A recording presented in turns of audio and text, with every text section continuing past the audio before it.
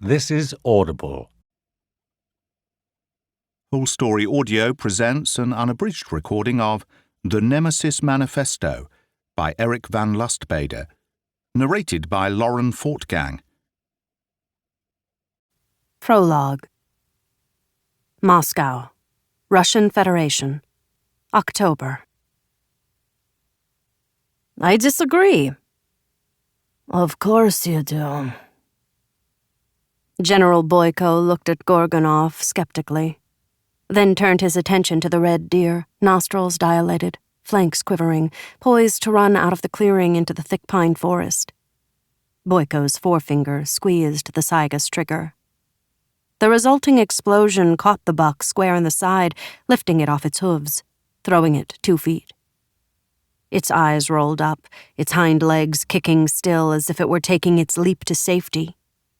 Blood spattered the virgin snow.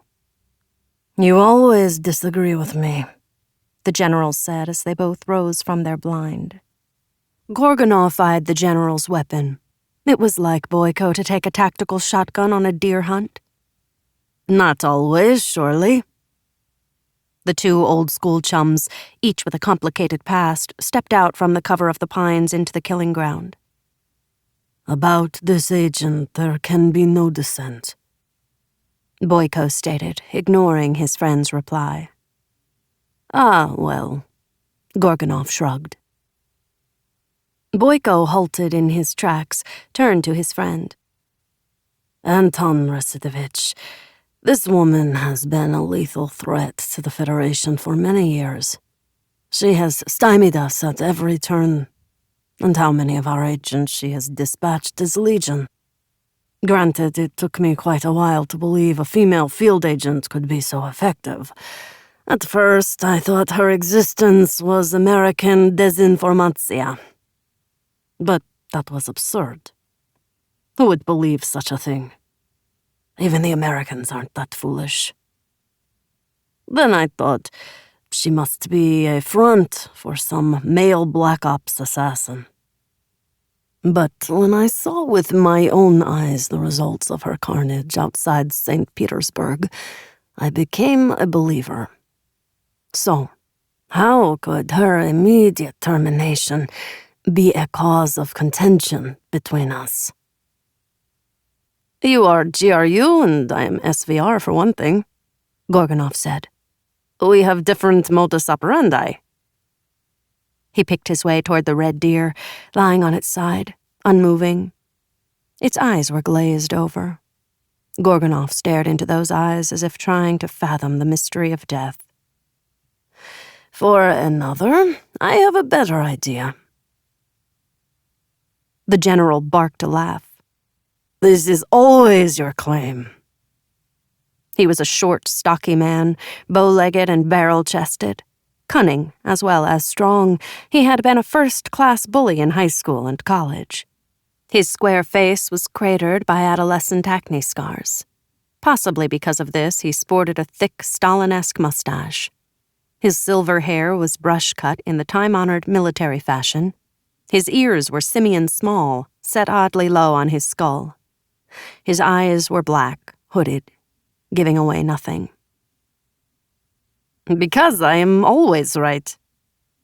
By contrast, Gorgonov had been a fencer in school, épée and saber, and a damn fine one. He was more than a head taller than Boyko and a good deal slimmer. Being a good fencer was like being a good dancer. You needed agility, dexterity, speed, and balance. Every day, Gorgonov rose promptly at 5 a.m. for an hour of Tai Chi, followed by an hour of Qigong. And in this case, my dear Yuri Fyodorovich, especially so. Being a military man taught you to think in straight lines. Why else would you continue to use the same names, APT-28 and Fancy Bear, as your cyber-hacking entities? Everyone knows the GRU is behind them. No. Gorgonov shook out a Turkish cigarette, lit it, and took a drag deep into his lungs. The smoke shot out through his nostrils, momentarily obscuring the felled buck. I have been thinking long and hard on the subject, Yuri. This individual requires a different approach. "What else is there to do but terminate her?" Boyko asked testily. "My old and dear friend, try to view the situation from a different perspective." The general's hand swept out, slicing the air in front of him in two. "She's been a danger to us for long enough. But what if she wasn't a danger? What if she became an invaluable resource?" Boyko's eyes narrowed. "Is that tobacco you're smoking, or an American psychedelic?" It was Gorgonov's turn to laugh. "Both feet planted firmly on the ground, I assure you." "Then what the hell are you talking about?" "Do you recall Lyudmila Alexeyevna Shokova?" Boyko growled. "That traitor, too." "Come now, Yuri. Whatever Shokova was or wasn't is beside the point." "I disagree completely. She was only one of 2 female apparatchik in the Politburo. Her amassing of power was extraordinary, unprecedented, really.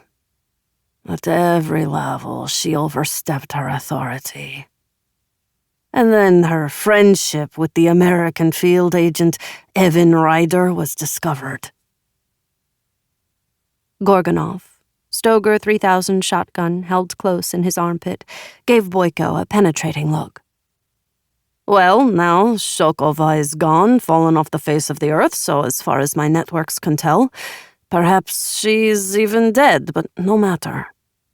What is of continuing interest to me is Shokova's close friendship with Evan Ryder." The general's hand swept out again, took the cigarette from Gorgonov. Lifting it to his mouth, he sniffed the ashy end. "Why?" he said. "As you just pointed out, the sorry Shokova episode is over and done with." Gorgonov's laughter echoed through the woods. "You see, only tobacco." He flicked away the general's notion that he was high. "But here's the thing. We can only assume that Shokova and Evan Ryder shared many things, many secrets. Of what use is that to us now? This knowledge makes Evan Ryder even more of a threat. Who knows how much Shokova told her about the Kremlin's current and future plans?" "All right, then. We terminate Ryder as quickly as possible." "Spoken like a true officer," Gorgonov grunted. "Others have tried, all without success." "Where they failed," Boyko stated, "we shall succeed." "Perhaps. Perhaps not." Gorgonov held up a slender forefinger. "But what if we created our own Shokova? Or in this case, Shokov?" Boyko blinked as if Gorgonov had shown a flashlight in his face. "What are you on about?" Gorgonov blew on his hands. "Let's go back to the dacha. I'll have my people skin and butcher the deer." He grinned. "We'll have fresh steaks for dinner, bloody, just the way you like them, and wine right from my barrel storehouse." Overhead, birds were returning to the treetops, following the terror of the shotgun blast. Snow fell on the pines, the branches bowed beneath its weight. A murky indigo twilight had run down and murdered the ice-blue afternoon. Gorgonov and Boyko sat at a table. Platters of venison steaks as bloody as the host had promised. Pelmeni, the ground meat dumplings slick with melted butter and redolent of bay leaf. A loaf of black pumpernickel. The ubiquitous boiled cabbage in a watery tomato sauce. A world away from the kind so familiar to Southern Italians. The men helped themselves, raking over enormous portions, as they had when they were in college. In middle age, their appetites had yet to diminish. For the most part, they ate silently, accompanied only by the occasional clatter of silverware against porcelain, the gurgle of Côte de Beaune poured into water glasses from the 2 bottles in the center of the table. Every once in a while there would be a burst like machine gun fire of conversation about their respective wives and mistresses of the moment, or their off-the-books businesses, all richly lucrative. It wasn't until they were finished with the main courses, more bottles of wine brought, along with plates of sweetmeats, including Snickers bars, a fanatical favorite of Gorgonoff's, that the conversation returned to the subject matter begun in the forest. "All right." The general sat back, hands clasped over his belly. "I have an hour or so before I have to get back to my duties. Let's hear your fairy tale." There was a smug look on his face Gorgonoff didn't care for. He rose and very deliberately poured himself 2 fingers of Slivovitz. He drank half of it with his back turned to Boyko. Then he reached over, slid an 8-track tape into a Pioneer HR-99 relic of a player, closed his eyes, listening to the first few bars of Fleetwood Mac's Go Your Own Way, swaying a bit to the tempo. "Do you like this song as much as I do?" Boyko made no reply. At length, Gorgonoff returned to the table, sat opposite his guest. "The American rock group Fleetwood Mac was a particular favorite of Shokova's." "Interesting," Boyko said, in a tone indicating nothing could be further from the truth. "I've been doing a bit of research." He lifted a cardboard box stamped only with the SVR insignia and labeled the Russian equivalent of Eyes Only. He patted the top of the box. "In here is everything I collected from Shokova's dacha. Well, except the 8-track player and the music tapes." "Junk," the general said dismissively. Gorgonoff didn't bother to answer Boyko directly. "Some of what I found surprised me. Not this tape. Shokova loved American rock music, but as it turned out, going through her papers and diaries, it seems she was a woman of great morality." "There is no such thing as morality in today's world, let alone here inside the Federation." "Be that as it may," Gorgonoff continued, "it was Shokova's way of life. She was born in the wrong century and in the wrong country. She betrayed the motherland." A wry smile wreathed Gorgonoff's face. "True enough." He produced an SVR dossier, opened it up, turned it around so Boyko could see the photo that lay atop the first page. The general's brow furrowed as he brought the file toward him. "Who's this?"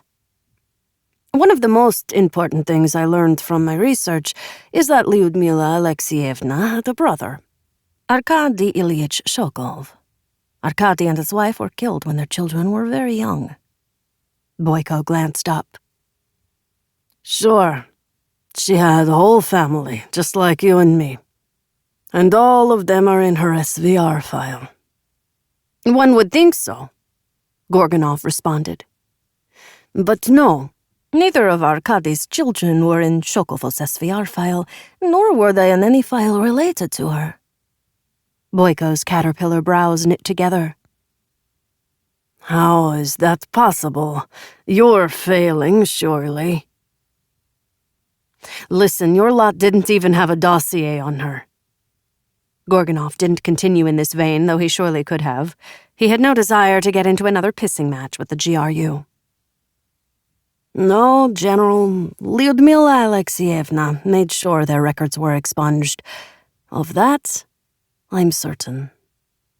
Shokova was hiding them." "It would seem so." The furrow in Boyko's brow deepened. "But why?" "God alone knows. Of the daughter, we have no information at all." Gorgonoff shrugged. "And Lyudmila Alexeyevna's nephew, Vasily Shokov, is gone. Perished resisting arrest." "Then?" Well, there you're looking at Vasily Shokov. My Vasily Shokov." It took a moment before the light bulb went off over Boyko's head. Gorgonov could almost see it shining. Okay. So this guy's one of yours. Gorgonov nodded. Peter Lemus is a very special guy. Gorgonov took possession of the dossier. He's a businessman in the West. He and his partner run a cybersecurity company. Isn't that rich? A businessman? Boyko goggled. You're going to send a businessman in to cozy up with Evan Ryder? Who better? A professional espion for one. Ryder would smell one of us at 100 paces, as she has many times before. As you yourself said, we've continually underestimated her simply because she's a woman. We couldn't credit the damage she's caused us. We found it impossible to believe a female could be so clever, so vicious. A reaper of death to our field agents. He sighed. No, someone not in the services is precisely who we need. Best of all, Lemus is already embedded. He's got a legend that will never fall apart under scrutiny. The plan is insane, as I suspected. With a raised hand, Boyko forestalled his friend's coming refutation. But all right, let's say you go ahead with this scheme, and let's say further that he gets close to Ryder. Then what? Then he stays close to her, just like Lyudmila Alexeyevna did. He feeds Ryder actionable intel, just like Lyudmila Alexeyevna did, only this time they'll be our intel. Desinformatia. Gorgonov nodded. Precisely. Boyko thought about this for some time. Go Your Own Way ended, and Songbird began. Gorgonov peered at the general. It seemed that Boyko wasn't going to bring up Brady Thompson, the 800-pound bear in the room, and Gorgonov certainly wasn't.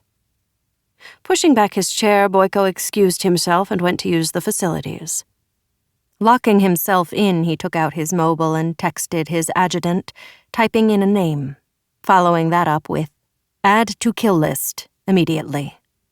He took a long, satisfying piss, rinsed his hands, and returned to the table where Gorgonov awaited him.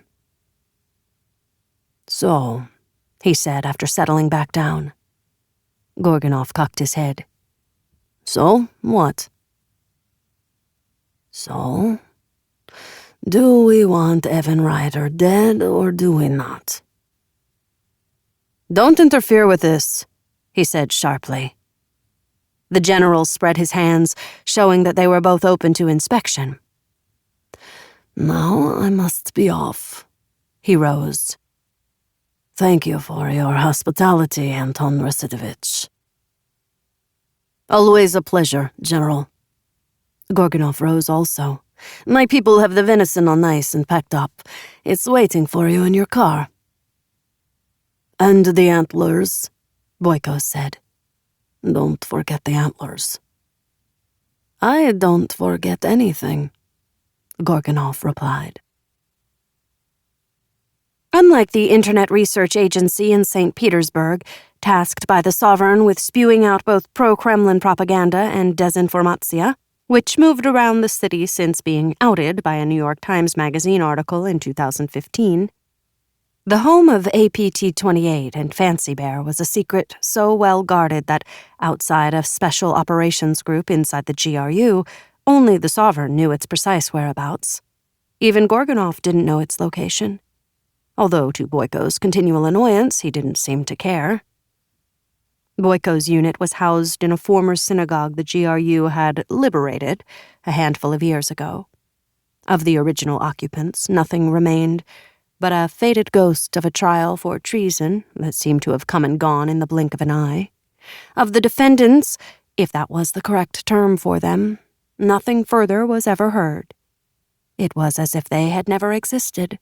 Efforts by their families proved fruitless, even, in the end, a bit dangerous. The building was located on the western edge of Moscow, just inside the ring road, in a neighborhood of gasworks and oil refineries. Day or night, the air was murky.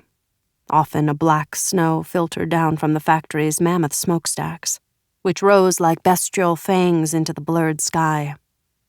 Ash lay on the ground, covering the patches of snow piled here and there amid the shit-brown slush in the clogged gutters. The less said about the stench, the better. Inside, though, was a different matter entirely. Boyko had seen to that. Despite being a military man through and through, Boyko enjoyed his creature comforts. He'd had his fill of being in the field as a young recruit. Under his animated direction, the military renovators had cheerfully repurposed the house of the Jewish god into a secure sanctuary from which the general's hand-picked team slipped and slithered out desinformatia aimed squarely at America, of a far more sophisticated nature than anything the boys in St. Petersburg came up with. His private office, though small, enjoyed the additional benefit of being within the place where the Jews had stored the Holy Scrolls. It still smelled of them, a pleasing combination of cloth, age, paper, and religious dust, which in Boyko's experience had an odor all its own, like libraries, dentists' offices, or his mother's apartment. As he entered the building, he shook the damp gray ash off him like a dog coming out of the rain, slid off his ankle-length greatcoat, but could not rid himself of the nagging sense of unease that had accompanied him on the drive back from Gorgonov's dacha. In the large working space, the lights were dim and indirect. The incessant hum of the anti-surveillance perimeter was like the distant buzz of honeybees, which was appropriate because the space was a hive of electronic activity, 24 workstations, 24 souped-up laptops, 24 young men hunched over the flickering blue light of their screens, sourcing code, working netbots, trolling various sites on the internet, photoshopping photos, GIFs, and short vids. They created news stories from gossamer threads, as ephemeral as dreams, believable for the hours needed to get everyone riled up, start fires or fan the flames of terrorist acts, and then vanishing like soap bubbles. But these were not the only missions of Boyko's legion of online provocateurs. Take, for instance, Nemesis, his #1 client. Its items took precedence over all others. Rather than be ephemeral, its items were meant to reverberate over and over, fomenting the widening split in the American psyche. Nemesis's mission was Boyko's meat and potatoes, the desinformatia the sovereign counted on and in which Boyko specialized. Sammy took the general's coat and accompanied him into his office, where a carafe of coffee and a bottle of iced vodka awaited him at his desk. Sammy was, of course, not his real name, which was Semyon. All of the men who worked here had been given English names, the rough equivalent to their Russian names. Thus, Timur was Timmy, Oleg was Ollie, Pyotr Peter, and so on. This Americanization was dreamed up by Boyko as a way to keep the men's minds focused on their target audience. He had a fistful of American newspapers flown in daily. Even though they could be accessed online, he wanted his people to get the feel of the physical papers, complete with adverts and editorials and photos, some of them odd and salacious. America, Boyko thought contemptuously, proud to be taking part in its demise. "Sit down, Sammy," he said to his aide-de-camp. "I've got a problem that needs solving." Just then his personal mobile vibrated. Checking it, he saw he had been sent a clock face with no hands. Excusing himself, he went back outside the building. Every square inch of the inside was electronically monitored and secured. Switching to a burner phone, he punched in the only number in the directory. The line engaged. He heard a number of clicks, then a hollowness on the line that indicated it had been secured from any and all outside interference. He heard the voice, listened to the voice, said, "Consider it done," and pressed end. Then he removed the SIM card, crushed it against a rock with the heel of his boot. Back inside, he returned to his desk where Sammy waited patiently as a loyal dog for his master.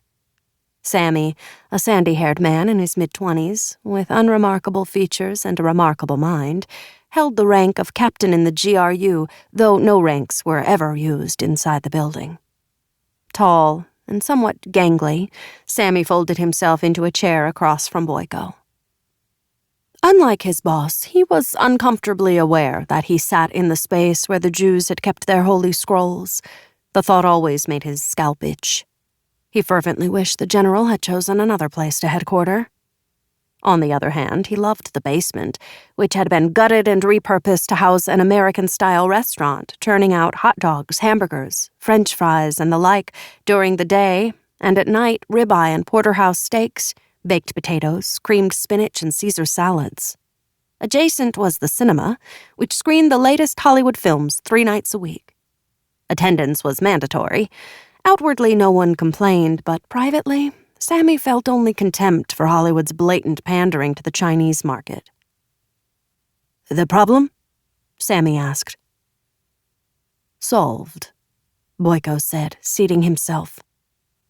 "Earlier today, I had the germ of an idea.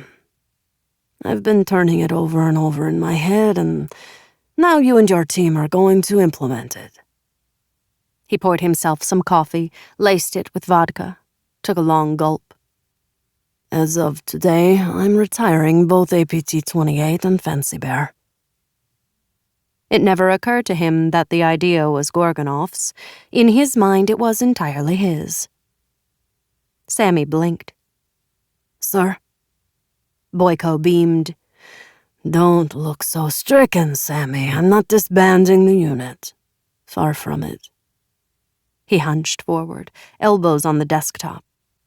"But it occurred to me that both handles have worn out their welcome."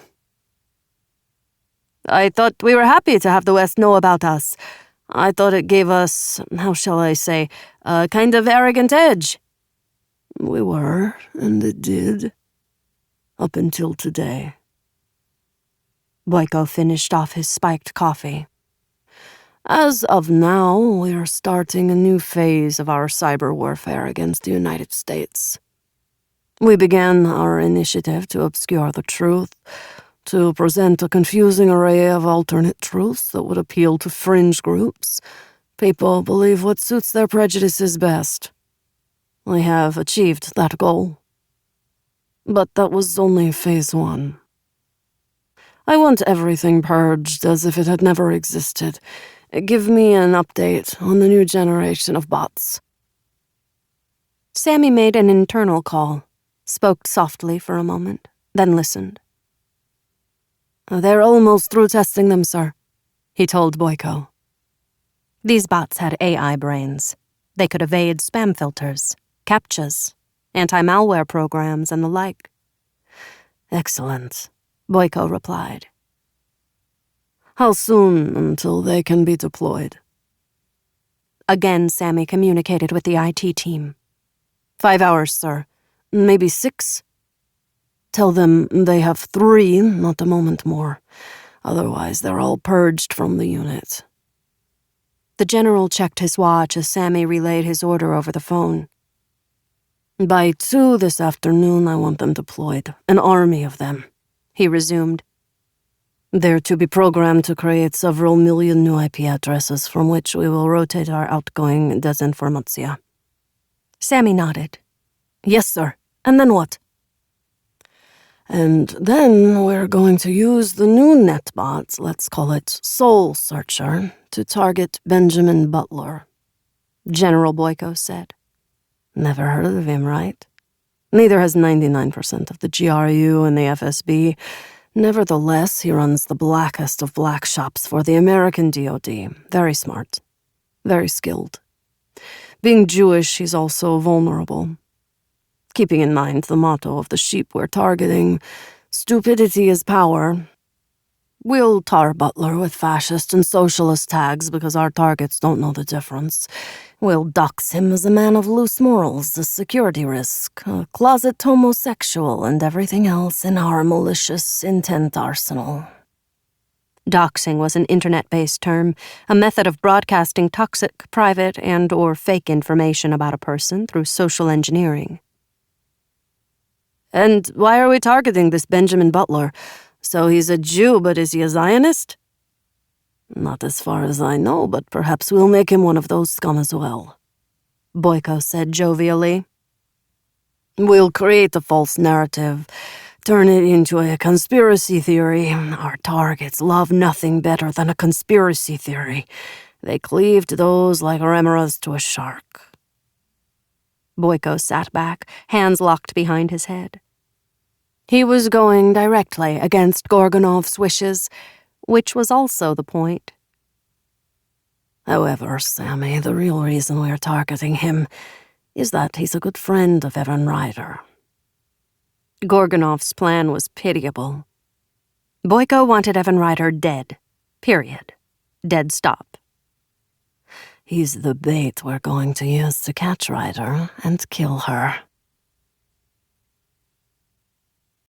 Part 1. December. 2 Ravens. 1. Evan Ryder hated Washington. Like Hollywood, it was ruled by greed and fear. The frenzied stench of self-perpetuation was a smog that never lifted, even on the most sublime spring day, fouling the air inside the Beltway. Despite that, chances were it was as close to home as she was ever going to get.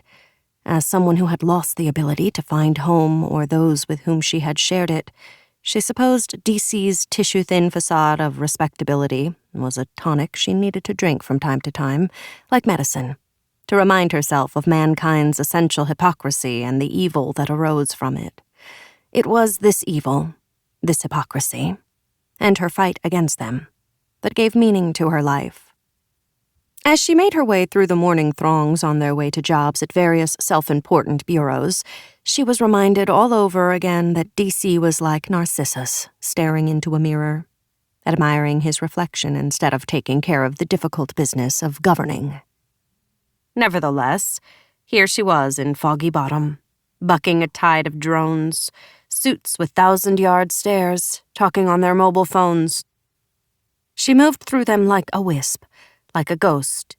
Her thick black hair was tied back in a ponytail, and she was clad in black pants, a cashmere sweater that matched her eyes, which were the brindled color of a gray wolf, a waist-length black leather jacket, and steel-tipped ankle boots she had had made for her in Portugal. She had a wide mouth and an athlete's body, compact, wide at the shoulders, narrow at the hips. At restaurants, sometimes, and if the diners were drunk, she would get mistaken for Emily Blunt or, if drunker still, Katy Perry. But only sometimes. Mainly, no one paid her the slightest attention. Benjamin Butler was the reason she was here. Butler was perhaps the only person in D.C. who could command her immediate attention. His briefs kept her in the field, doing what she wanted to do, what she needed to do. Evan and Butler had worked together as field agents some years ago, and they had a complex, intimate history from those days. Now Butler was a director, and Evan's boss. A dyed-in-the-wool field agent. She was fine with that. Butler was one of the only 2 people alive whom Evan trusted. The handful of others were all dead. Butler and Evan worked for the DoD in a black ops shop whose yearly budget was appropriated from one of several Pentagon slush funds, without oversight from Congress. Who Butler reported to, Evan couldn't say. She only knew that whoever it was very high up in the DoD food chain. For that reason alone, Butler would have been feared throughout the clandestine community. Add to this his fierce personality, indomitable spirit, and uncanny ability to ferret out the bad apples, no matter how deeply embedded, and he should have been feared by everyone in the CI community. The reason he wasn't was simple. Unlike any other of his colleagues, Butler trained and deployed a good number of female field agents, whereas other clandestine agencies deployed none. He was alone in understanding, as his Russian counterparts did, that females could extract intel more often than male agents, and more of it to boot. Females were considered circumspect, and could play off men's weaknesses for sex, love, and affection. which most often, considering their profession, they failed to get from their wives, if they had wives, or ex-wives. Butler, having moved from his original inadequate quarters near the NSA, was now installed on the 8th floor of a massive white brick residential building, whose facade was slightly curved to accommodate a semicircular drive with a porte-cochere, which allowed its tenants to delude themselves into believing they were living in a southern mansion. True to the neighborhood's name, tendrils of fog accompanied Evan into the chandeliered lobby. Massive leather chairs and settees were ranged along the walls, below painted scenes of old-school fox hunts. Evan would have found it amusing, except for the fact that everyone in the lobby was as grim-faced as gargoyles. Stepping into the majordomo's high bank, she showed credentials identifying her as Louise Stedman, consultant. What she consulted on wasn't enumerated and wasn't queried. She asked for Paul Roswell, and after a brief exchange on the house phone, was handed a magnetic card and directed to a bank of elevators across the marble lobby. Waving the card over the reader caused the floor buttons to light up. She pressed 8 and was whisked silently up. Paul Roswell had the entire 8th floor remade into a vast complex of rooms. The remodeling was so new she could smell the paint and corner sawdust that, here and there, had yet to be vacuumed up. The low, staticky hum of electronics filled the air. Apart from Brenda Myers, her honey-colored hair shorter and straighter than when Evan had last seen her, there were very few people in evidence. Brenda stuck her hand out for Evan to shake briefly. It was cool, dry, and hard. "You're looking good, Evan," Brenda said as they crossed from room to room. There were no doors that Evan could see. "Thank you. You too. Working for Ben keeps one in shape, doesn't it?" She smiled. She liked Brenda. Felt badly that they'd never had a chance to go to dinner and let their hair down. But then again, in the shadow world they both inhabited, confiding in anyone was not a good idea. As always, Brenda was dressed in a pantsuit that was as stylish as it was practical. It was as if she used her style sense as an antidote to her bland, old-fashioned name. And this dichotomy brought up an echo in Evan's mind. A slippery sense that there was much more to Brenda than she showed on the surface. People went into intelligence fieldwork for any number of reasons. They were misfits, deeply unhappy sociopaths, but most often it was because they were running from something, possibly themselves. This last, she intuited, might be true for Brenda. "Are you going mad yet?" Evan asked. "Not yet. Not quite." "Won't be long now, I imagine," Evan said. "Unless he gets you back out in the field." "Any day now." Brenda left her without another word at the threshold to Butler's office. Evan stepped into a large room that might once have been one of the 8th floor apartment's master bedroom suites. It was saturated with light, but of a curious blue-green hue as if she and Butler were submerged in a fish tank. She glanced at the window glass, bulletproof, spidery with anti-eavesdropping networks. Even though this location was well hidden, Evan saw that he was taking no chances. She approved. But then she pretty much approved of everything Butler did. He rose the instant she entered, coming around from behind his desk to meet her halfway across the room. He wore a dark blue suit, a cream-colored shirt, a regimental striped tie. He was tall and stately. The year and a half since they had seen one another seemed not to have touched him at all. He still had the smooth, pale skin and coffee-colored eyes of his Jewish mother who, in her day, had been a ravishing beauty. Of his wasp lawyer father there seemed little, save for the wavy hair and the pronounced widow's peak. When Butler smiled, the sun broke out. "How was your flight, Evan?" "I'm alive, as you can see." Butler laughed softly. They shook hands. "And how is Zoe?" she asked. 7 going on 13? She nodded. Then everything is in order. Butler laughed again, gesturing for her to take a seat on one of the chairs in front of his desk. He folded himself into the opposite one, crossed one leg over the other. Evan took another look around. Like the new digs? Do we have an actual name yet?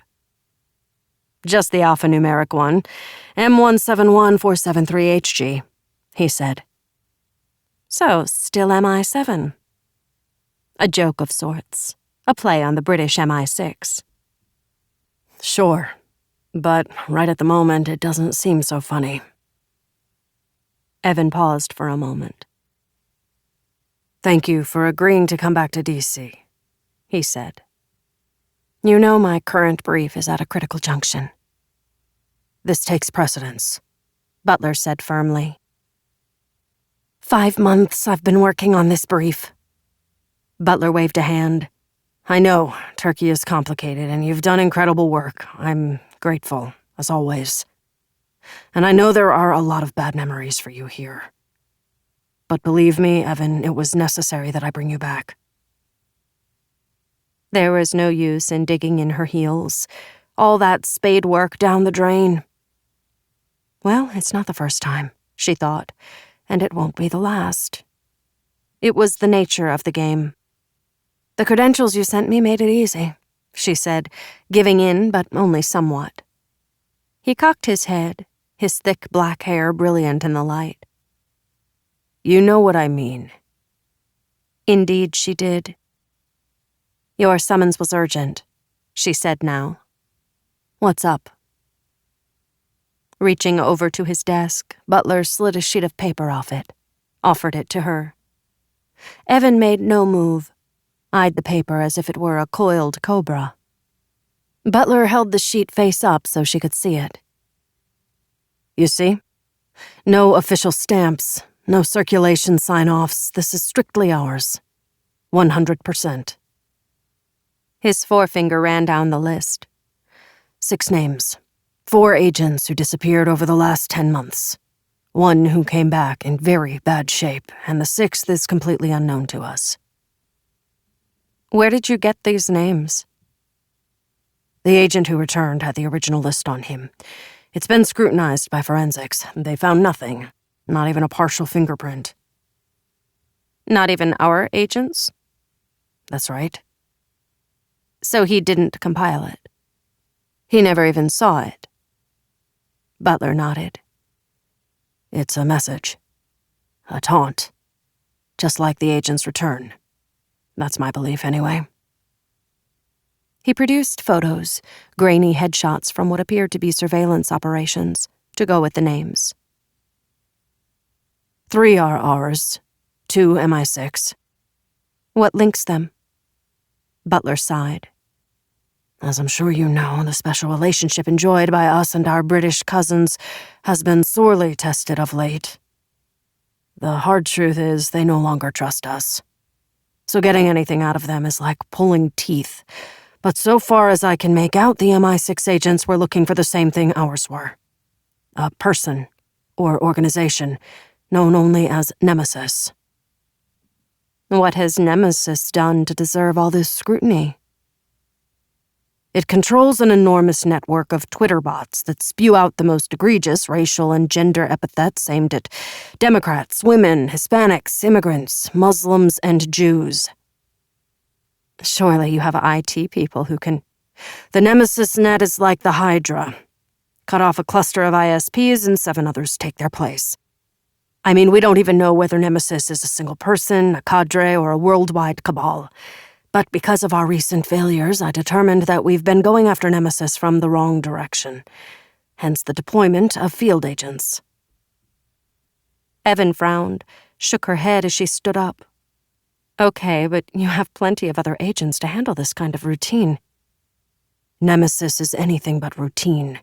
Evan, if you're worried that I'm going to be asking you to stay in D.C. and do work others could do, well, believe me, I'm not. He took a breath as if preparing himself for what was coming next. Jules and Albert. 2 of our best.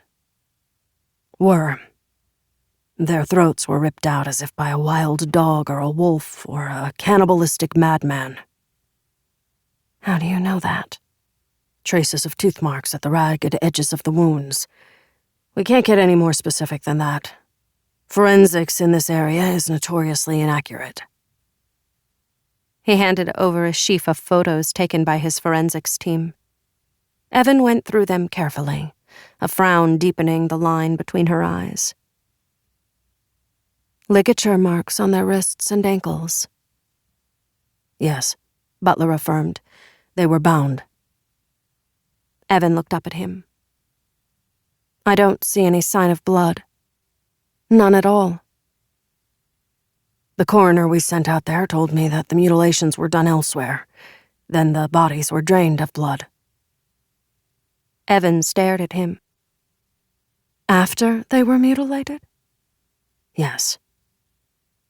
So it's possible that their throats were torn out while they were still alive. That's the coroner's guarded opinion. And here's the kicker. The coroner found blood in their feet, mouths, and in Jules's case, hair. Which means they were strung up by their ankles like pigs. Evan studied the photos again. Some form of ritual, then. Ritual is my prime suspicion. Evan shook her head. She was fully on board now. Where? She said softly. Where were they found? You'll love this. It's why I sent for you. He took back the photos. The Caucasus Mountains, the ancient dividing line between Europe and Asia. Georgia, to be exact, inside a national park with the longest name in the world. Rachalechkumi Kvemo Svaneti Planned National Park. He gave Evan a hard stare. The Russian Federation is virtually your backyard. He shuffled the photos. This is bad, Evan. As bad as it gets. These were highly skilled field agents, not a bunch of friends out for a picnic in the park. Racha, their end point, will be your starting point. Did you send them out together? A month apart. But they were dumped in the same place. That's right, Butler said. And our third, the one who came back. Patrick Wilson, the Toad, as we used to call him. Butler gave a grimace. Seems an unfortunate nickname now. Save for being thinner and suffering from dehydration and exposure, he came back unharmed. Physically, on the surface at least. How is that? Unknown. He won't see a psychologist or even a PTSD doctor. But something major is clearly wrong. Maybe you should visit him before you head off to Georgia. He knows you. I think it would be instructive. And? She rose and stepped toward the doorway. With you, there's always an and. The ghost of a smile played across Butler's lips. Take Brenda with you. You know I work better alone. You and Brenda have history, an excellent rapport. I'm not sending another lone agent out on this. Butler rose as well, crossed to where she stood, still holding the paper. The two names below our people are the MI6 agents. Dropping her eyes, Evan looked at the list. Have they been found? Not as of today. No word from them. Nothing. And the sixth name? She stared past the page to Butler's expression. Charles Isaacs? As I said, there's no info on him. None at all. He's a blank slate, a tabula rasa. His gaze turned searching. Charles Isaacs is a legend, a manufactured identity. Must be. He's a complete enigma. He put the list aside. One thing I have been able to determine absolutely is he's not one of ours. And I've checked with our cousins across the pond. As I said, we're not so friendly these days, but I have a few personal friends. And we still trust one another. He's not one of theirs either. And of course, they're intensely interested as to what happened to their two MIA agents. Isaacs belongs to an agency that Nemesis is out to eliminate, Evan said. Which could mean Isaacs is an ally of ours. Possibly, but he could also be Russian, Interpol, or anything else for that matter. Butler was looking more and more troubled. As yet, we don't know Nemesis's goal, which is why we need to be extremely vigilant. You're sending us out on a fact-finding mission? That's a Nemesis kill list, Evan. One that's destroyed the lives of 3 of our agents and maybe 2 of theirs. He waved the sheet of paper. This is not simply another group of netbot trolls. It's not just another terrorist organization. Nemesis is targeting Western clandestine agents. My intuition told me that you were the right one for the job. The only one. Out of the corner of her eye, Evan noted Brenda standing in the doorway, silent as a shadow. How much had she heard? How much did she know? Go see Patrick Wilson, Evan. Butler stepped closer, gripped her arm briefly. See if you can find out what the hell has happened to him. He nodded in Brenda's direction. She's ready, Evan. Are you? 2. Evan, staring out the side window of the armored black Chevy Tahoe, was reminded of her history with Butler. Of their work together in the field and of the one time they had succumbed to the pain and loss that work sometimes rained down on them, and had had frenetic, sweaty comfort sex all night long in an anonymous hotel room in Berlin. She had made such poor decisions when it came to men, but none worse than Josh, to whom she had willingly given her heart, only to have him crush it. I thought our love was forever, she had said stupidly, naively. Only to have him respond, "Forever is fungible." He was a high-powered lawyer. "I live in the moment, and each succeeding moment changes." It was positively, absolutely the worst, cruelest breakup, one she'd never in a million years could have imagined. A breakup that even to this day, 4 years later, made her feel as if she had been shot through the heart. "How bad is the toad?" she asked, trying to bring herself back to the present. "I live in the moment, and each moment changes." "I think that's for you to decide," Brenda said, maneuvering deftly through the traffic flow. "And by the way, thanks for the vote of confidence." Evan ignored her gentle dig. "But you've seen him, Wilson." "Afterward, I had nightmares for 2 nights running." Evan glanced at her. "That bad?" Brenda shivered. Evan had seen Brenda on the field of battle, how fearless she was, and this made her wonder what was awaiting her in the Toad's hospital room. Then she turned back to the window, her head filled with Butler. Their shared past was why she was here, why she had acquiesced to his request to come on board when he was given his own shop. He understood her need to stay away from D.C., her desire to have no permanent home, but rather live wherever her briefs took her. And it was imperative that she work, stay occupied. Although it certainly wasn't for the salary he paid her. She had long ago stashed away money, as well as other practical items, in a Cayman Islands account. More than she could ever spend in a lifetime. But then again, she wasn't a spender. Material things had little meaning for her. She wasn't, she reflected, much of anything.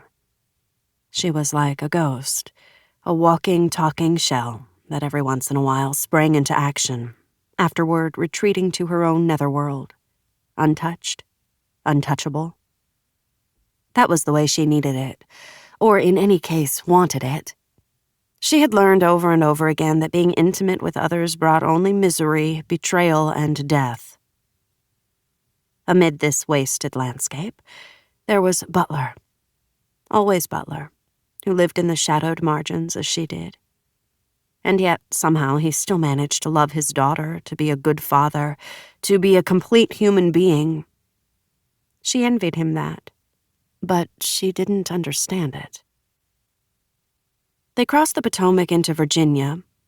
For the next 20 minutes, Brenda took them south by southwest, along a highway, before exiting onto a secondary road, passing by Tony enclaves of large homes, guarded, set off, an all-too regular sign of nervousness and paranoia. Not long after they'd passed a large shopping center, the road went from a 4-lane blacktop to a 2-lane rural byway. There were no signs, no markers in this part of Virginia's rolling hills. But Brenda obviously knew the way as she slowed and turned left onto an easily missable crushed stone lane. "We're here," she said after several bumpy minutes, pulling up before the entrance to a gated area that included a main building parking lot and heavily manicured grounds. Brenda slid down her window, handed over a pair of ID passes.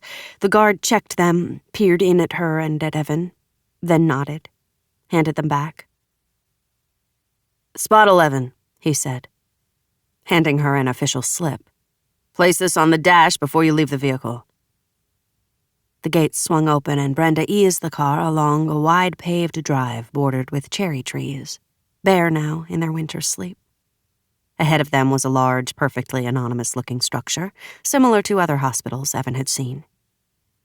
Brenda pulled the Tahoe into Spot 11 between a green Jaguar and a white Nissan Altima.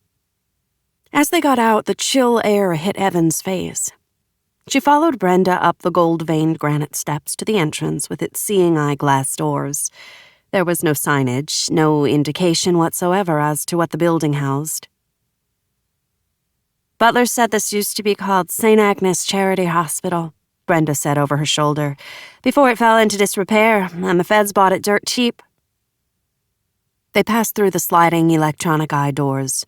Showing their credentials at the front desk, they were assigned a nurse, who arrived at speed and walked them briskly down a carpeted hallway lined with closed doors. Wood panels and abstract paintings so generic they might have been Rorschach test rejects. The light was cool and indirect. In contrast with the institutional exterior, the repurposed interior had the feel of a 5-star hotel. The Toad was waiting for them in the library. And from the get-go, the optics were wrong. His hair was washed and pomaded, his cheeks so clean-shaven they shone in the lamplight. He wore cognac-colored corduroys, a clean white shirt with a starched collar, and a rep tie with an impeccable knot. A black wool blazer was draped over one arm of the upholstered chair in which he reposed, one leg over the other. In his left hand, he held a cut crystal glass, which appeared to hold 3 fingers of whiskey.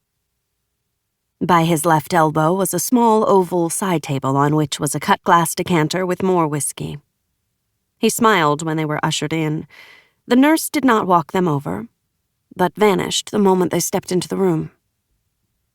And what a room it was! Octagonal in shape, high in ceiling, with tall windows on 3 sides overlooking skeletal rear gardens which, apart from several yews, were showing their winter bones. Heavy velvet curtains framed the windows. 3 walls were covered in mahogany shelves filled with books of every sort. The 7th wall was taken up by the kind of enormous fireplace usually found in hunting lodges deep in the woods. The only thing missing was a mounted deer or elk head above it. Instead, there was a wall of stones, on which hung a portrait of a religious nature, possibly St. Agnes, though whether the cowled figure holding out a hand either in supplication or in warning was female or male was difficult to discern. Patrick Wilson watched them approach with glittering eyes. It was only when Evan and her companion neared the Toad that the illusion of normality was shattered. Wilson's eyes, once the same rich hue as his trousers, were now almost colorless. They reflected the light, making them appear depthless. And then there was his complexion, which was as pale and bloodless as moonlight, and almost as insubstantial. 2 chairs had been arranged facing him. Without waving them to sit, Wilson said, "The last time I saw you, Evan, you were a lot younger." "I don't recall." Given the effect he had had on Brenda, Evan was determined to make this interview as straightforward and businesslike as possible. "Ah, yes, I remember now. Forgive me. I'm feeling a little peaked these days." The Toad smelled strongly of cheap cologne that was inadequate in masking both the alcohol on his breath and his body odor. and looking a good deal worse." He hadn't said a word to Brenda, hadn't looked at her, hadn't so much as acknowledged that she was even in the room with them. "Wilson," Evan said, seating herself. "We've come to find out what happened to you and where you were when it happened." Something akin to a shadow passed behind the toad's eyes. "Wilson, huh?"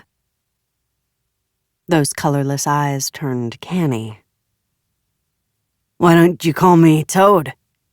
Everyone else does." "I prefer your real name," Evan said.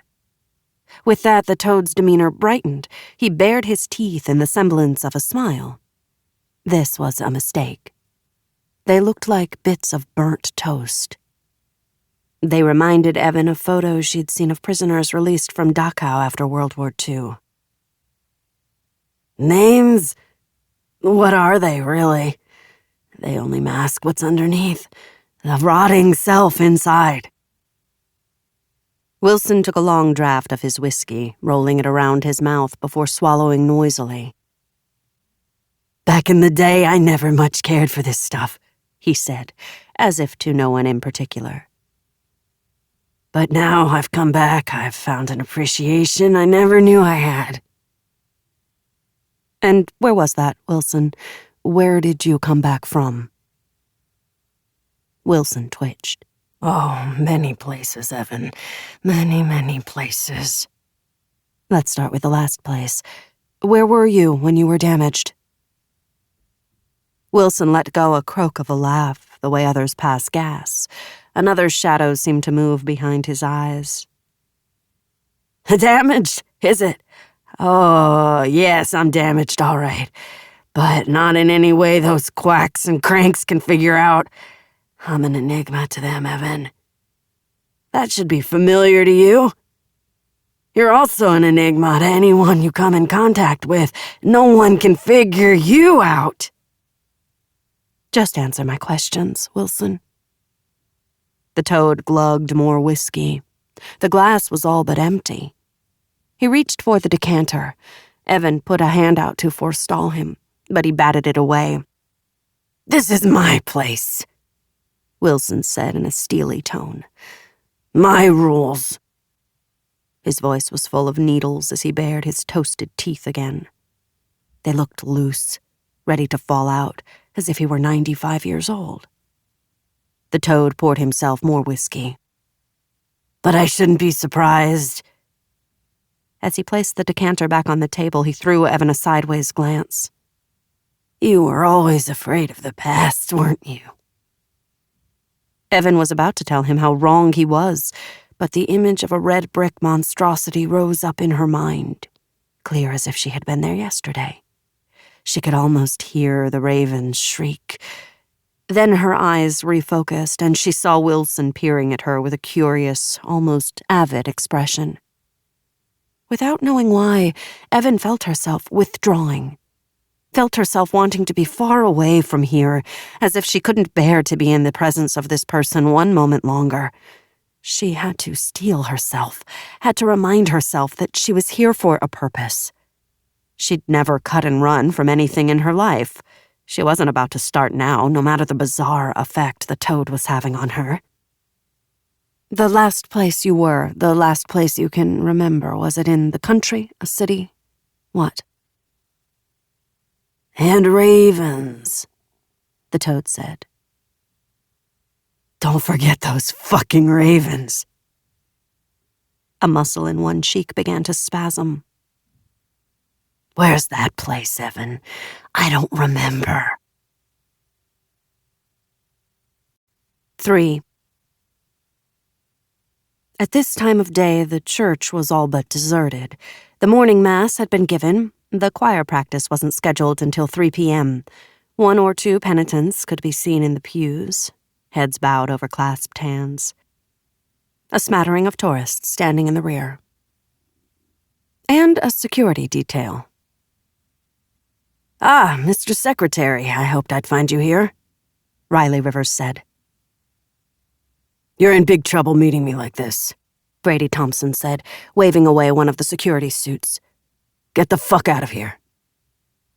Thompson was Secretary of Defense. Unlike with other presidents, this POTUS used Thompson, rather than the CI heads, as his sole advisor on intelligence matters. He alone had a direct pipeline to the president. He listened to others, skimmed their daily reports, but acted only on Thompson's say-so. I'm the newest member of our snug little cadre here in America. I have a control back in Moscow, same as you. Thompson looked to the left, at an enormous painting of the Assumption. To his right was an old-fashioned wooden pulpit straight out of Moby Dick. He felt a shiver run down his spine. He never felt comfortable in churches. He was a lifelong politician. Politics was his religion. Talking directly to me is way above your pay grade. His lips barely moved, and he hadn't so much as glanced at Rivers since the other had sat down beside him. Go, he said. Now. Rivers made to get up, then changed his mind, plunked his butt back onto the pew. The thing is, the reason I sought you out, Mr. Secretary. I have an idea I think you'll like very much. Thompson sighed. This kid was like a no-see-um you couldn't get rid of. Might as well humor him, he thought. What is it? OOC, Rivers said with a sly smile. An older woman rose, threaded her way up the center aisle. Thompson waited until the church door shut behind her before he said in a harsher tone than he had intended, What the fuck is OOC? The Office of Official Communications. Thompson cocked his head. There is no such thing. Not today there isn't, Rivers told him. But tomorrow's another day. Okay, Thompson said slowly. So what is OOC and what does it mean to me? Rivers told him the barest outline. I'll need $50 million, he said in conclusion. To start. Thompson was on the verge of laughing. You're out of your mind. Just hear me out, Rivers said. And he did. It was a snap for Thompson to summon the White House's Director of Communications. Dan Derry was a harried-looking man with thinning, sandy hair, flushed cheeks, and a mouth pursed in a perpetual expression of hauteur that reminded Thompson of the Russian sovereign's demeanor of choice. His hands were as small as a child's, the fingers constantly in motion, drumming on the tablecloth, fiddling with a fork, tapping the bowl of a spoon against the stem of his glass, until Thompson was compelled to say, "Stop! For the love of Christ, Dan, stop!" Derry withdrew his hands, held them in his lap. His right leg started to pump up and down as if he were about to jump on a bike and pedal out of town. They were installed at a banquette at the rear of the Thompsons' favorite steakhouse, a power lunch spot on Pennsylvania Avenue. Management always had a table for him, even if he walked in at the height of lunch or dinner hours. The two men sat across from each other. At Thompson's suggestion, they were drinking gin and tonics out of season because the place made the best gin and tonics inside the Beltway. The large menu cards lay at their respective right elbows. What's up with you anyway, Dan? Thompson said in his most solicitous voice, though he knew perfectly well what was up. Mr. Secretary, this damn barrage of negative press is coming so fast and furious. It's all my office can do to keep the items away from POTUS. He ran a hand across his moist brow. I'm beginning to feel like the post office on Mother's Day, except what I have to deal with 24/7 is fake news. Propaganda, actually. From the deep state. Condolences, Thompson shrugged, cased the room, saw a justice with his flock of clerks. A couple of representatives from opposing parties, seated on opposite sides of the room. 3 members of the White House press corps, huddled at one end of the bar like Roman senators in the Forum on the Ides of March. The knives were indeed out. But what can you do except work harder? We're already at the breaking point, Derry said morosely. What I need is something to pull me out of the deep end. I'm drowning here. Thompson picked up the menu, pretending to study it, frowning. Get POTUS to rustle up some appropriations from Congress. You must be joking. What with the way the fighting on the Hill is going, I'm dreading the moment fisticuffs break out. Derry shook his head. Plus which, even if I could get that done, to do it, I would have to explain to POTUS things no one in the White House wants him to know. This was nothing that Thompson didn't already know when he'd made the lunch date. I think I'll have the shell steak and a Cobb salad first, he said without looking up from the menu. What about you? Oh, please, I haven't the stomach for lunch. Maybe you don't have the stomach to protect POTUS from these outlandish lies. Thompson's voice was like the point of a knife. Derry froze. What the hell does that mean? It means that if you're going to be POTUS's champion, you've got to find another way. Derry snorted. Like what? I can't get the Appropriations Committee to move off the proverbial dime. I can think of a way, Thompson said. A damn good way. Derry arched one eyebrow. Really, Mr. Secretary? Like what, exactly? A little operation to spread our own brand of propaganda. Derry blew air out of his mouth. I'm listening. How about I order this meal for both of us? It wasn't a question. Thompson summoned the waiter, gave the order, and when the waiter had taken away the menus, said, What if I can get you the funding? Derry reacted as if the Secretary of Defense had stuck a live wire into his ear. Can you?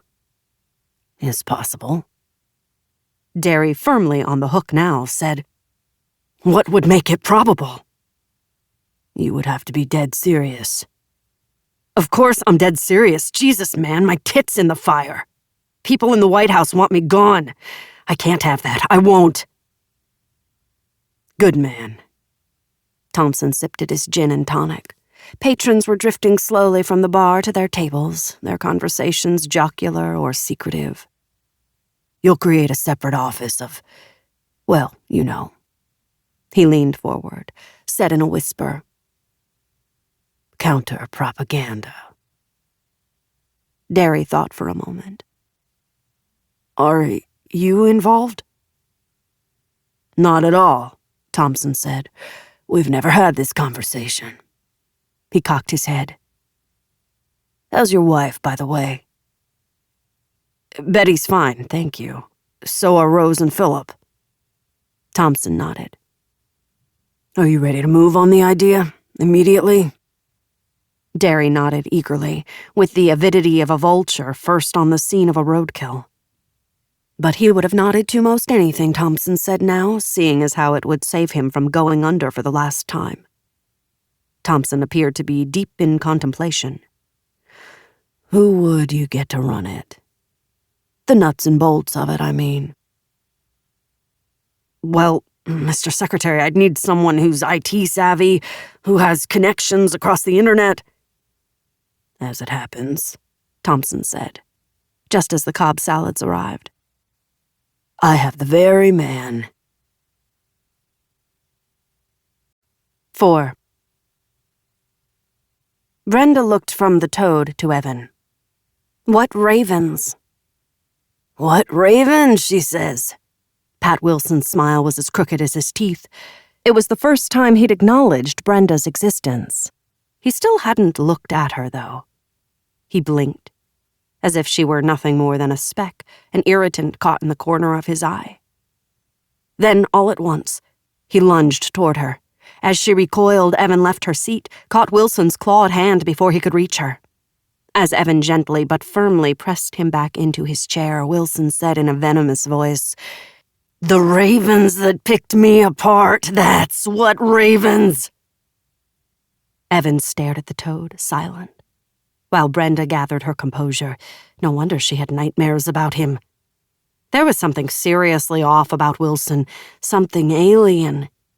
Wherever he had been last, whatever had been done to him had changed him significantly, and most probably irrevocably.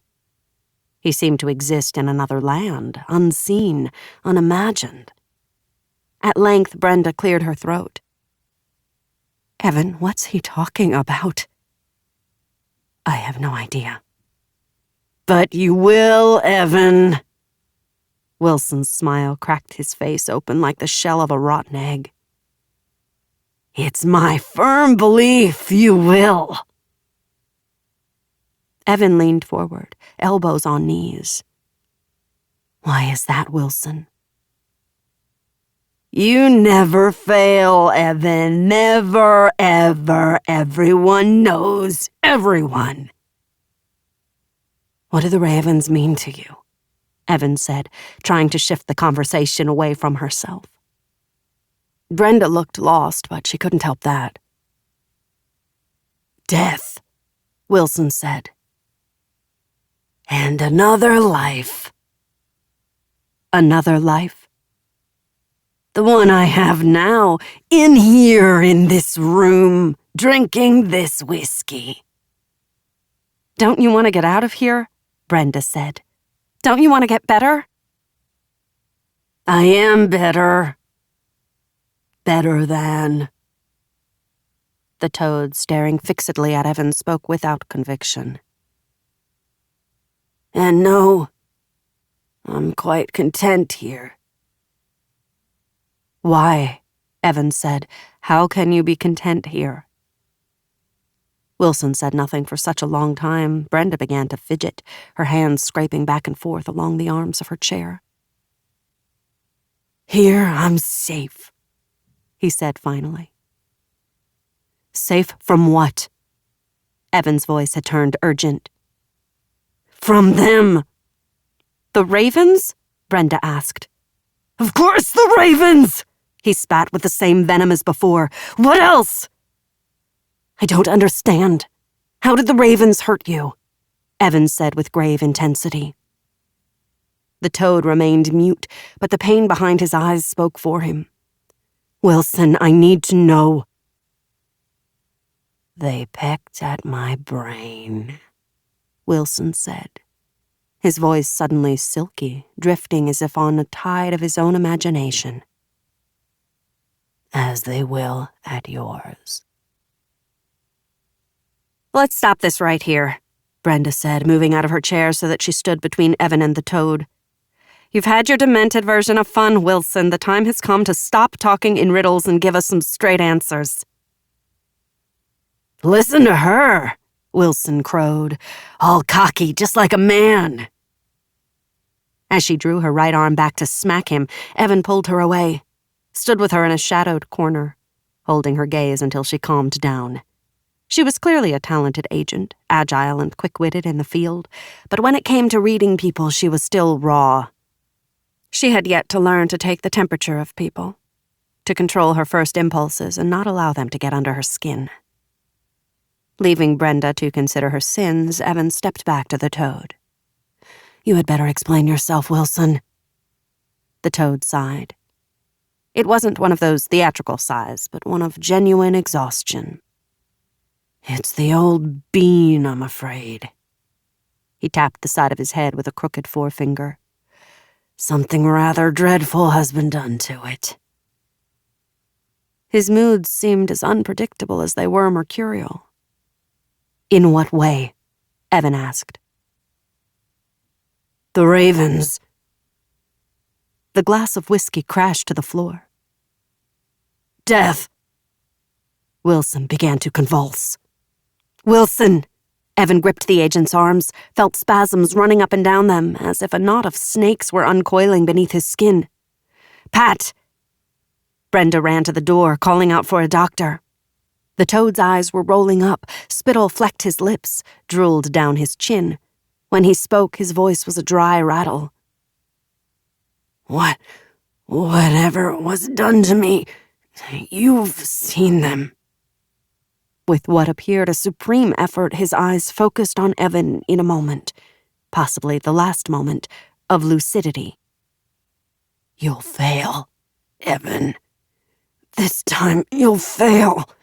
And if you don't stop, your brain will get eaten too. A gout of blood erupted from his mouth. Then hands were peeling Evan away as a coven of doctors, nurses, and strong-armed orderlies transferred Pat Wilson to a gurney, strapped him down, and as quickly as possible rushed him out of the library. For a long, silent moment, Evan and Brenda stood looking at each other. "What did he say?" Brenda said at length.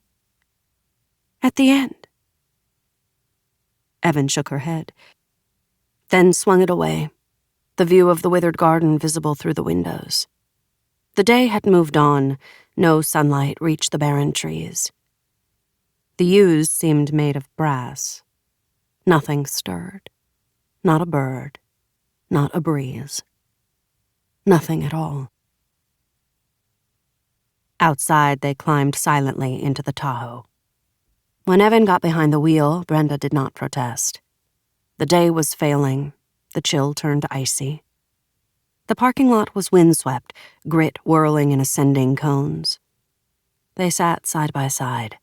Evan did not seem inclined to go anywhere or even... This audiobook is free for you to enjoy. If you'd like to support me, please take just 1 minute to listen to this relaxing music. Thank you so much.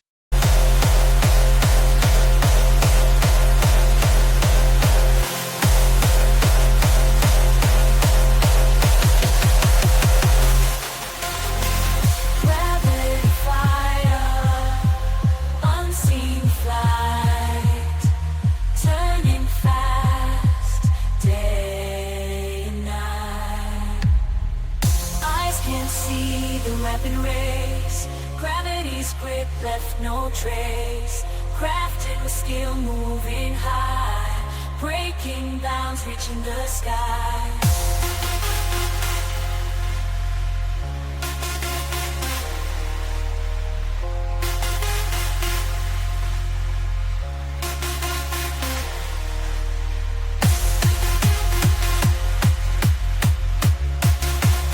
Start the engine.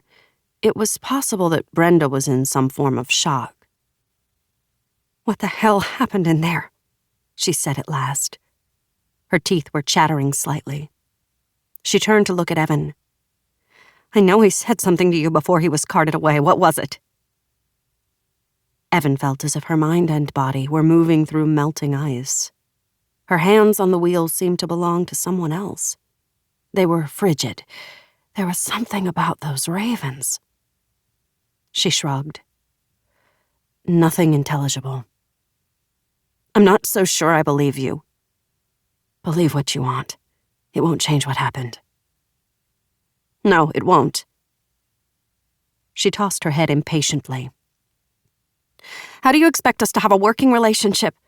"We don't have a working relationship," Evan said. "I work alone." "But Butler said..." "I know very well what Butler said." Evan hadn't meant to snap, but there it was.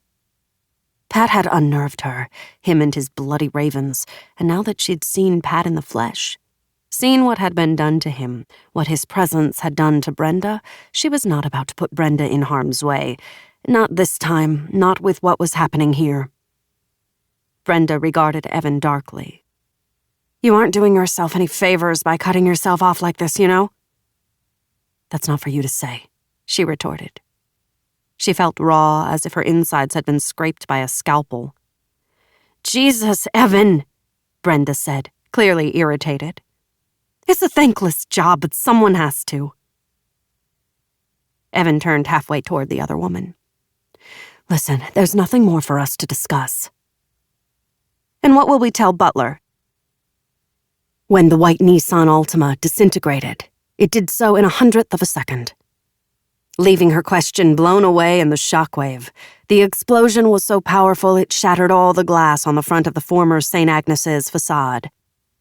As for the Tahoe, the blast crumpled the entire driver's side as it lifted the SUV off its tires, flipped it over, and slammed it down on top of the green Jaguar parked in the space on the passenger's side. 5. Riley Rivers should have been in seventh heaven. Ever since starting his blog when he was 19, he had dreamed of speaking to America from a national platform. But even his feverish imagination fell short of being put in charge of anything called the Office of Official Communications. What made it all the more delicious was that the propaganda emanated from various branches of the Russian Secret Service. His job now was to manipulate the material from those sources and disseminate it in the fastest way possible to the widest audience possible. Bread and circuses, as the ancient Roman Caesars dictated to help keep the rabble entertained. And wasn't that the hidden meaning of desinformatia? To keep the other side entertained, while you went about your deadly business unhindered? What a world, Rivers mused now, as he stood in his new offices, a large corner suite on the third floor of a modern office building with a smart granite entrance on K Street Northwest near 19th, 5 blocks from the White House, and coincidentally, about the same distance from MI7's new offices. Hourly news items flooded in at an even faster rate than they had before. Tweets targeting Black Lives Matter, Muslims, Jews. Items supporting what the Russians had cleverly codenamed the alt-right. And today, something new. The first of a number of items he would receive specifically targeting Benjamin Butler. Some of the nastiest innuendos he could recall seeing. He rewrote this item in his inimical style. In Rivers's version, there was a certain, well, we can't come out and say spy, can we? But because we're the OOC, the Office of Official Communications, we can strongly intimate it. Benjamin Butler is a Jew. Yes, his mother was a Jew. And he is biased toward Jews, even, especially, when it isn't warranted. There was more, much more. Some of it disgusted even Rivers. This little piece of red bait, accompanied by a photo, as many of his items were, would be disseminated as only Rivers could, as an internet item. The photo was of Butler and a whole bunch of women and men, clearly prostitutes and escorts. It had been cooked up by a program known as GAN, Generative Adversarial Network, that created what was coming to be known as deep fakes, a combination of deep learning and fake news. The process took advantage of a Google open-source program called TensorFlow, an astonishing machine learning software to insert the head of anyone you wanted into a compromising photo or short video. The original shots of Butler and the random unsavory folk he was apparently with had of course been taken at different times in different places, but GAN had deftly made them seem that they were together. Not that Rivers knew much about either GAN or TensorFlow, but through Reddit, he had winkled out a kid who did, a genius and a nasty piece of work who lived for making trouble.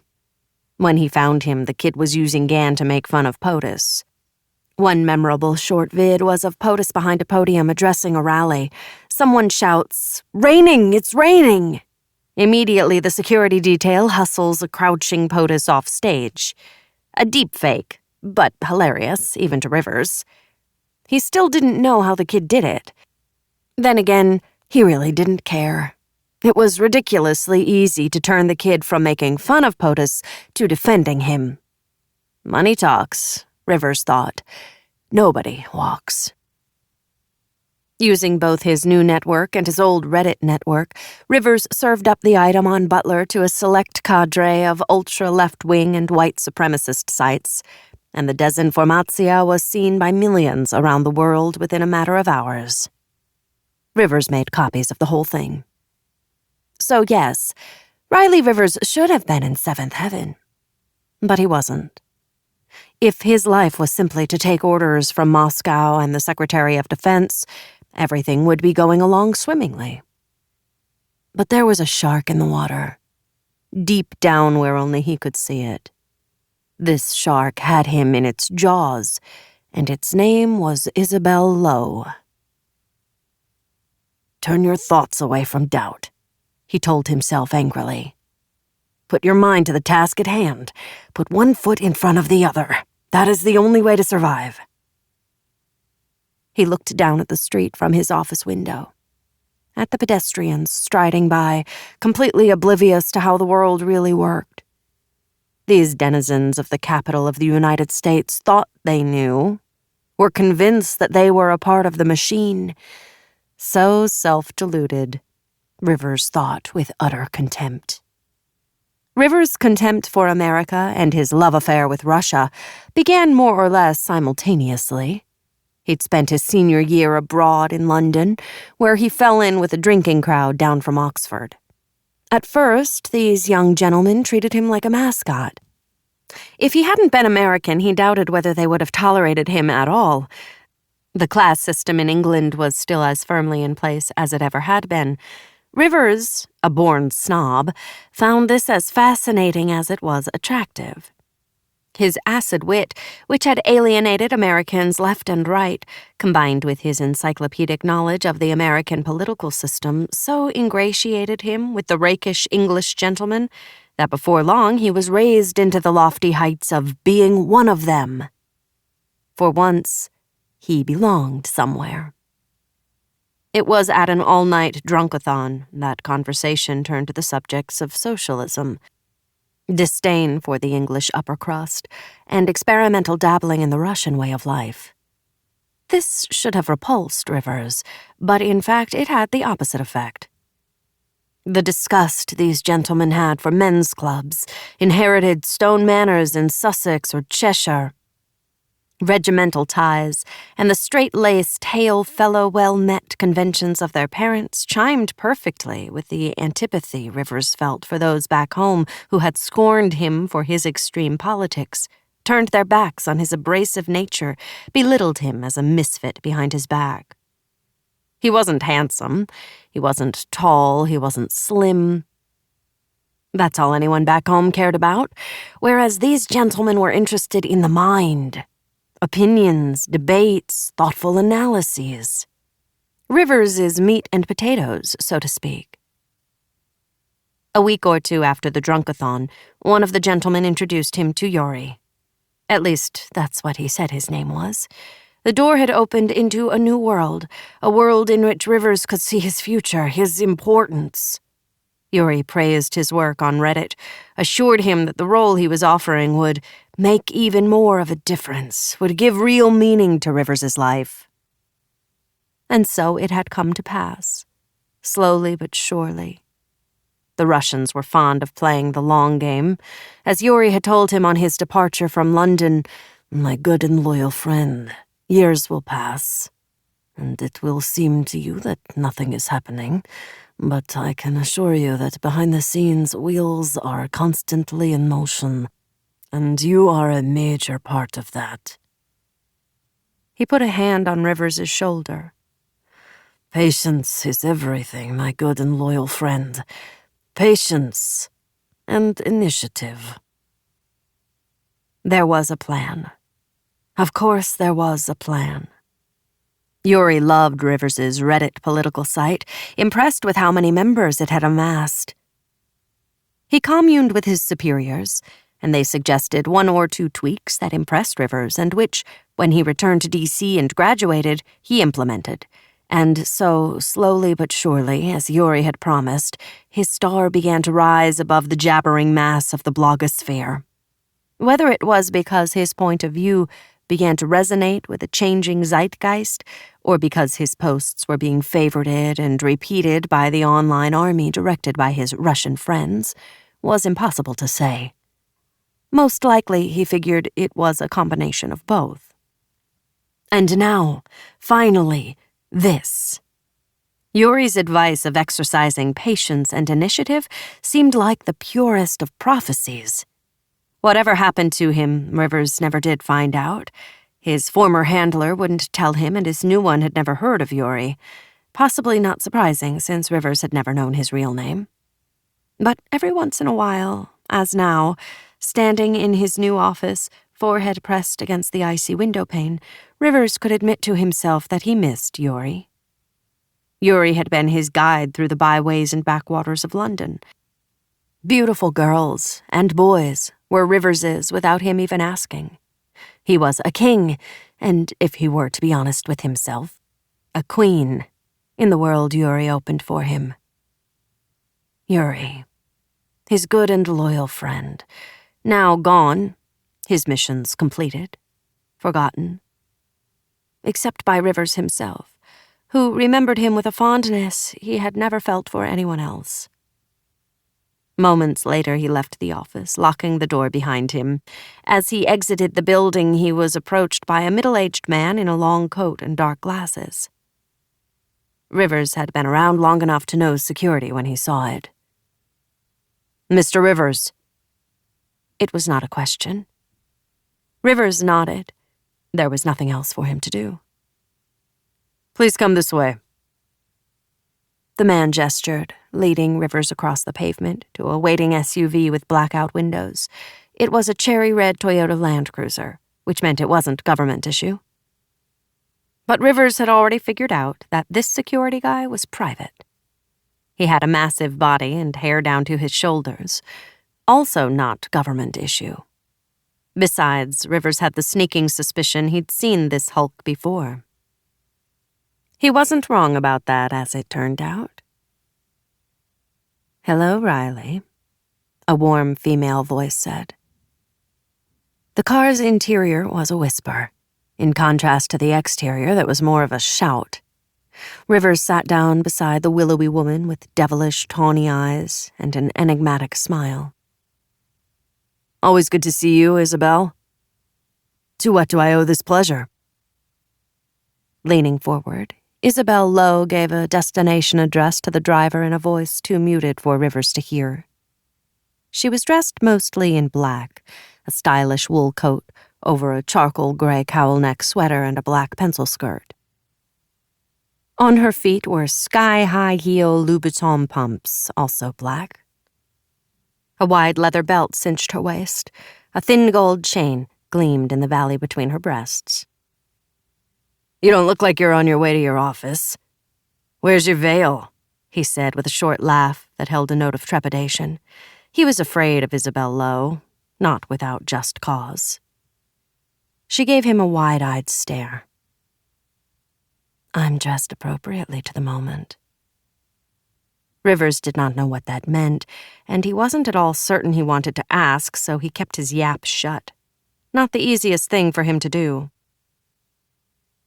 "I understand you've moved up in the world," she said in that languid voice that seemed to drip honey. "And that interests you, why?"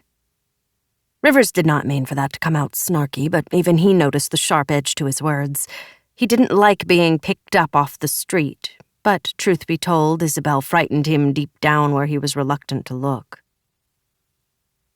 "If I've intruded," Isabel murmured, "then I apologize." Rivers was startled. "I've never heard you apologize before about anything." "Well, I imagine there's a first time for everything." Her wide lips curved in her enigmatic smile. "Speaking of which, there's a reason I'm dressed all in black. I'm happy to see you in dark clothes because we're attending a funeral." Rivers, at a loss for words, said nothing more until they arrived at the cemetery. Apparently, it was to be a graveside service, becoming more and more common in these days of human brains being relentlessly rewired by the internet. It seemed that few people had the time or the inclination for a church service, followed by a burial service, anymore. Frankly, Rivers couldn't blame them. The cemetery was in Maryland, a rather beautiful spot with old trees and an old-fashioned air of rectitude. The day was cold and clear. Here and there, clouds raced across the sky. The wind was up, ruffling their hair as they stepped from the Land Cruiser. "So, who died?" he asked. "A woman named Yana Bardina." "Never heard of her." They began to walk, following the lines of people, moving like ants toward a single shared goal. "She was 34. She turned to Rivers. "Aren't you 34, Riley?" His brows knit together. What of it? Shh, she whispered. They had come upon the gravesite in far shorter time than Rivers had expected. They stood side by side, hands clasped in front of them, heads slightly bowed, like all the others. A toddler started to fidget, then cry. His mother scooped him up and walked a distance away, doing her best to soothe him. Rivers wondered whether it was a good idea to bring children of any age to a gravesite. What did they know, or want to know, of death? Rivers spent the next 20 minutes or so tuning out the droning of the priest or the pastor, or whatever he was, ditto the eulogies given by the deceased's brother, aunt, and mother. The upwelling of grief was positively stifling, as if it wanted to wring the life out of the afternoon. Rivers, for the first time in his life, claustrophobic in the outdoors, kept wondering what the hell he was doing here. Why had she brought him here, of all places? He began to fidget just like the toddler had early on, until Isabel cast a basilisk look his way. His anger, which he had kept in check, began to bubble up. The damn thing finally came to an end, and he was on the verge of turning on his heel and walking away when he noticed Isabel's attention had been diverted. She was looking at a man across from them. His head was down. He seemed to be looking at the ground between his feet. A moment later, her eyes returned to the open grave. At last, the crowd broke up, the mourners making their slow, sorrowful way back to their cars and, in the family's case, limo. Can we go now? He said, and hated himself for saying it as if he were a child whining at his mother. Not yet. Now the anger took him full bore. His face flushed pink, and he said, You can stay as long as you like, but as for me... Isabel said nothing. She didn't have to. Clamping his wrist with her slender fingers, she held him fast. She was freakishly strong, Rivers thought, as he finally stopped squirming. Then tell me why. Patience, Riley. She shot him another look. You must have at least a bit of it left from your Russian masters, you man-child of the digital world. He should have been stung by her words, but curiously, he wasn't. She wasn't wrong to call him that. It's what he was, after all. Once she felt him settle down, she said, This woman moved in powerful circles inside the Beltway. She knew men in ways you could not even imagine. She gained their trust, and she learned their secrets. They were alone at the gravesite now. Even the family had departed. All tears had been shed. All the sorrow was in the ground with the casket. The claustrophobia was lifting, but he needed to put some distance between himself and the hole in the ground. Some paces away, the gravediggers were waiting for these last two mourners to leave. Instead of turning away, Isabel moved them closer to the open grave, at the bottom of which the polished cherrywood casket was lying. As she did so, she raised her free arm, silently beckoned the workers to finish their job. Gratefully, they complied. As they watched the grave being filled, Riley said, What was she to you? A friend. Isabel's smile had turned crooked, an expression Rivers had never seen on her before. She gestured, still holding him tight. When Yana came, it was because she was frightened. It was to tell me things, secrets that were eating her up inside. She trusted me completely. Why would she do that, a woman like her? First, I was a woman. Second, I didn't judge her. All her trainers, all her handlers were men, and they treated her like shit. She learned, did what they asked, pleased them simply because she was used to eating shit. She didn't know any better. I tried to show her there was another way. I tried to save her. Save her from what? Isabel, abruptly lost in thought, seemed not to have heard him. The rhythmic sound of the shoveling was like the ticking of an enormous clock. Let Let me tell you how Yana died, but perhaps died is the wrong term. I mean, she expired. But it wasn't from natural causes, I assure you. She died of an embolism, Rivers said. Her brother said so. Yes, she did. But it was because air was injected into her system through a hypodermic needle thrust into the crease behind her left ear. What? How do you know that? I was informed. The crooked smile again. The casket had disappeared beneath the freshly turned soil. The burial was almost complete. As I said, Yana Bardina was a precious object to some powerful men, and this made her invisible.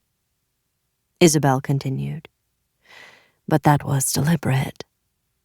Her invisibility made her perfect. Suddenly, Rivers was listening more carefully. Somewhere in the back of his mind, a warning bell had gone off. Perfect for what? For passing secrets, Riley. Government secrets to the Russians. Are you telling me that Yana Bardina was a Russian spy? That's right, Isabel said, her smile broadening. Just like you, Riley. 6. The interior of the Tahoe was all smoke and mirrors. For a moment, Evan was seeing double. Pinpoints danced maddeningly in the corners of her vision. Everything looked dull and uniform, as if she had entered a black and white film. The percussion had interfered with her hearing. Dimly, she heard the wail of sirens and, closer to, shouts of human panic. She heard her sister, Bobby, telling her their parents had died in a shopping center rampage. Men with high and tight haircuts, dressed in U.S. military tactical camo, firing assault rifles. 8 dead, 20 wounded before they were brought down by mall police. They'd made no effort to hide or surrender. They were on a suicide mission. Senseless carnage. "Oh, God, what are we going to do now?" Bobby sobbed through her tears. Their parents had been everything to them. Now a gaping hole loomed forever. Bobby was inconsolable, an unstable state that thrust Evan into caring for her younger sister, forced her into being the strong one, the stoic one in the bleak aftermath. She didn't mind. She was stoic by nature, and she loved Bobby dearly. Evan was born on the last day of the year in the Black Hills of South Dakota. Her sister had come 2 years later, almost to the day. Their parents owned a sprawling horse ranch and tin and copper mines. Drive an hour or 2 west and you were in Wyoming.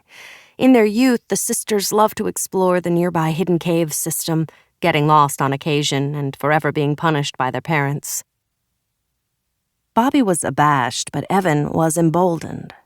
Despite being grounded, she devised infinitely clever ways to get out of the house at night and head to what she thought of as her own Aladdin's caves.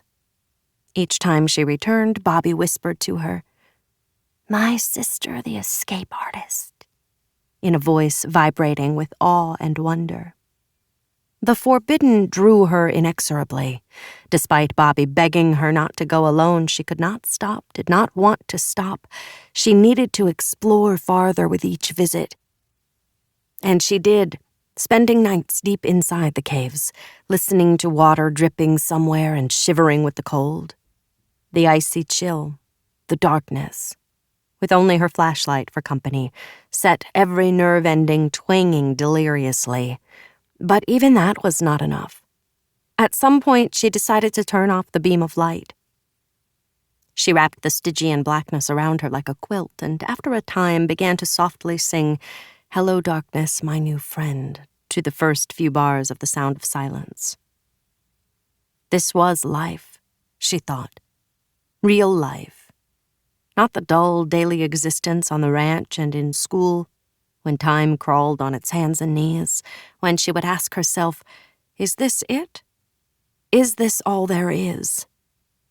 Her thrilling adventures in the caves proved there was more, much more. Behind their home, the dusty prairie rolled onwards, seemingly forever, but forever was shattered when their parents were killed, and Evan, at 18, was forced into her father's boots. It was too much for her, and she didn't want it.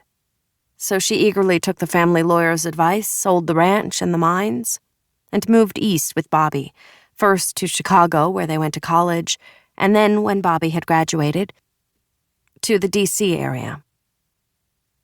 But within the hymnal near silence of their parents' funerals, Evan's grief was already turning to thoughts of action and revenge. This was how her mind had always worked. While she waited in Chicago for Bobby to finish college, Evan searched for a gym that suited her desire and needs. Here, her tomboyish childhood served her in good stead. She was introduced to boxing, then Eastern martial arts.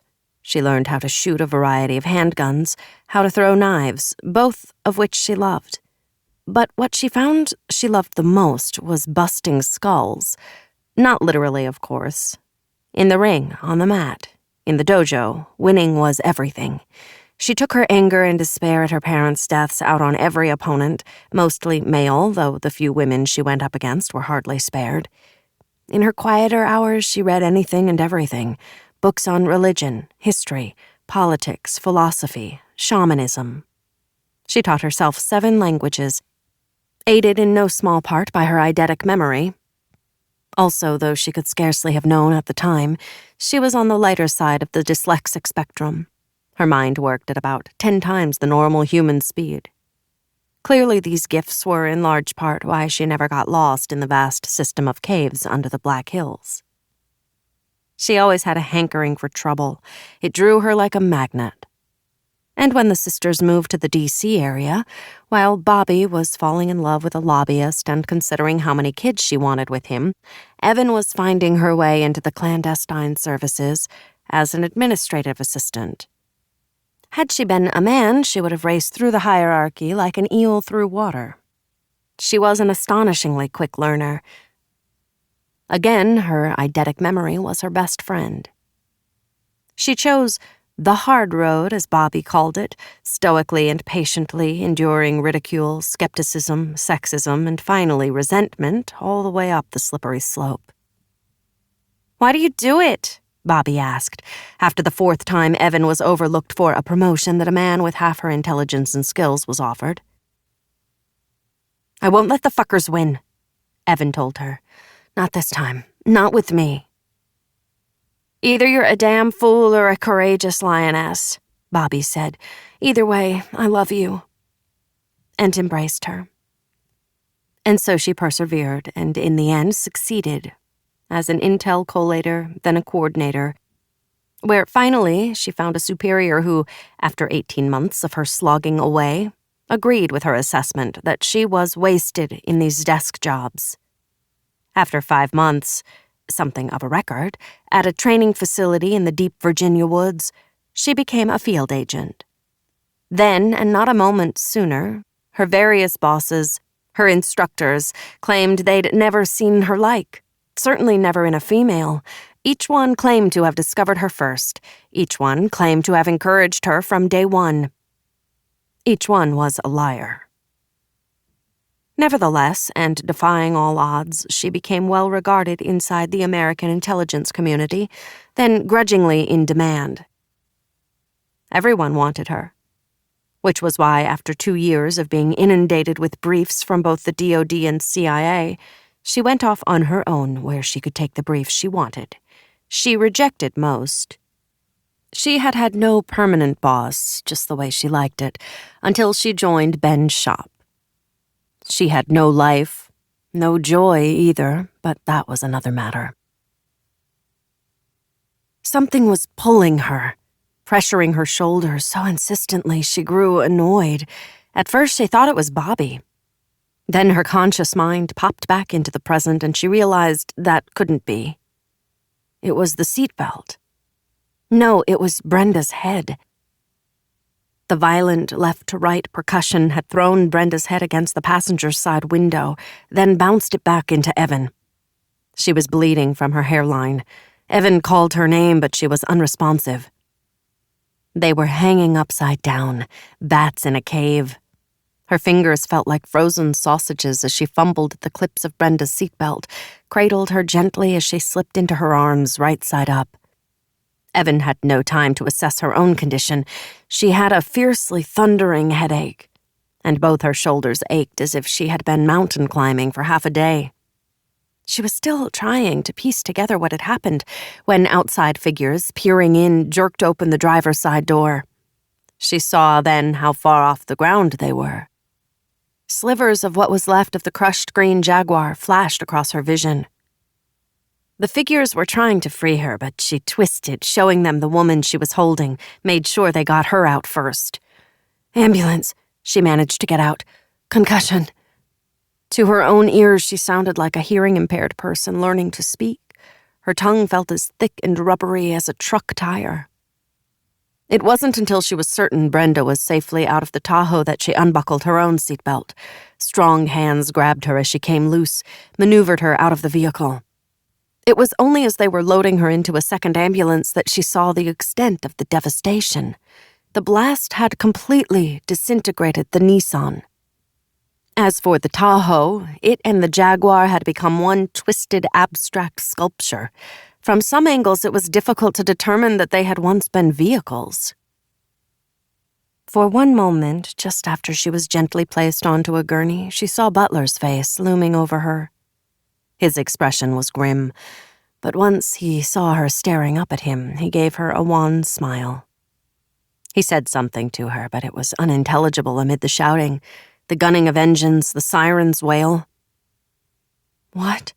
she said or mouthed. She couldn't tell which. He bent lower. "Lucky the Tahoe was armored." Lucky, she thought. Very fucking lucky. She was being moved again. The lights went out, and she plunged into darkness. She is being taken through the high iron gates of what looks like a 19th century insane asylum, a red brick monstrosity complete with turreted towers on both ends and a steeply pitched slate roof.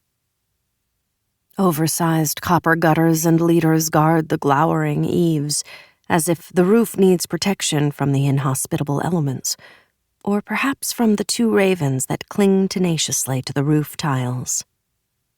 The architectural style is nightmarish, both Gothic and Victorian, hinting at a number of add-ons over the years. Tiny windows look out over the front lawn with blind eyes, black and forbidding. She awoke with a start, an IV in her arm, which she promptly removed. A nurse popped in, responding to an alarm at her station, and rushed to her bedside. Taking up the IV, she made a grab for Evan's arm in an attempt to reinsert the needle. Evan took hold of her wrist, immobilizing her. Before the nurse could cry out or reprimand her, Butler stuck his head in and said, "Ah, good, I see you're awake." He stepped in. "That will be all, nurse." But the doctor's orders were, "That's all right," Butler said gently, showing her the door. "I'll take charge of her." "Huh." The nurse stalked out. Butler stepped to Evan's bedside. "You're at MedStar Center in Clinton, Maryland. This is the closest hospital to St. Agnes with a first-rate trauma center." "How's Brenda?" "She'll be fine." She remembered with vivid clarity their adversarial conversation, interrupted by... She sat up too abruptly. The room began to spin, and with a firm grip, Butler settled her back against the pillows. "In a couple of minutes." Reaching down, Butler activated a motor, and the upper part of the bed lifted her into a sitting position. "I have a number of questions for you first." "About the explosion, I know." "I have a forensics team on site, so no. I want to know what happened when you were inside St. Agnes. I want to know in detail about your interview with Patrick Wilson. I know you're up to it. I know you that well." Evan told him word for word what had happened, excluding what Wilson had said to her at the very end. That was meant for no one but herself. "That's it?" "Yes." "You're sure?" When she looked at him, silent, he said, "The thing is, Patrick Wilson's dead." Evan took a moment to absorb this, to push the ghostly image of the red brick building to the dark recesses of her mind. "I kept pushing him even after he told me that something had been done to his mind, that the more deeply he tried to remember where he'd been, what had been done to him, the more his mind would freeze up." "It wasn't only his mind that froze up," Butler said with a sigh. "Every organ in his body shut down." An errant chill swept through her, borne on the wings of a pair of ravens. "Evan, what is it?" The concern on Butler's face made her feel worse. It signified a weakness on her part. She despised all weakness, and if she were to be honest with herself, feared it as well. Weakness would get her killed, therefore confiding in Butler was not possible. He would start to question her effectiveness, and then she'd be useless to him. She'd never get his trust back. It was important that he knew he could count on her. That meant keeping her mouth shut regarding whatever the connection had been between her and the toad. Had they been in the same place? The building of red brick? It would seem so, but for the life of her, Evan couldn't remember. This had never happened to her before. An insistent remnant of a memory floating into her consciousness, like a bit of a ship sunk at sea. What had happened to her in that damn red brick building? She thought of Lyudmila. She missed her. It was incredibly rare that she allowed herself to think such a thought, to feel that kind of emotion. But the fact was that in her present situation, Lyudmila would have been the one person she could have turned to. The one person who might have helped her find out where the red brick building was, what it was, and what was going on inside it. "I don't remember," Wilson had insisted. Remember. Was Evan's vision of the place, the ravens, a shard of lost memory bobbing to the surface of her consciousness, triggered by Wilson's ramblings? No answers. The whole incident was maddening. And yet somehow she knew that's where Wilson had been, in a red brick building with ravens. What had been done to him there, the only one of the 3 agents who had gotten as far as that mysterious building, or at least the only one who had returned? "Evan, are you listening to me?" Of course. "Did you hear? I asked you what Patrick said to you just before he was carted away." It was nothing. Gibberish. "That's what you told Brenda." She's conscious? "She is. And don't concern yourself, she's being well taken care of." I want to know what she remembers right before. "She's already been fully debriefed." Ignoring him, she made to swing her legs over the side of the bed, but Butler held her back with a hand on her forearm. "Doctor's orders, plus your own debriefing isn't over." As far as I'm concerned, it is. I've nothing more to tell you. She took his arm away, gently but firmly, eased her legs over the side, slid down until she was standing beside him. A wave of dizziness threatened to turn her knees to jelly, but she fought it, determined not to display any hint of weakness to him. But Butler felt her unsteadiness, helped her back onto the bed. "Calm down, you've been through a serious trauma." Nothing I haven't been through before. "Each trauma is different, you know that. With each one, the probability of losing a chunk of yourself rises." The red brick building. Leaning forward, Butler peered into her eyes, first one, then the other. "Your vision isn't back to normal." A small, wary smile lifted the corners of his mouth. "And for God's sake, stop treating me like the enemy. I'm your friend, Evan. Let's start from that place and go forward." She thought about this for some time, realized that from the moment she opened her eyes and saw him, she had started erecting walls. to protect herself from his inquiries. It was a force of habit built up during long days and longer nights in the field. Tell no one. Tell them nothing.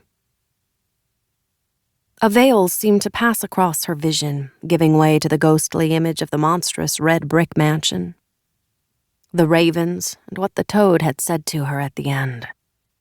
Whatever was done to me, you've seen them. He meant the ravens. This was turning into a horror story, something totally alien to her. It chilled her to the marrow. Evan, Brenda said Patrick said some strange things. Evan shrugged, and somewhere inside her pain flared a fiery spike through the right side of her head. He wasn't in his right mind when he was sent back. That was the point. The warning against sending others after him. So you don't think these ravens that picked him apart were real in some way? No. A breath later. I don't know. And yet, according to Brenda, he said you saw the ravens. He must have been hallucinating.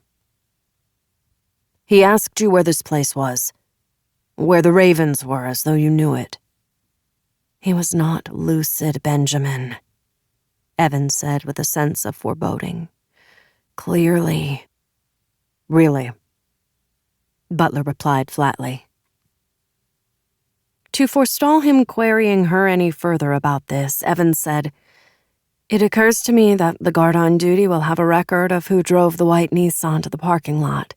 Everyone's got to show ID." "We had the same thought," Butler said. "We have him at the office. I was about to go back to interrogate him." Evan levered herself off the bed again, slowly and carefully. "I'm going with you." This time Butler did not stop her. There were many things he could have said. "You're still under observation. You need to rest. Your faculties are not yet back to normal." He would have said any one of these things to any of his other field agents, but this was Evan Ryder. She wasn't like any other field agent. Besides, he knew her too well to think that he could keep her away from the investigation. Once she had sunk her teeth in, she'd never let go, which was, after all, what he wanted from her, why he'd called her back from Turkey. And in any case, unless he allowed her her freedom, she'd make his life miserable in so many ways. "Clothes," she said. "In the closet. Be my guest." She patted across the room. Her hearing, and therefore her balance, was not quite all there yet, but she knew from grim experience that would pass in hours, or at most a day. Taking her clothes from the hangers, she went into the bathroom and changed out of the hospital gown. When she emerged, she found the room empty. Butler was gone. She saw him briefly at the end of the corridor before he vanished into a room on the right. There was no reason to think it wasn't Brenda's. She had questions for Brenda, but only for her. She followed Butler, moving down the linoleum-covered floor, silent as a wraith.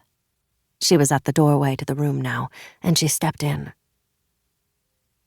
Brenda was in the bed. Butler was on the door side, and a tall man with luxuriant light brown hair, fair skin, and dark eyes was on the far side, his back to the large window that overlooked the rear of the hospital. From beyond the glass, bits of treetops, bare and arthritic, appeared to reach over his shoulders. He was dressed oddly, in perfectly tailored trousers, paired with a jacket that clashed, and further was ill-fitting. A silver pin gleamed from his lapel, but it was too small for Evan to discern its shape. Noticing the direction of the man's gaze, Butler turned and, seeing Evan in the doorway, motioned for her to step back out into the corridor, where he joined her. "Who is that?" Evan said. "One of ours?" "He's hers," Butler replied. "Brenda and Peter Lemus have been seeing each other for 6 months, more or less." "Has he been properly vetted?" Butler snorted. "What do you think?" He gestured. "We should get back to the office." He headed down the corridor to the bank of elevators, Evan following. She had wanted to speak with Brenda alone, without even Butler present. Was the car bomb meant for her or for Brenda? The white Nissan was already parked when they arrived, which meant that rather than being followed to St. Agnes, someone knew their destination. So far as she was aware, only she, Brenda, and Butler knew where they were going, and why. That, by definition, made Butler a driver, though the idea of it seemed inconceivable. This was the essential danger of forming attachments in the clandestine world. Those attachments tended to blind you to reality. That Butler could want either her or Brenda, or both for that matter, killed did not make sense. That didn't, however, preclude it being the truth. And until she had some solid proof one way or another, her security-conscious mind prevented her from giving away anything at all. Just another troubling aspect of the situation in which she was now enmeshed. 7. Donald Beacom was waiting for them, locked in a windowless room. It was painted a bilious shade of green, carefully selected by a trained psychologist. There was nothing on the walls to relieve the awful color. Overhead, a set of fluorescent tubes buzzed, pitched to be as annoying to the ears as possible. Beacom still wore the uniform Evan had seen him in earlier in the day. Now scimitars of sweat stained the fabric under his armpits. By his right hand was a half-empty paper cup of coffee and a Twix bar, as yet unopened. He looked up as they entered, his eyes washed of color, holding an expression that was a mixture of hope and despair. His expression was slack. He had the shocked look of someone who had just witnessed a life-changing disaster. He sat on one side of a metal table that was bolted to the unfinished concrete floor. The chair he sat on was similarly bolted. The two chairs on the other side of the table were not. They sat down opposite him, without introducing themselves. Evan slapped the file Butler had given her onto the table with such force that Beacom winced. His eyes grew wider when he saw the file. Sweat sprang out on his forehead and upper lip. "Am I under arrest or something?" Beacom asked in a none too steady voice. He could not take his eyes off the file, which he assumed was filled with incriminating facts about him.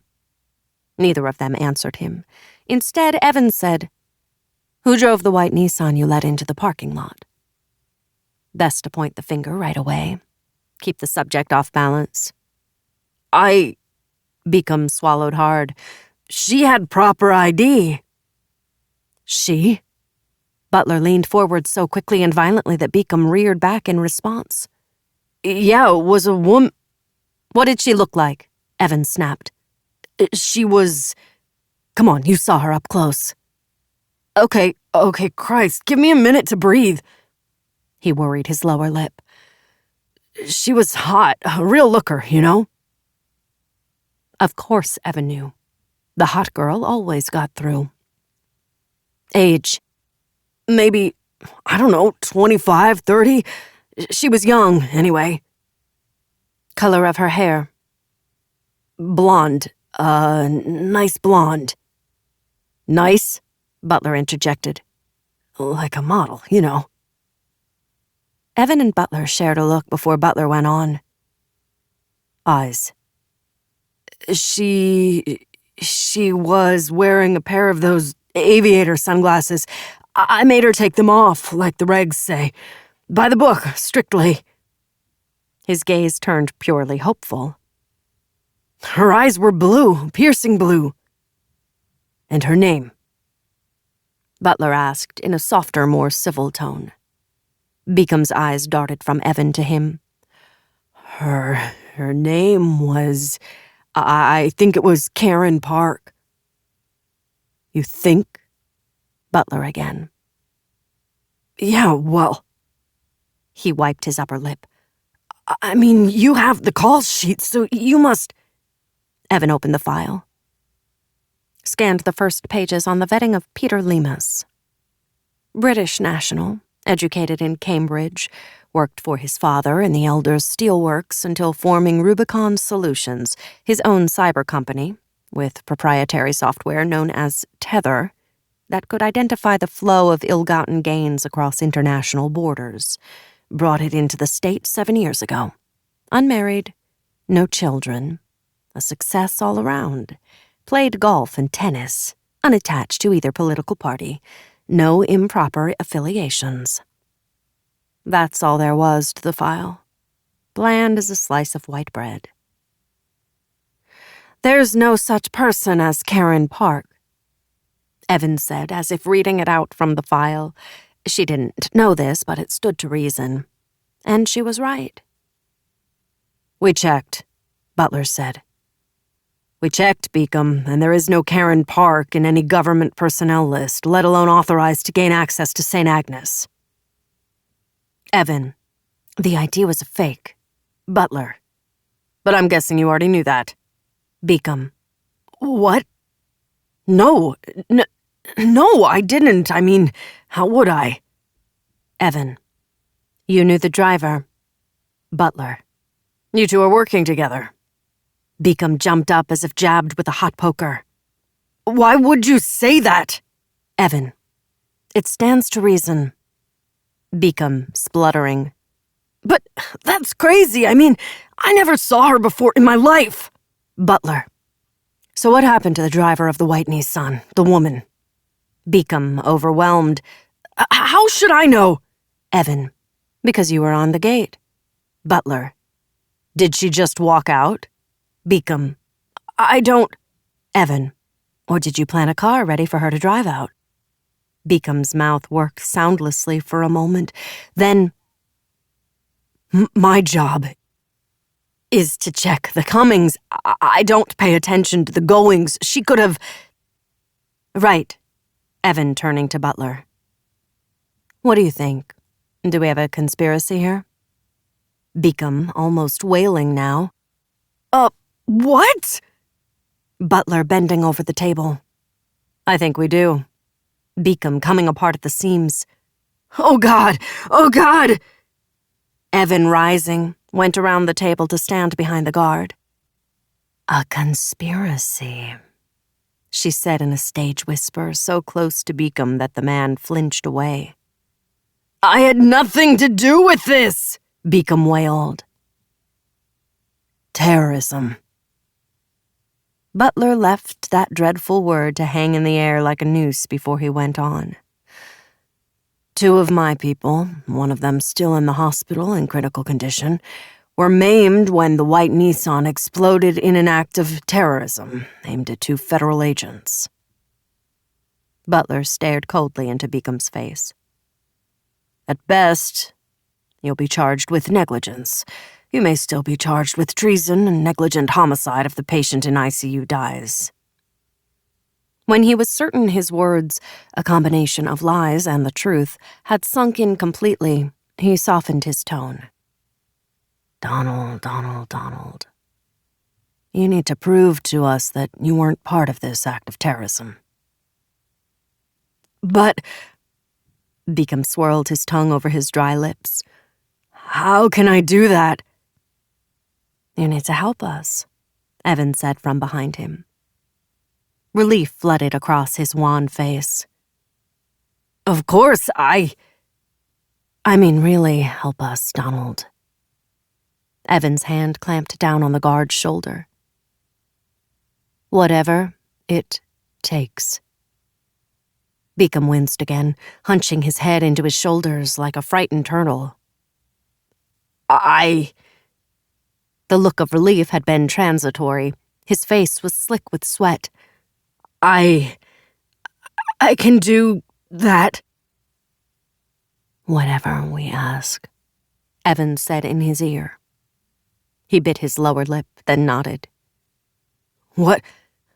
Whatever you ask," he swallowed. Of course I will. I love my country." "And what country would that be?" Evan said. What? What country?" Beacom's eyes were as large as beacons. "The United States, of course. What other?" The tension in the small room was as thick as a London fog. The air was close. smelled foul with an almost fecal mixture of sweat and abject fear. Evan continued to hammer away. So you're telling us that you have no idea how the driver left? Beacom stared, wide-eyed and unseeing, down at the tabletop, then despair winning out over his moment of hope. He shook his head from side to side. Butler drew out a sheet of paper with a female face drawn on it by one of his sketch artists. He turned it so that it faced Beacom. This is the woman? The guard nodded, grateful to be asked a question to which he knew the answer. It's how I described her to the sketch artist when you first brought me in. Look at it again, Beacom. Make absolutely sure. Taking the sheet up with trembling hands, he examined the sketch, screwing up his face. Then he looked up at them. That's my memory of her. He licked his lips, added, I'm pretty good with faces. Really, I am. Evan took the sketch out of his hands, crossed to the door. Butler, startled, said, Where are you going? I'll be in touch, Evan said, heading out the door. 8. Evan arrived back at St. Agnes, showed her ID, but was obliged to park the car she had taken from Butler's pool on the grass verge outside the gates. The entire parking lot, centered on the area of the blast, was completely sealed off. Apart from herself, no one was being let in or out. St. Agnes was in lockdown. Armed guards had seen to that. Butler's forensics team swarmed all over the parking lot. She avoided the black site as she crossed to the entry stairs. The front door's shattered glass had been removed, and what was left of the doors stood open. She passed into the lobby, where she was met by more feds and EMS personnel, still sorting out the mess. She had to show her ID again to the feds before she was allowed through. She passed the sketch of the woman driver around, but no one had seen anyone who looked like her. She took the elevator up to the first floor, eyeballing her fellow riders, and got out. While interrogating Beacom, it occurred to her that maybe the driver didn't leave either by foot or by car. Maybe she was still somewhere in the facility, posing as a doctor, nurse, or member of the support staff. Stopping at the nurse's central station, she showed the face around again. Still nothing. But she did discover that there was a volunteer program in place, more highly vetted than at area hospitals. Still, that would be the soft spot, the easiest place for an outsider to blend in while hiding out until the initial clamor died down. After checking all the rooms on the first floor, she continued upward, methodically searching every nook and cranny. On the third floor, she saw a volunteer whose face, from a distance, looked like the face in the sketch. She followed her into a patient's room, turned her around. She was in her 50s, too old to be the person she was looking for. With each floor, it was the same, the methodology unchanging. In the end, Evan found her in the 6th floor surgeon's lounge, adjacent to the OR area. She was dressed in pale green scrubs, which was cleverer than a volunteer's outfit. She sat at her leisure on the sofa, legs stretched out, feet on the coffee table, watching a film on her mobile phone. No longer a blonde, she was now wearing a dark Brenda-cut wig that Evan, herself an expert at disguise, could not mistake for the real thing. That proved premeditation. She had meant to stay inside the facility until the coast was clear. A well-thought-out plan, coordinated, masterminded, not by her, not by a guard, but by someone with a chess player's mind. But it was her shoes that gave her completely away. They were expensive pumps, nothing a surgeon would wear to work, let alone in the OR. When she saw Evan approach, she smiled, stood up without saying a word, and went with her willingly, even passively, head slightly bowed as if in defeat. As Evan took her over the threshold to the corridor, she slammed an elbow into Evan's throat, whirled, and delivered a vicious blow to her kidneys. Then she took off, galloping down the corridor like a crazed racehorse fleeing a stable fire. She was fleet and nimble, even in those pumps, as if she had practiced running in them. "Hold on," Evan called after her. "Stop now, and I'll guarantee your safety. If you put up a fight, it won't end well for you." Ignoring Evan, the driver reached the door to the fire stairs, hauled it open, and disappeared before Evan had recovered sufficiently to go after her. But a moment later, she did, silent and deadly. A predator on the hunt. A force of nature. The stairwell rang to the pace of the driver's heels, like a bell sounding an alarm of fire or invasion. Looking down, seeing her midway between the 4th and 3rd floor landings and realizing she was never going to catch up with her, Evan ripped a fire extinguisher off the wall, aimed, and hurled it down. It struck the stair just in front of the driver, chipping off enough of a chunk that she stumbled and fell, her forward momentum tossing her head over heels onto the 3rd floor landing. "Stop," Evan called, even as she was already off and running.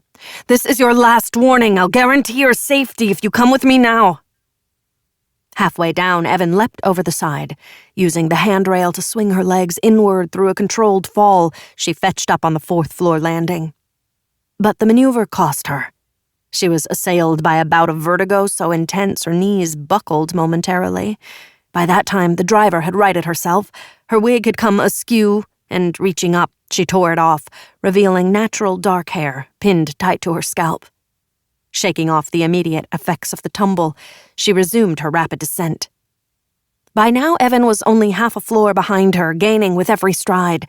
The woman bypassed the ground-level door and hurled herself into the basement, Evan mere yards behind her.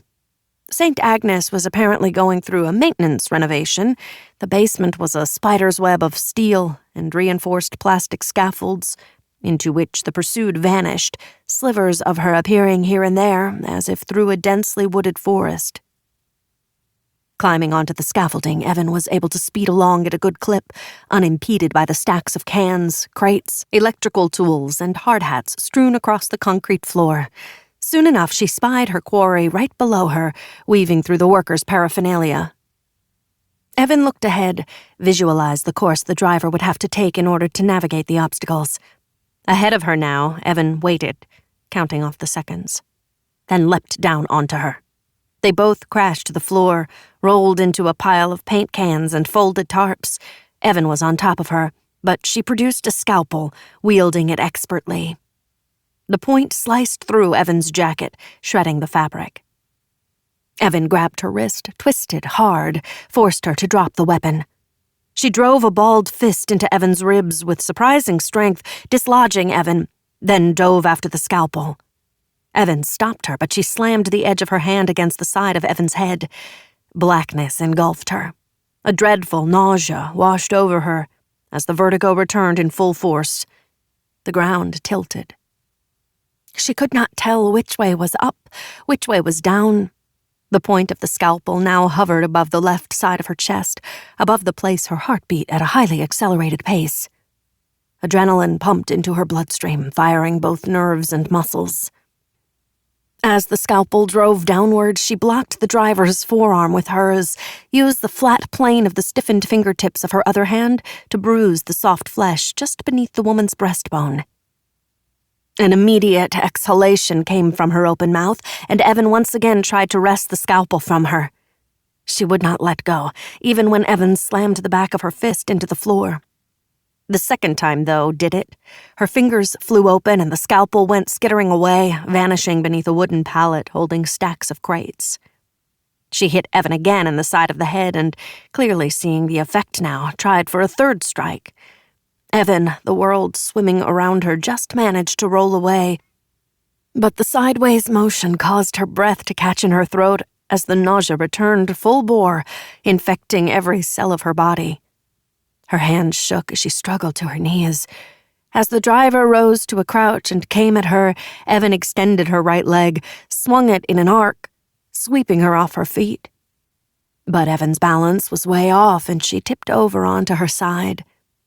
From this position, she could see blood from a wound at the driver's hairline seeping into one eye. She must have hit her head on the corner of the pallet when she fell. Snarling, she leapt up, turned, and ran. Evan crawled to where the cans of varnish were stacked.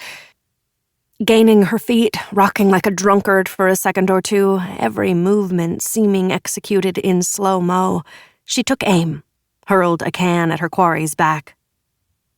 It struck her squarely between her shoulder blades. She pitched forward, caught herself with her palms against the floor, then drew her legs under her and continued on. For a moment, the basement faded from Evan's vision. The walls seemed to implode, and she found herself on an icy path. Birch and pine trees on either side, laden with snow.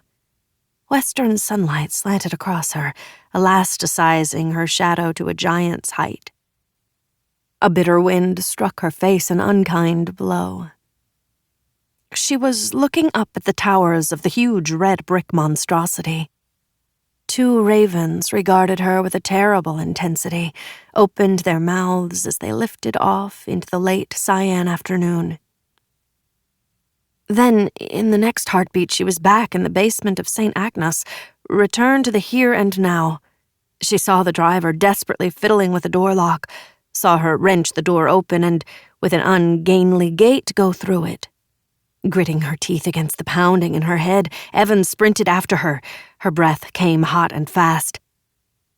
She nearly ran into a vertical strut of a section of scaffolding, had to duck beneath a horizontal brace in order to keep to the shortest route. Curiously, the door was not in one of the basement's main walls, but rather it was an entrance to a large vertical structure rising up through the basement ceiling.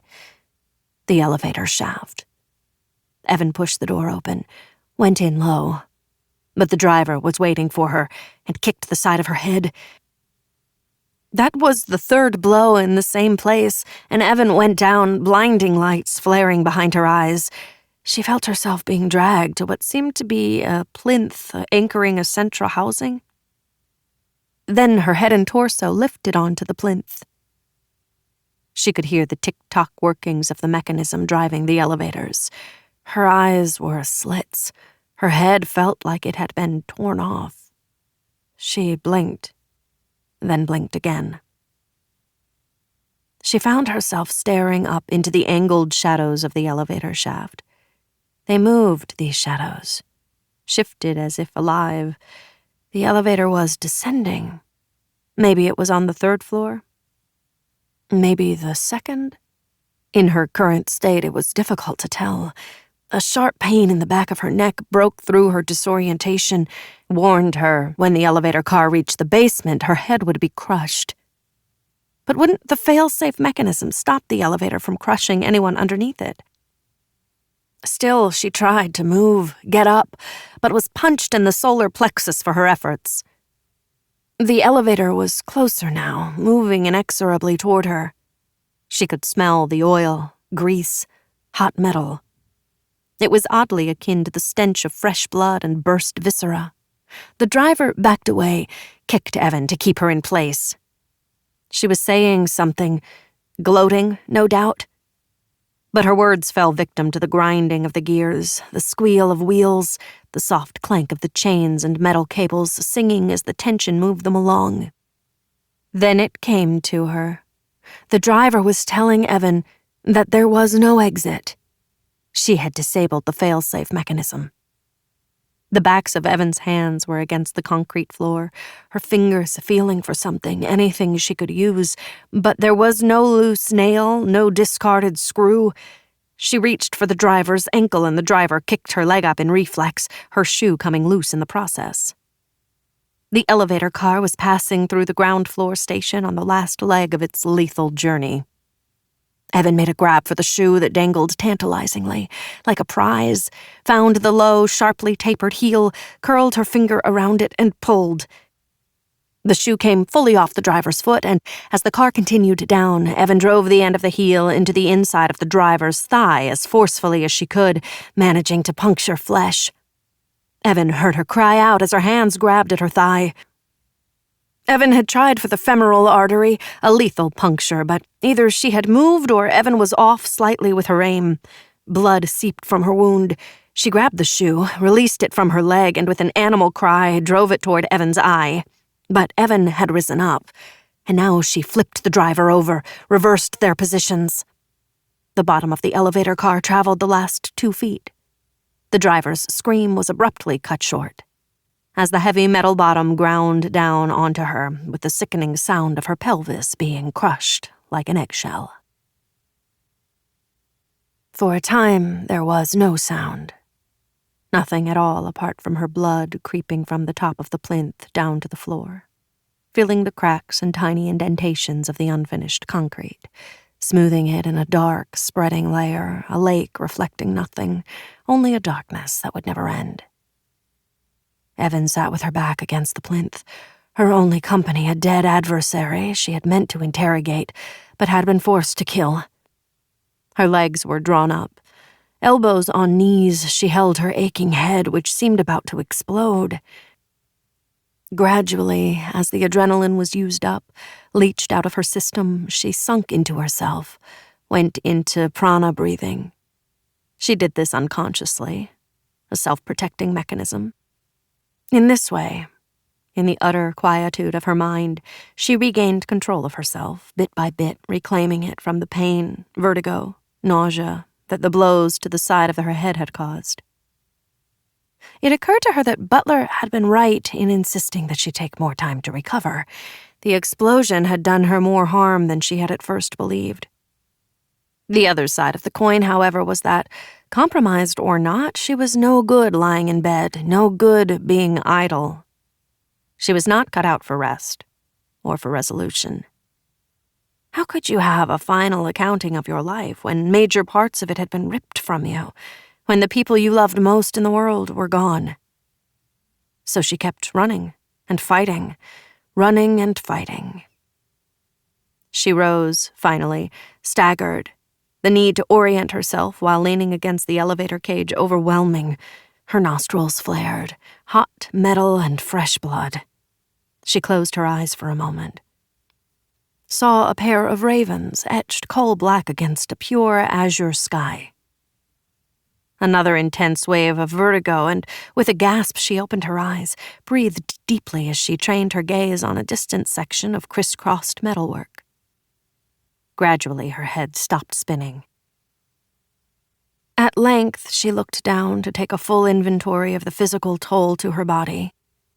And there, around the dead driver's neck, shining silver, flecked with blood, was a necklace of delicately wrought interlocking rings at the center of which was attached a pair of silver corvids facing each other, curved beaks melding one into the other. Ravens. 9. In a New York minute, Riley Rivers's world had been turned upside down. 1 minute he was riding high at the top of his game, king of the propaganda mountain. The next he was sliding down the rubble on his ass. At the cemetery, the day had grown ever brighter, until it was positively blinding, the sky a piercing blue possible only in winter. Now, hours later, the aggressive winter twilight had descended all too early. He was sitting opposite her in a serpent-green fabric alcove at Q by Peter Chang in Bethesda, one of her favorite restaurants, one he'd never been to but must remember to frequent from now on. He had been her unwilling recruit for over a year now. Day and night, he was aware of her looming presence. Now and again, she asked him to pass on bits of intel to his Russian masters. Desinformatia, he was quite sure, but really the less he knew about the intel, the better. Always he felt her boot on his neck, pressing, always pressing to squeeze more of him, and he helpless to refuse her because of what she could reveal about him, being a Russian asset. They looked out on large round tables, for 8 or more, above an airy space that rose into a kind of atrium, filled with enormous square lanterns. Even though it was fairly early, the place was packed. He picked out faces he knew from the ranks of influencers and tastemakers, Pentagon officials and heads of private security firms, all more important than senators or representatives. Peter Chang used to be the head chef at the Chinese embassy, Isabel said, as drinks were set down in front of them, but Rivers was hardly interested. "I've still got lots to do tonight," he replied, a weak and futile attempt to maintain what was left of his dignity. "I'll just bet you do," Isabel said with a smirk. The truth was, he'd been waiting for her to demand something big from him, and now he felt sure here it was. Slightly sick to his stomach, he said, "Okay, Isabel, what is it you want this time?" Well... She took a sip of her drink, set it down slowly and carefully in front of her. "I would better say what you want from me." He was intent on ignoring the headache forming behind his right eye. "Meaning? Don't be dense, Riley. You're smarter than that." She placed both her hands on the table, fingers spread like some kind of sea creature, an anemone, he thought, or a sea star. Something poisonous, anyway. "I took you to Yana's funeral and burial so you could more vividly picture yourself in the same tragic state when your usefulness to the Russians comes to an end." "But I've been most useful to them," he blurted out stupidly. That smile again, sharp as a scimitar. He felt as if he were in a sinking ship.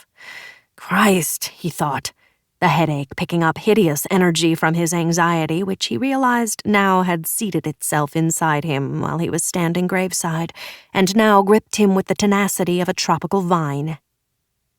"Well, that's your perspective, Riley. But there are other perspectives to consider.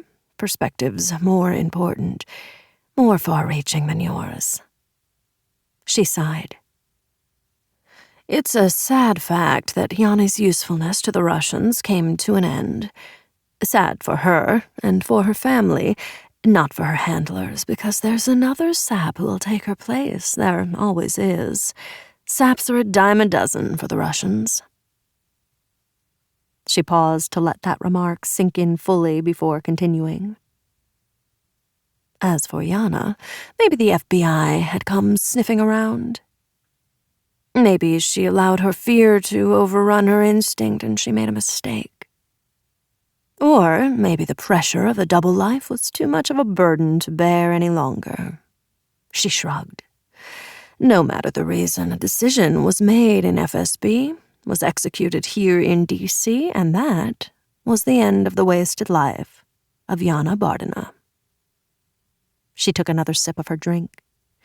"I'm sure she had other plans for her life. Other dreams. Just like you, Riley.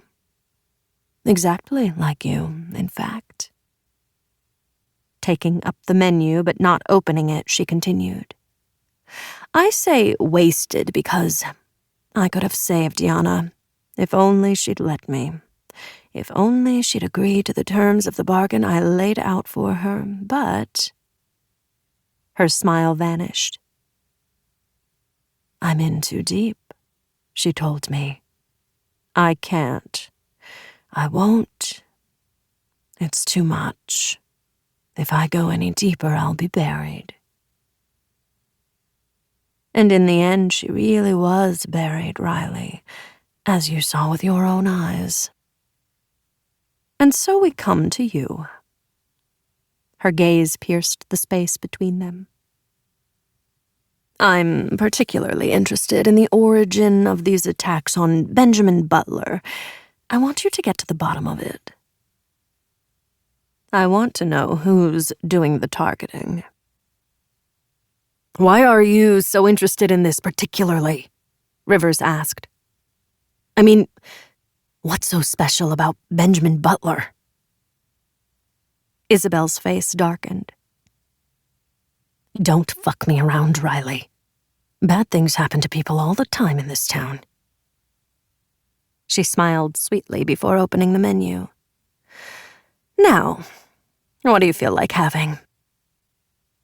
But she wasn't interested in what he felt like having. Before he could answer, she plowed on. "Why don't I order for both of us?" It wasn't a question. The Peking duck was delicious, as was everything else Isabel ordered for them. One thing you could say in her favor, she had impeccable taste in just about everything. For some reason, perhaps the simple hominess of the act, eating settled him down somewhat.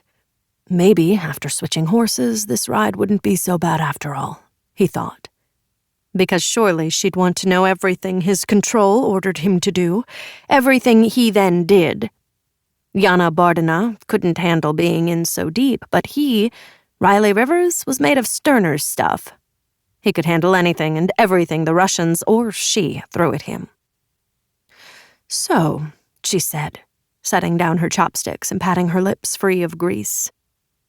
Now we get down to the nub of the matter. A tiny butterfly was born in his stomach and, rising, began to flutter its wings. The bargain, Rivers said. The terms of the bargain. Correct. She sat back, regarding him so coolly and with such concentration that he felt like a horse being considered for sale. Or a servant. First, she began, I want to know everything your control gives you on Benjamin Butler. Specifically, I want to know why he's being targeted. Second, I want to know everything your control gives you the moment you receive it. The shock showed on Rivers's face. Everything? You'd make a lousy poker player, Riley. She covered her mouth with her napkin as a small, ladylike burp burbled up. I don't think I can... Of course you can, she said. Of course you will. Do you want to end up like Yana? Or perhaps worse, in federal custody, branded a traitor? What other choice do you have? Well, Shut up and listen. Third, go about your business exactly as if this day never happened. Riley wiped the sweat off his face. And? The scimitar smile had returned, cutting into his sense of relief. And nothing. That's it, Riley. That's all. He closed his eyes for a moment. His hands were trembling. I can do that, he said when he opened his eyes. You will do that, she told him. Jesus, he thought, resisting the urge to again close his eyes, behind which explosive pain was now hammering. And in return, I will protect you from any and all depredations and machinations cooked up against you by the Russians. I will extract you from any dangerous situation before it becomes lethal. How do I know you can do that? Because I'm telling you I can. I'm to take it on faith, then.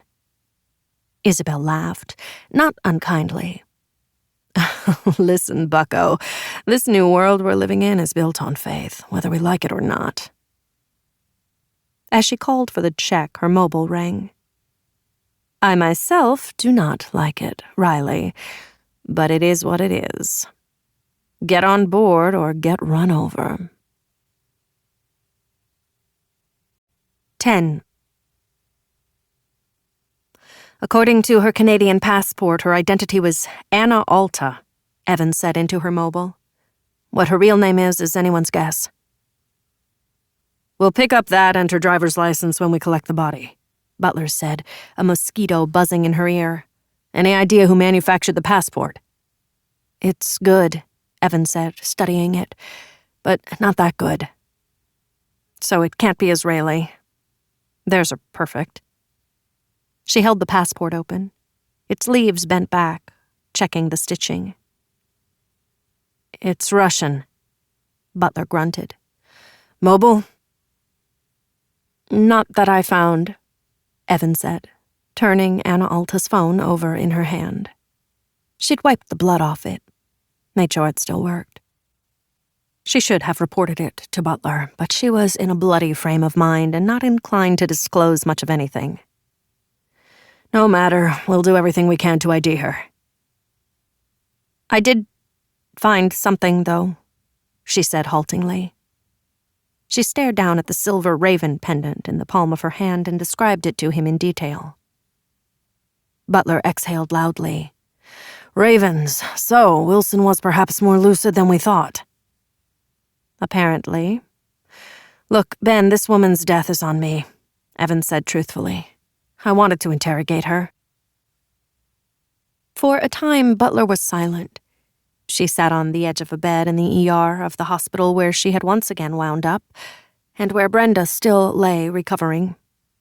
She had been treated for the fresh wounds inflicted during her encounter with Anna Alta, or whoever she really was, and was now waiting for a prescription for antibiotics to protect her against infection. About this Anna, Butler said now. What's your sense of her? Not Canadian, was she? No, I'd make her as Eastern European. Russian? Possibly. With the president's intended détente with the sovereign, that would cause all manner of diplomatic complications. That's a polite way of saying it would throw a major wrench into the president's initiative, she thought. Which would please many in the American clandestine services who were, to a man, adamantly opposed to treating Russia as anything but the enemy. At that moment, she heard a little girl's high, trilling voice. Zoe just came from dance class. Butler said, She's dying to talk to you. He heard the muffled sounds of Butler passing his mobile to his daughter's little hand. Hi, Evie, Zoe piped up. No one called Evan Evie except Zoe. She laughed. Hi yourself. How's your dancing coming? I'm learning to be a ballerina. Zoe sounded so much more grown up than the last time they had spoken a year ago. You must tell me when your next recital is, and I'll try my best to come to it. Oh, that would be super, but it's not until March. She took a breath. So, when am I going to see you? Soon, honey. Soon as I can work out a date with your dad, okay? I miss you. I miss you, too. Now, let me talk to your father. The mobile was dutifully passed back to Butler. She does miss you. God knows why. You know why? Silence for a time. They both knew why. Zoe loved her. Improbably, she'd become a mother figure. Where are you now? Butler said, wrenching Evan back to work. Getting mended. How's Brenda? He paused a moment, which was unlike him. Her injuries are more serious than yours. How bad? She's a strong girl. That's not an answer. You'll bounce back in no time. It's possible she will, too. Just then, she spotted Peter Lemus, Brenda's boyfriend, passing the ER room on his way to the parking lot. She glanced at her watch. 6:30. Lemus had been with Brenda all day. That was devotion. Evan made a quick decision. Okay, I'll keep clear for now. She slid off the bed, no time to wait for the antibiotics. But keep me informed on her progress. Of course. Go back to the hotel. Eat. Sleep. We'll reconvene in the morning. She disconnected, went into the corridor, and followed Lemus out to the parking lot. He was heading toward a Tesla SP85D, a cool $250,000 even without the special metallic electric blue paint job, which seemed just about right. Evan hurried to her own borrowed car, fired the ignition, just as Lemus pulled out. Okay, Donald Beacom said after Evan had left. I can go now, right? Butler, studying a file his assistant Cecile had brought him, made no reply. At length, he looked up at Beacom. You went to Yemen 2 years ago. Tell me about that. The guard shrugged. Not much to tell. My wife is Yemeni. She took me to see her family. Did you get along with them? Butler asked in a conversational tone as if they were friends chewing the fat over a cup of coffee. What? Did you like them? Sure, they were fine, I guess. He shrugged again. Nothing special. And how about Jaden? Jaden? Beacom repeated stupidly. Your wife's younger brother. Had Beacom gone a bit pale? What about him? Was he special? I don't... Yes, you do. You took a trip with him. What? While your wife stayed with the rest of her family. Jaden and I went fishing. Where? Alaska. From Yemen? Beacome's expression turned sour. You thought we'd never find out. He tapped a page filled with close typewritten paragraphs. I'll admit it took us all this time. I'll admit someone made a mistake. You were inadequately vetted. You people, you hear Middle East and right away you think terrorist. Fuck you, my wife's family aren't terrorists. They're law-abiding citizens. You're right, Beacom, they are. Butler leaned forward. Except for Jaden. He's jihadi. Beacom looked around, licked his lips. I want to leave. Now. I want to leave. You have no right. Butler stood. It's you who have no right. Jaden took you to Syria to one of 3 jihadi training camps. Was it Al-Noor? Deir ez-Zor? Or maybe it was Abu Kamal? He went around behind his subject as Evan had done. No matter. The point is you were radicalized. Isn't that right, Beacom? I was never in Syria. Please, I was never radicalized. He shook his head. No. Taking a fistful of plastic ties from his suit jacket pocket, Butler bound Beacom's wrists and ankles to the chair. Beacom looked on wildly. What are you doing? Butler stood up. One way or the other, you're going to tell me the truth. I have told you the truth. You are not connected in any way with the car bomb that went off today. No, I don't know anything about it. But see, here's the problem, Beacom. I think you do. I think you know a great deal about it. You're dead wrong, he said, becoming more and more agitated. You're confusing me with someone else. We'll see. It won't be long now. What? What do you mean? Butler glanced up at the CCTV camera in the upper right-hand corner and nodded. What's happening? Beacom cried. What are you doing? The door opened and a dark-skinned man of obvious Arabic descent stepped in. He wore a sidearm and carried one of those enormous bottles of water used in water coolers. It was full to the brim. This is Abdur-Rashid, Butler said. He's an ex-Marine. Abdur-Rashid set the bottle down on the corner of the table nearest Beacom. He served 2 tours of duty in Iraq, 1 in Syria. He returned to his position behind the guard.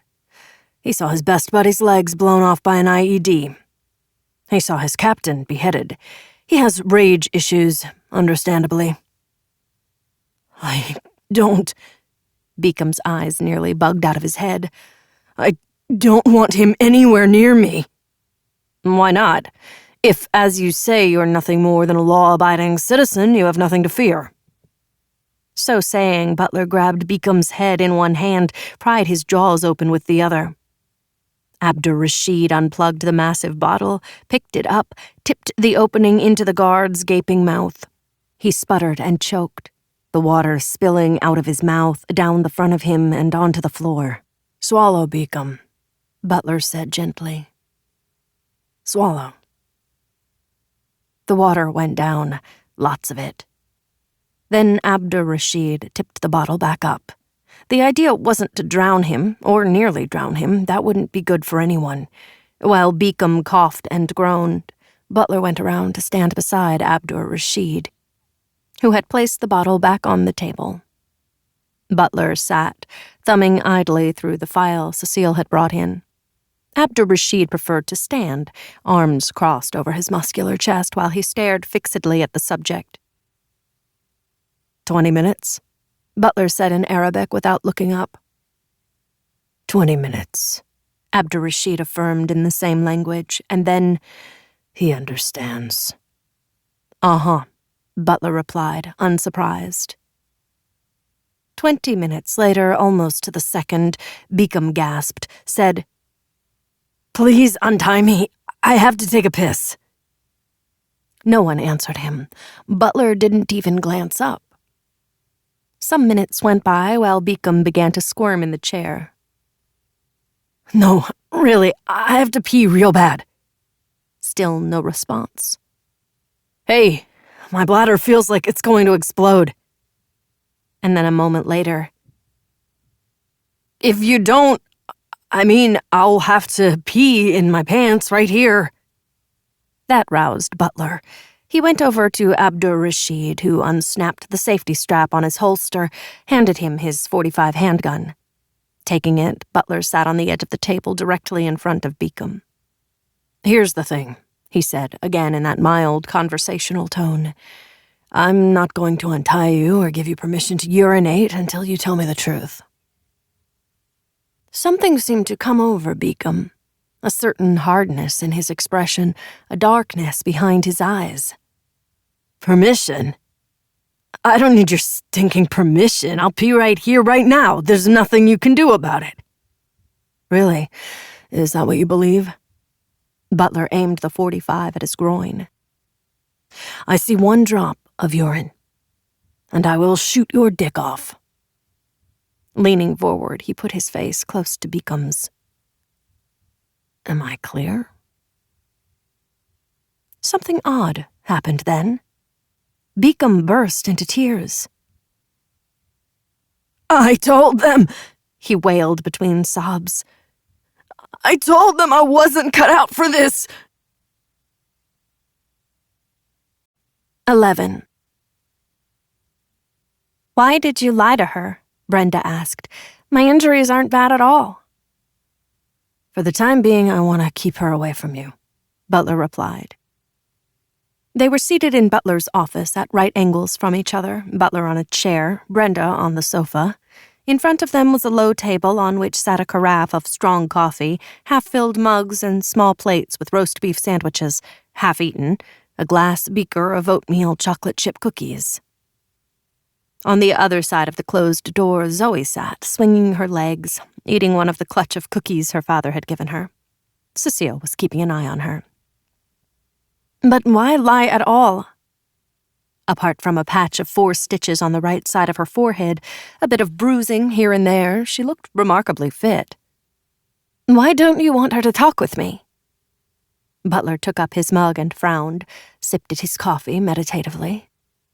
I'm taking a major risk in asking Evan to go where our other agents died. I don't get it. She's a hunter, an infiltrator, a killer. She'll go anywhere and survive. You've got to know that. But the lies... Lies are what she expects, Brenda. Lies are what she feeds on. She feels most comfortable when she's around them. He put down the mug. So she can figure them out. But... I have no doubt that she's lying to me, possibly to you as well. Butler eyed his protégé. He'd prefer to be having the conversation with Evan directly, but the world wasn't perfect, not by a long shot. I think what Patrick said to her at the end was not only intelligible but important, something that meant something to her. Why would she keep that from you? And that's precisely what you're going to find out. The sooner the better, Brenda replied. Butler nodded. I agree. But first, I want you to tail Donald Beacom. He handed Brenda a receiver. He's being fitted with a wire now. So you were right about him? I knew it from the moment I first spoke to him. I could smell the fear on him. Not defiance? Not sullen resentment? He stank of it. That's how I knew I could break him. Clever. Brenda did not try to hide her admiration. See where he goes, who he speaks with, Butler continued. He's promising to make contact with his handler, but he says he's got to be circumspect, and I believe him. I believe everything he tells me now. If the people he's mixed up with know he's been in custody. That's right. They may be suspicious of him, that's where you come in. Intervene as forcefully as the situation requires. Brenda nodded. The doctors have cleared you, Butler said, so... Got it. Then Butler made a sound between his lips. I hate mugs, he said. abruptly changing subjects. Don't you hate mugs? They're an aberration. Plus, no matter what you do with them, they're aesthetically ugly. He called Cecile on the intercom. Several moments later, Zoe came in holding a pair of porcelain cups and saucers. Thank you, ma petite. Butler smiled as his daughter placed them on the table, one in front of each of them. I won't be much longer. That's all right, Zoe grinned. She wore pale blue leg warmers, white tights, and a blue hoodie zipped up the front. Her ponytail was tied back with a purple scrunchie. It was Cecile, not Butler himself, who had picked her up from dance class. Cecile is teaching me how to play poker. Butler rolled his eyes as his daughter closed the door behind her. Poker? And she'll be good at it, too. He poured them both a fresh coffee, spooned a great deal of sugar into his cup. Growing up too fast. Shaking his head, he added, Everything happens too fast these days. He lifted his head, a sad smile on his lips, a melancholy cast to his eyes. You're like Zoe, you know. Growing into very adult situations so quickly it's dizzying. Brenda, leaning forward, put her hands together, her head down. Was it really necessary to bring Evan into this? She's not really one of us. And as you've said often enough, she never will be. Yes, I understand your reservations, but she is the one we need. I'm more sure of that than before. Our target has retaliated close to home now, Brenda, which I hadn't expected. This was as decisive and direct as the killing of our agents. If the SUV hadn't been armored, you and Devon would likely have been killed. I've gone after them, and now, not content with ultimately killing all 3 of my agents, they've struck back. And we don't even know who their leader is, Brenda said bitterly. No, we know him only as Nemesis, Butler agreed. A shadow cast over the world. We know only these things about him. He lives in both the real world and the cyber world. He's made probing hacks into at least 3 major nuclear generating plants around the country that we know of, as well as our national power grid and the NYSE and NASDAQ trading platforms. No one's talking about it, though, and they won't. Too scary. Anyway, all of this means the head of Nemesis is very smart and very clever. 2 different traits. He's super tech-savvy, or someone at his right hand is. He is exceptionally well organized. He's got a highly trained, disciplined international network. He's a murderer. He's out to disrupt the world order. He gets pleasure in torturing human beings. Nemesis is the most dangerous adversary I've ever come up against, and I've been pitted against the best, or, if you prefer, the worst. Nemesis is on an entirely different level. He's a clear and present danger about whom we know precious little. But believe me, if anyone can find and destroy him, it's Evan. A premature darkness had fallen over the city like a veil, winter murdering the abbreviated afternoon. Across the Potomac, the lights of D.C. shone, the spotlit monuments and monolithic buildings, and above, the winking lights of jet planes gliding through the grayness that passed for night over the big cities. Evan kept 2 car lengths behind Lemus, moving in and out of lanes, though she doubted Lemus would be looking to see if he was being tailed. As she drove, she considered Butler's position vis-a-vis Brenda. It seemed odd to her that he would want to keep the 2 of them separate, that he didn't want them comparing notes. Evan continued to follow Lemus's electric blue Tesla S for just over 20 minutes, whereupon he turned into the parking lot of the Federal Case Steakhouse. Evan followed, waited until Lemus had pulled into a spot, gotten out, and entered the restaurant before she too parked.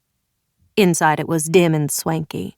To the left was a long S-curved bar, 3 deep with suits all clamoring for their bourbon rocks or vodka martini. To the right, a line of lipstick-red banquettes cozied in along the wall. Ahead of her was the maitre d's podium, behind which stood an impossibly thin brunette whose beautiful face was marred by a permanent smirk. Evan ignored her, went in search of Peter Lemus. Federal Case was one of those places, a high-end steakhouse featuring world-class beef to which businessmen and divorce and tax lawyers of a certain wealth gravitated with unerring and uncanny accuracy. Federal Case was not a politician's hangout, either unknown to or ignored by the federal bureaucracy and the judiciary who were in any event, owing to their lower net worth, hardly welcome. But Federal Case was definitely a haven for Peter Lemus and his techie pals, riding as high as they were. The 4 cardinal rules of the tech world, Evan knew, were 1. Keep your gaze fixed on the horizon ahead. 2. Never look back. 3. Keep moving. 4. Protect your profits from everyone, especially the ex-wife and the taxman. Peter Lemus certainly looked the part. Evan spotted him in the last booth. He was sitting alone, speaking into his mobile as if whoever was on the other end was sitting across from him. No doubt he would be doing the same thing even if he was sitting in a cubicle in the men's room, Evan thought, as she slid onto the banquette opposite him. He took no notice of Evan, so wrapped was he in the business conference that was transpiring through the ether from cell tower to cell tower, all corners of the world available all the time. But Evan, forearms on the table, did notice that the silver pin she had briefly observed from a distance at the hospital before Butler had hustled her out of Brenda's room was of 2 facing ravens, the tips of their beaks touching. When Butler was abruptly summoned to the Secretary of Defense's office, he asked Cecile to take Zoe home, give her some dinner, and wait with her until Butler could get there. He was expecting the worst. Then he let that expectation go. Conjuring up anticipatory scenarios was not only a waste of time, it was counterproductive. Therefore, as he sat in the anteroom of Thompson's offices, he relaxed, willing his mind to go blank, trusting that in the empty space would form both his tactics and his strategy. He had seen the wretched news item targeting himself. It was trash, but it was out there in the brave new world filled with similar trash. That was where the country was at these days. Sometimes he regretted ever returning. He might have been far better off staying in Berlin, but his rabbi, the most unconventional rabbi imaginable, had made him an offer he couldn't refuse. Besides which, he'd never have been able to run his own intelligence shop in Germany. And taking Zoe to another foreign country without her mother was out of the question. After 20 minutes of waiting, the better to put him in his place, the adjutant escorted him into the secretary's inner sanctum. Brady Thompson's office was approximately the size of a ball field. What he did with all that space, scrimmages, pick-up basketball games, was anyone's guess. He sat behind a desk as imposing as a judge's bank. It was at the far end, obliging Butler to walk the length of the office over a plush carpet of presidential blue. Behind Thompson, to his right, was an American flag on a gilded pole, and to his left the flag of the District of Columbia. Several straight-backed wooden chairs were aligned in front of the desk with such precision they might have been part of a jury box. In fact, now Butler thought of it, Thompson's office had about it the air of a judge's chambers. Airless, intimidating, vaguely frightening, like the entrance to a traveling carnival's house of horrors. And it seemed as if Thompson himself had inculcated this atmosphere. As he looked up from whatever he was pretending to read, he seemed mightily pleased with himself. King of the castle, lord of his domain. What a dick, Butler thought as he sat without being asked to. At this act of insolence, Thompson frowned deeply. His tanned, leathery face was reminiscent of any number of cowboy actors out of the 40s and 50s. He was lean, with big, heavily veined hands, and a face as furrowed as a plot of land ready to be seeded. He rose, crossed to the darkened window that looked out over the perfectly manicured spotlit grounds. He stood there, hands clasped behind his back. When I was a young lad, my father would take me hunting. We'd overnight in a log cabin he had built when he was a young man. He was proud of that cabin, as would anyone. Though Thompson stared straight out the window, it was clear he was speaking directly to Butler. At night, I'd lie in bed, listening to the crickets chirping, the hoot of a horned owl, the occasional howl of a wolf or a coyote. None of those sounds bothered me. I loved them. Felt close to them. But there was another sound, closer to my ears, that disturbed me greatly. It was the sound of massed powder post beetles eating away at the logs. From the inside out. Many was the time I'd beg my father to have the cabin tented and sprayed. It was the only way to save it, you see. But my father refused. From his point of view, the powder post beetles were part of nature. He wasn't going to kill them. Well, one summer we went up there only to discover that the damn thing had fallen down. It was nothing more than a pile of sawdust. Those fucking beetles.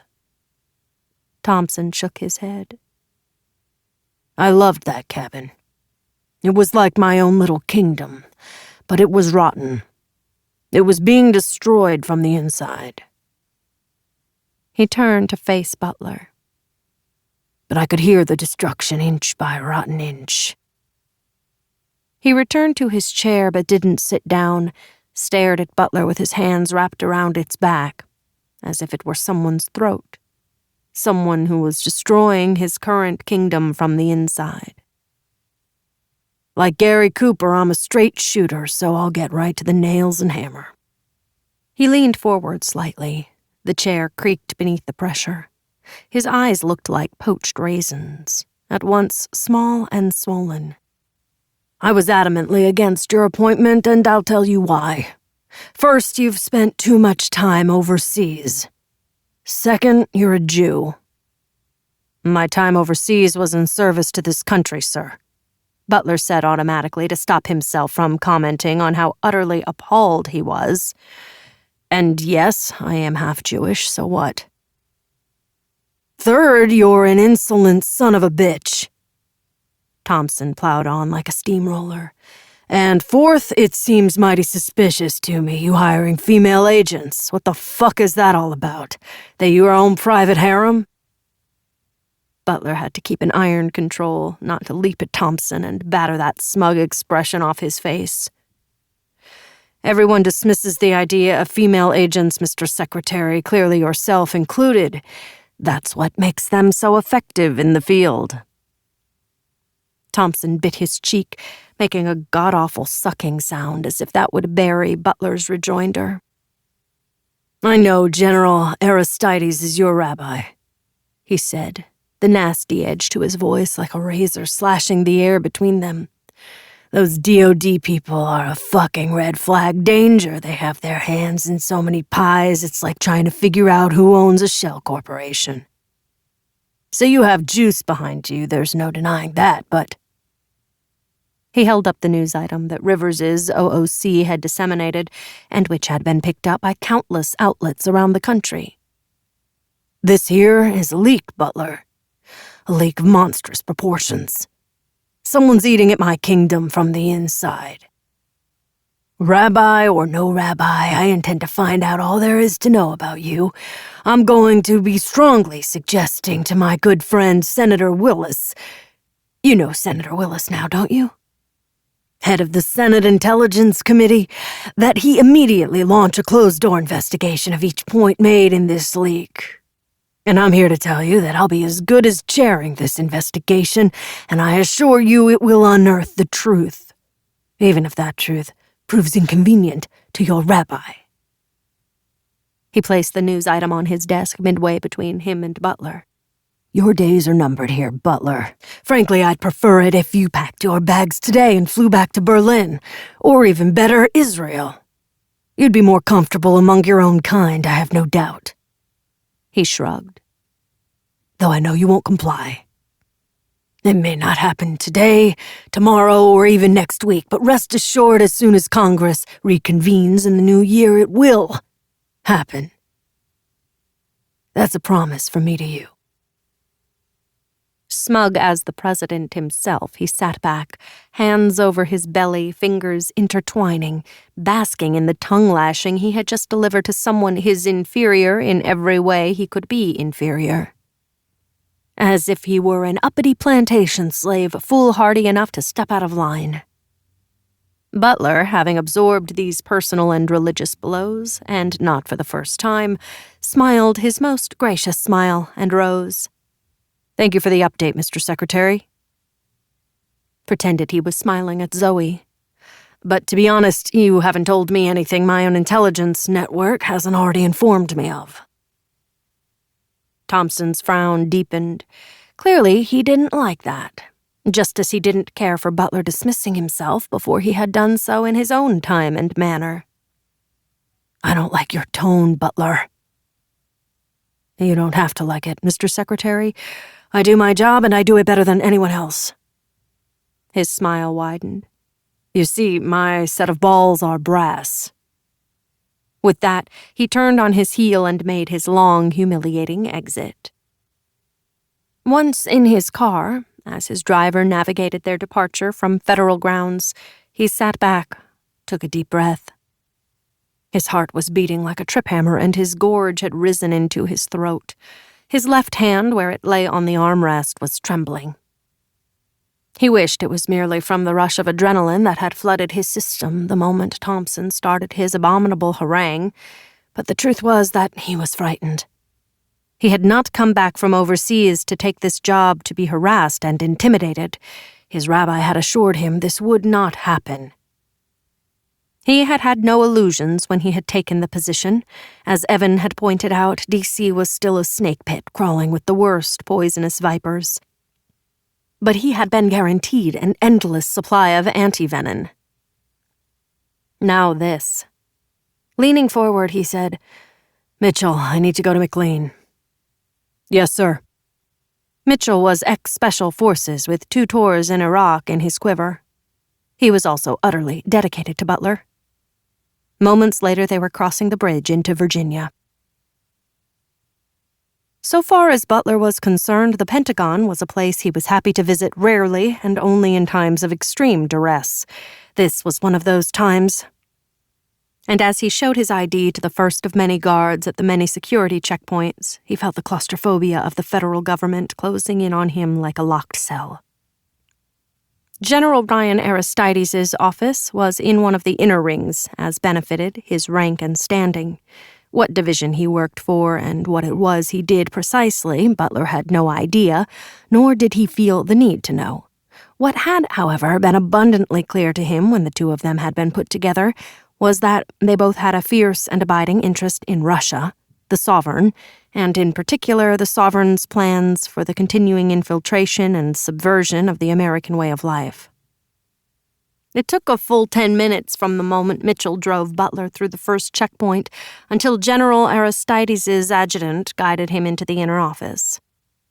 These checkpoints, delays, long walks down corridors, confusing as those on an aircraft carrier, were no doubt intended to intimidate the visitor, though they had no effect on Butler other than to increase his impatience. When he was at last ushered into the general's office, Aristides was behind his desk, squinting at a sheaf of papers and muttering to himself. He was one of those no-neck behemoths who had almost certainly been made fun of at school until his fists came out to silence his tormentors. He had the hunched shoulders, beetling brow, and heavy blue jowls of a college lineman running to fat. After several seconds, he glanced up to notice Butler standing behind an upholstered chair that Butler knew from past experience was not nearly as comfortable as it appeared at first glance. "Benjamin," he said in his deep, gravelly voice, "I was about to leave for the night, but I heard you were coming." He gestured with his pen hand. "Take a pew," squinting at him. "You look like you could stand to get off your feet." Something about the oddly shaped room and its complete battleship grayness caused a wave of dizziness to sweep over Butler. He dug his fingers into the back of the chair, or perhaps it was because he could not remember the last time he'd had anything to eat. "I'd prefer to stand," he said, determined not to give in to any weakness. The general shrugged. Suit yourself, you always do. Putting down his pen, he laced his fingers together. I've already got your dailies. What's so urgent that you needed to see me in person? Brady Thompson, he began. The general's thick eyebrows seemed to close in on themselves. That prick. What shitstorm is he brewing now? I suppose you haven't looked at your online news updates lately. The general shot him a look before swiveling to his left. Unlike other people in the federal government, his monitor was on a side table, not directly in front of him. The Cyclops, as he called it, was, in his opinion, an unsecure gateway to lies, disinformation, and junk, none of which he wanted clogging up his brain. The walls and security gates that protected him also, it seemed, cut him off from the incessant electronic din of the outside world. Still, out of deference to Butler, he scanned through his dailies. Oh, shit, he muttered. And then as he read further, oh, fuck. Butler told him then about Thompson's blatantly expressed hatred of him based on the premise that he was not merely a mongrel Jew, but also both a Washington outsider and an insolent son of a bitch.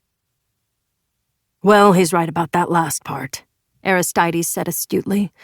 But also, you frightened the crap out of him, on any number of levels, including the fact that you operate out of the usual chain of command.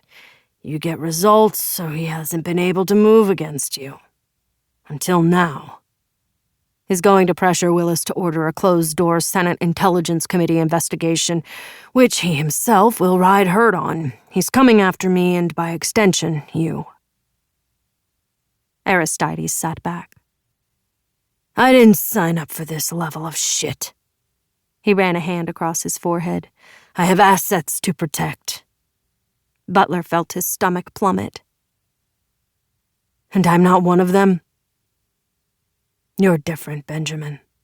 He swiveled away from the Cyclops. You knew that the day you walked in here. You had to have your arm twisted, I understand. The general made a face. Figuratively speaking, yes, I was skeptical. Even after you read my CV? Well, it was an outsider issue, General. So much time spent overseas, away from America. Let's call a spade, but it did me a world of good. I have a broader perspective on issues than anyone in this administration. And as I said, Aristides hurried on, leapfrogging over Butler's comment, you've come through time and time again. I'm a valuable asset to you. At this, the general clammed up. He looked exceedingly unhappy. And yet you won't defend me. Look, Benjamin, you have to understand. Right now, Thompson's star is in the ascendant. Going up against him is not the smart play. For you. General Aristides stared at Butler as if he was made of granite. I see. Butler nodded. Get back to me when you've grown a pair, General. Then he turned on his heel and got the hell out of there before the sick feeling in the pit of his stomach overwhelmed him. Mitchell, you know where? Yes, sir. Mitchell made the necessary recalculations in his head, then turned off the car's GPS, a redesign Butler had installed privately outside the government's purview. And thank God for that. This particular address must never show up on the GPS. Back across the river into D.C. they went, but not before, having heard his boss's stomach rumbling, Mitchell stopped at a diner, ducked in, and brought Butler back his favorite, a Greek salad with extra dolma. Butler thanked him, but the dolma tasted like sand and the greens stuck in his throat, as if he had swallowed a pine cone. Mitchell took them through a maze of streets, continuing to check his side and rear-view mirrors every 30 seconds to see if they were being followed. Only when he had reassured himself that they were clean did he head for the highway. But even then he took a confusingly circuitous route to their destination. Butler stared out the window. He was breaking protocol, but there was good reason. More than good reason.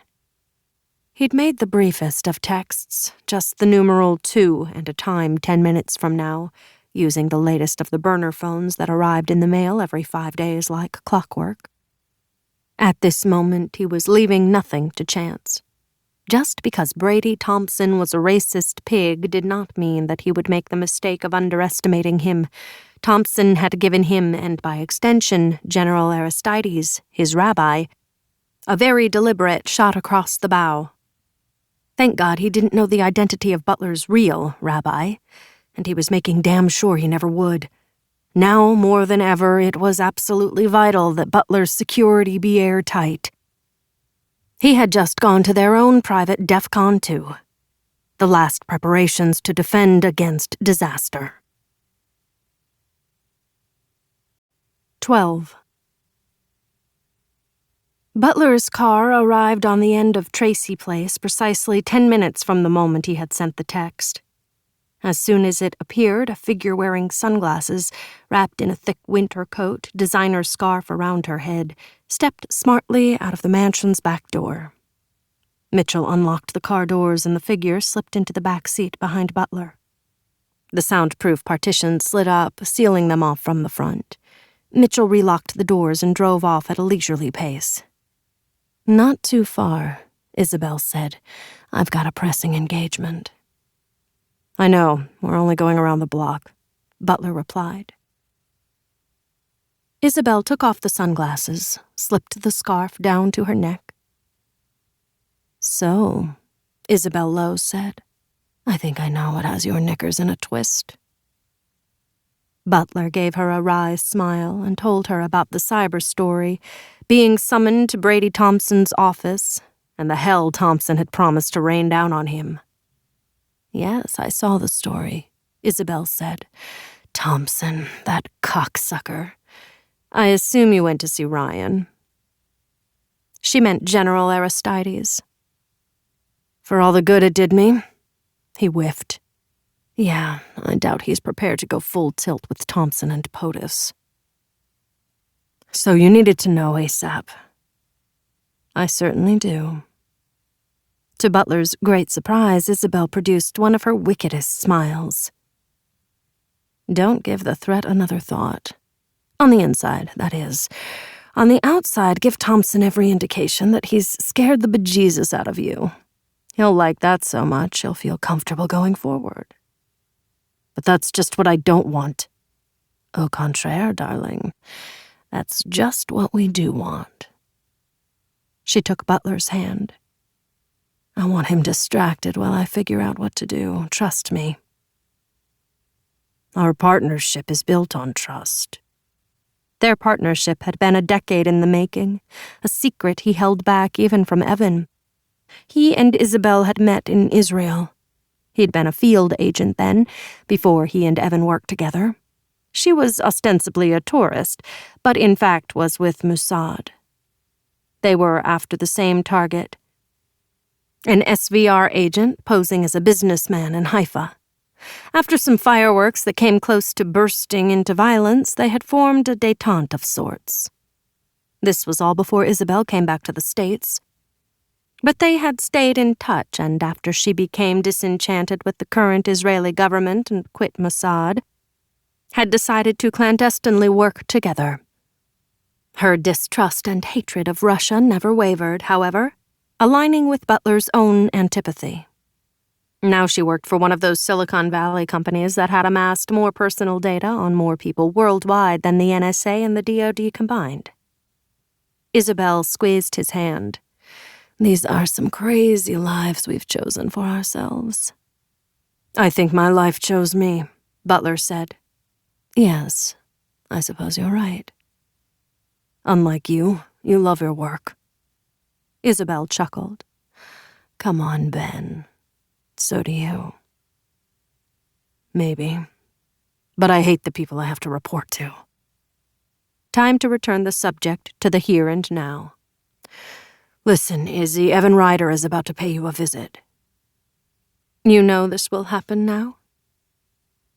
"Yes. If we suspect Roger Hollis of using his and Peter's company as a spy network, you can be sure hanging around Peter she will too." "You think a great deal of this woman," Isabel said.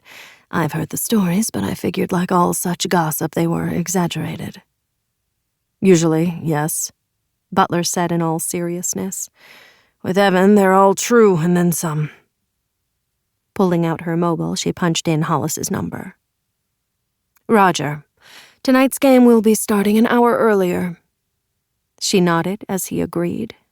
Then she cut the connection. Done, she said to Butler. He nodded. And listen, as we discussed, the visit isn't likely to be a friendly one. Leave it to me. She patted his hand. Perhaps this will work. Your plan of throwing Peter and Brenda together was a good one. But these things have a more or less 50-50 success rate. That's why I asked Evan to come back here. We have struck out badly against Nemesis.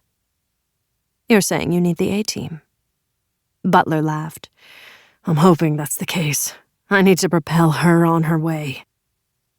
And who better to do that than me? 3 people went by, a woman striding smartly, laden with shopping bags, a pair of elderly men, one with a walking stick, taking their time, deep in conversation. Isabel gave Butler a serious look. I went to Yana's funeral. I never doubted you would. Hollis was there. She really hooked him, didn't she? Isabel nodded. Another kind of cuckold. It's sad. No, it's not. It's how our life works. Isabel kept staring out the window. A young woman with a helmet of blonde hair and a nose like the prow of a ship stepped across the street, ignoring the light. It seems odd, but I miss her. Who? Yana. The first law of espionage, Izzy. Don't get involved. She turned back to give him a level gaze. Does that include you? His eyes widened in surprise. Me? You and Evan. They stopped at a red light. The street was nearly empty. Just the occasional vehicle thrumming by. I deserved that, Butler thought. Izzy's far too savvy for me to be reminding her of security protocol. She called me on it, and rightly so. There's nothing between me and Evan. His voice was devoid of inflection. Isabel, who seemed not to have heard him, leaned forward, tapped the soundproof panel. When Mitchell slid it down, she said, "When you turn the corner, pull into the curb. I'll walk the rest of the way back." The panel slid back into place. The car turned right, pulled into the curb, and stopped. Isabel turned to Butler. I forgive you. She placed a hand lightly on his forearm and smiled. But inside, as far as neutralizing Thompson was concerned, she was not overly optimistic. Butler nodded. I understand. Ben, our best hope is Evan. If she's as good as you say she is, if she can get to the heart of Nemesis, Thompson is going to have more on his plate than he can handle. Be careful, Izzy. And you, Ben. She kissed him on both cheeks, and then she was gone amid the movers and shakers striding back down the street. I'm having dinner, Peter Lemus said. Give me one good reason why I shouldn't have you thrown out of here. He had concluded his call, presumably to his satisfaction, and had placed his mobile face up on the table. Evan reached for Lemus's menu. I'm starving, she said. What's good here? The steak sandwich, the Caesar salad, the shrimp cocktail. I'll have all 3. Evan signaled for the waiter cruising past, closed the menu, held it out to Lemus. What about you? Lemus, slightly bewildered, took the menu, stared up into the expectant face of the waiter, a large man named Paul. Clearly he was debating whether or not to have Paul escort this interloper out of his presence. Then he shrugged. A shrimp cocktail, Caesar salad, steak sandwich, medium rare for both of us, Paul. Very good, Mr. Lemus. Paul took the menu, turned to Evan. Perhaps a drink before dinner, ma'am? Thanks, no, Evan said. Just ice water. Paul nodded and departed, following which a somewhat awkward silence arose, as Evan stared into Lemus's face. He was a handsome man with large black eyes that looked out on the world with a kind of amused curiosity from beneath long dark lashes. He sported a small gold ring in the lobe of his left ear. A Patek Philippe watch that cost a small fortune rode his left wrist. A man, then, who was comfortable wearing his wealth on his sleeve. "Have we met before?" Lemus asked. His accent was pure British upper class. Evan, extending a hand, wondered whether Lemus had picked up on a shadow in Evan's expression, or whether his question was merely coincidence. Vesper Lind. Lemus laughed. "And I'm Hugo Drax," playing along with Evan's joke. The two shook hands. His was cool and dry. "Louise Stedman," Evan said, using the legend Butler had had his people cook up for the false IDs that got her into the country without lighting up the clandestine service's computer terminals. She showed her ID to Lemus. "I'm a colleague of Brenda's." "Ah, so that's it." Lemus waggled a forefinger. "Was that you who popped her head inside her room at the hospital?" "It was." Lemus's face darkened. "You were in the SUV with her when—" "That's right." "No wonder you look worse for wear. You should see the other guy." Lemus's smile was wan. "Terrible thing, this."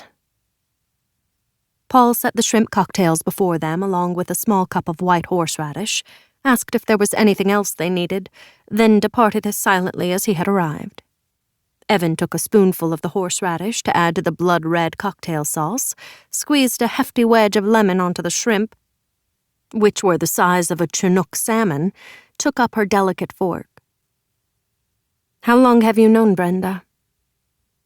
"We've been going out for about 6 months." "You seem pretty devoted for a fairly new relationship."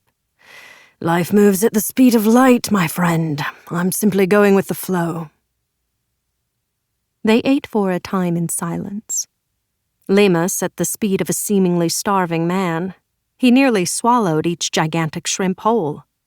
Following this feeding frenzy, he wiped his lips, said, "Is there something you wanted to ask me?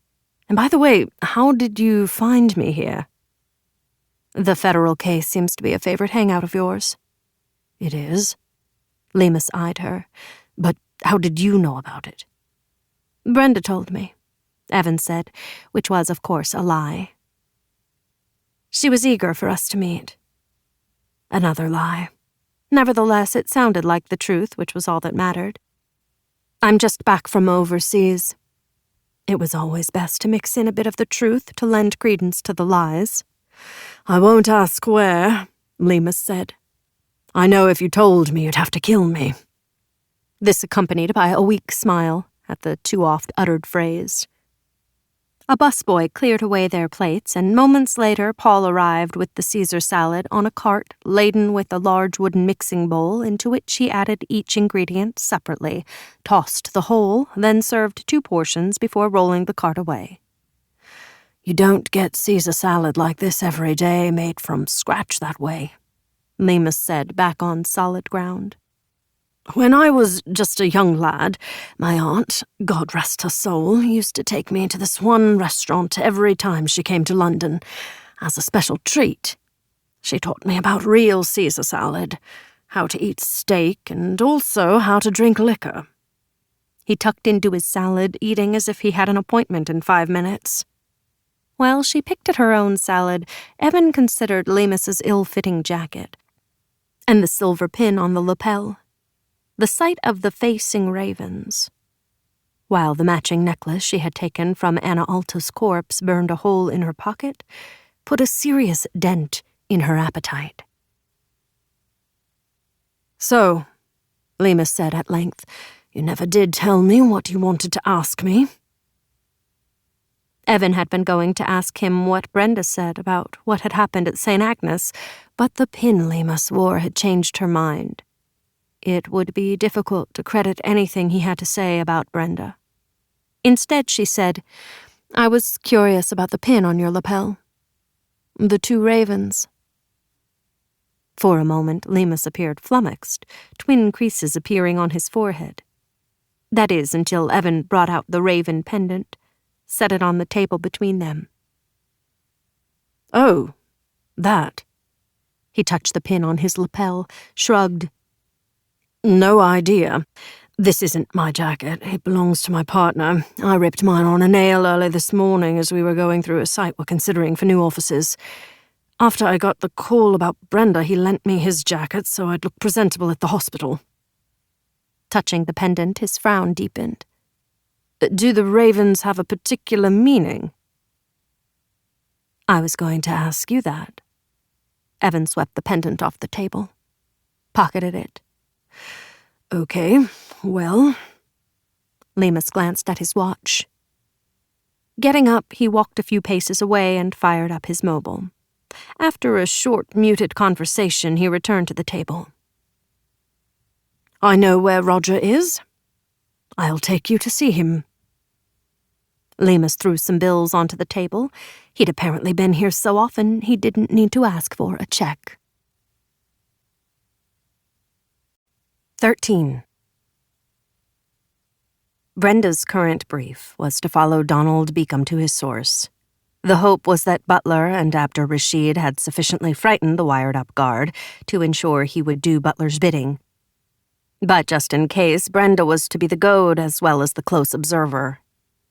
Beacom had left Foggy Bottom via the metro. He took the Silver Line west 6 stops to L'Enfant Plaza, where, amid passenger cross-currents pushing and shoving every which way, he leapt onto the northbound Green Line at the last instant. Brenda just made it aboard before the doors closed. As the train sped up, she picked her way slowly toward where Beacom stood, swaying slightly as he held onto a vertical pole, staring blankly at the tunnel rushing by outside the window, deep in that kind of netherworld akin to daydreaming passengers of all transport fell into. At Gallery Place, he exited. Brenda followed him up and out, watching him pass through the enormous, many-roofed blue, gold, and crimson gate that marked the 7th Street border of Chinatown. Stone foo dogs, symbols of prosperity and good fortune, sat up on either side of the street. Past the gate, Beacom took a circuitous route through Chinatown itself. They passed restaurants with red-lacquered ducks hanging in the steamy windows, bakeries, beauty parlors, souvenir shops hawking paper and bamboo parasols, CDs of Chinese pop music, bootleg DVDs of the latest Hollywood films. In every shop, a garishly painted cat statue sat on its haunches, right forepaw rising and falling as if in greeting. Brenda hung back as he slowed, checked reflections in storefront windows, then darted into one of those sketchy check-cashing places that took a cut from giving you an advance or just to cash your paycheck when you didn't have an account at a bank or didn't want the scrutiny a bank teller would give a check from an equally sketchy source. Following him in a moment later, she saw a bare-bones business. Just a counter 2/3 of the way into the store behind which a young Chinese woman dispensed bills to a middle-aged Hispanic worker. Not even a cheap plastic chair. No one was expected to linger. And if there was a line, standing was just fine for you. Brenda watched the Hispanic worker stuff the money in his pocket and head out the door. The furtive air left with him, leaving a smell of fried garlic and money. "The man who just came in here," Brenda said at the counter. "Where did he go?" The Chinese woman regarded Brenda with an expression as unreadable as a mahjong tile. "He just walked out the door." She looked as if she had never been taught to smile. "You saw that, no?" "Not him," Brenda said. "The other one." "No other one," the Chinese woman replied with a hint of disdain. Her eyes looked like the coins used to put over a dead person's eyes to pay her way into the underworld. "Slow day." Brenda sighed. brought out her fake FBI ID. She was carrying, which was illegal for her inside the United States, not so for the FBI. Nevertheless, the Chinese woman made a move with her right hand. Brenda grabbed it, drew it up slowly. A 9mm Glock with a noise suppressor came into view. Slowly and carefully, Brenda took it from her, ejected the magazine, cleared it of bullets, took it apart, set the pieces on the counter. Then, keeping her eyes on the woman, she came around the end of the counter. Using a plastic twist tie she pulled from a box on a shelf inside the counter, she bound the bitch's wrists behind her back. "Sit down there." She indicated the corner. Glaring at her, the bitch curled herself up like a cat, curved spine against the wall. Back around the counter, Brenda turned the open sign on the front door around so the closed side faced the street. Then she locked the door. Behind the space at the rear of the shop was a door. "Is this where he went?" "Drop dead," the woman spat out. Brenda smiled at her, blew her a kiss, then passed silently as a cloud through the door. Unexpectedly, she found herself in a warren. How could she have imagined that such a small storefront would harbor a small village? Corridors, narrow and dimly lit, beckoned her on. After several minutes of trying to find her way through, she stopped still and, cocking her head, listened. The slow drip of water, the sweetish smell of earth and rot, open sacks of trash, the soft, stealthy patter of rats' paws. Then, so soft she almost missed it, the creak of a wooden floorboard. She held her breath.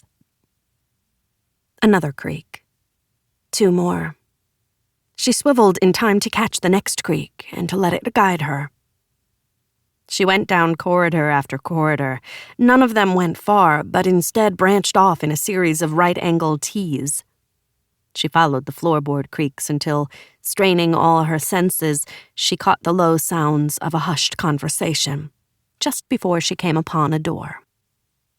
Pushing it open, she heard first the click-clack-click of mahjong tiles being played so quickly they were almost a blur. No one looked up when she walked in. Old women, old hands sitting around 12 square tables, so engrossed in their games it would have taken a hand grenade explosion to break their eerie concentration. The air was stifled by body heat and exhalations. Beyond the farthest row of tables from where Brenda stood was a beaded curtain, behind which a pair of shadowed figures moved, murmured. Picking her way around the players, she stood in front of the curtain. The wooden beads clacked softly on a breeze from a rotating fan on the other side. Leaning forward, she tried to make out the conversation. Other than the fact that it was between 2 males, she couldn't hear a word. On the other hand, she did feel the knife point in the small of her back. Turning her head, she could just make out one of the mahjong players, her black hair plastered into a kind of pyramid atop her head. "Get in there," she commanded first in Mandarin and then in Cantonese. Brenda spoke both, but unmoving, played dumb. All that got her, though, was a sharp poke with the tip of the blade. "Go," the old woman said in harsh English. "You go, now." Brenda went, through the beaded curtain that her hands parted in front of her. She found herself in a small room, windowless like the mahjong parlor, like all the corridors she'd come down to get here. The electric fan blew the smells of rice, fried oil, and soy sauce, fermented beyond its usefulness, undoubtedly from a restaurant somewhere above them. Across from the fan, the 2 men sat on either side of what appeared to be a discarded card table. One of them was Donald Beacom. The other a slim man, made, it appeared, of solid muscle, with a head round and hairless as one of the beads in the curtain behind her. He had large black eyes that seemed to burn right through her. He wasn't Chinese or Asian at all. The bead had the swarthy skin of a desert dweller. It looked like he'd recently shaved off a full beard, which made sense since he was here in America, where such accoutrement on a face like his was bound to garner attention. And it was perfectly clear to Brenda that attention was the last thing this man craved. "You're the bomb maker," she said. In for a dime, in for $1 million, she thought. Beacom looked like he was about to have a stroke. The bead looked blandly at her. "This prick was telling me all about you and your boss." His lips moved, searching for the thick beard that was no longer there. "He seeks asylum here. With me. Trading, you see. Information in exchange for his life." He shrugged. "Desperate times call for desperate measures. Is that what you Americans say?" "You're not going to," Brenda began. "But I am," he said. "Giving him asylum." Beacom, relaxing, gave her a disdainful glare. The bead sat a bit forward. Both his hands were under the table. One of them held a gun, but that was verifiable to Brenda only after he had shot Beacom twice in the abdomen. "Asylum," the bead said. "Of a sort." Beyond the beaded curtain, the click-clack-click of the mahjong tiles being played never missed a beat. The old woman with the knife had returned to her hand. It must have been a winning one, Brenda thought. Beacom, chair tipped onto its back from the force of the bullets, still sat, bleeding quickly out. There was nothing Brenda could do to save him, assuming she even wanted to, which at the moment was highly debatable. This man was responsible for letting the white Nissan and its driver into the restricted parking lot of St. Agnes. The bead's head swiveled toward her like a vulture or an owl.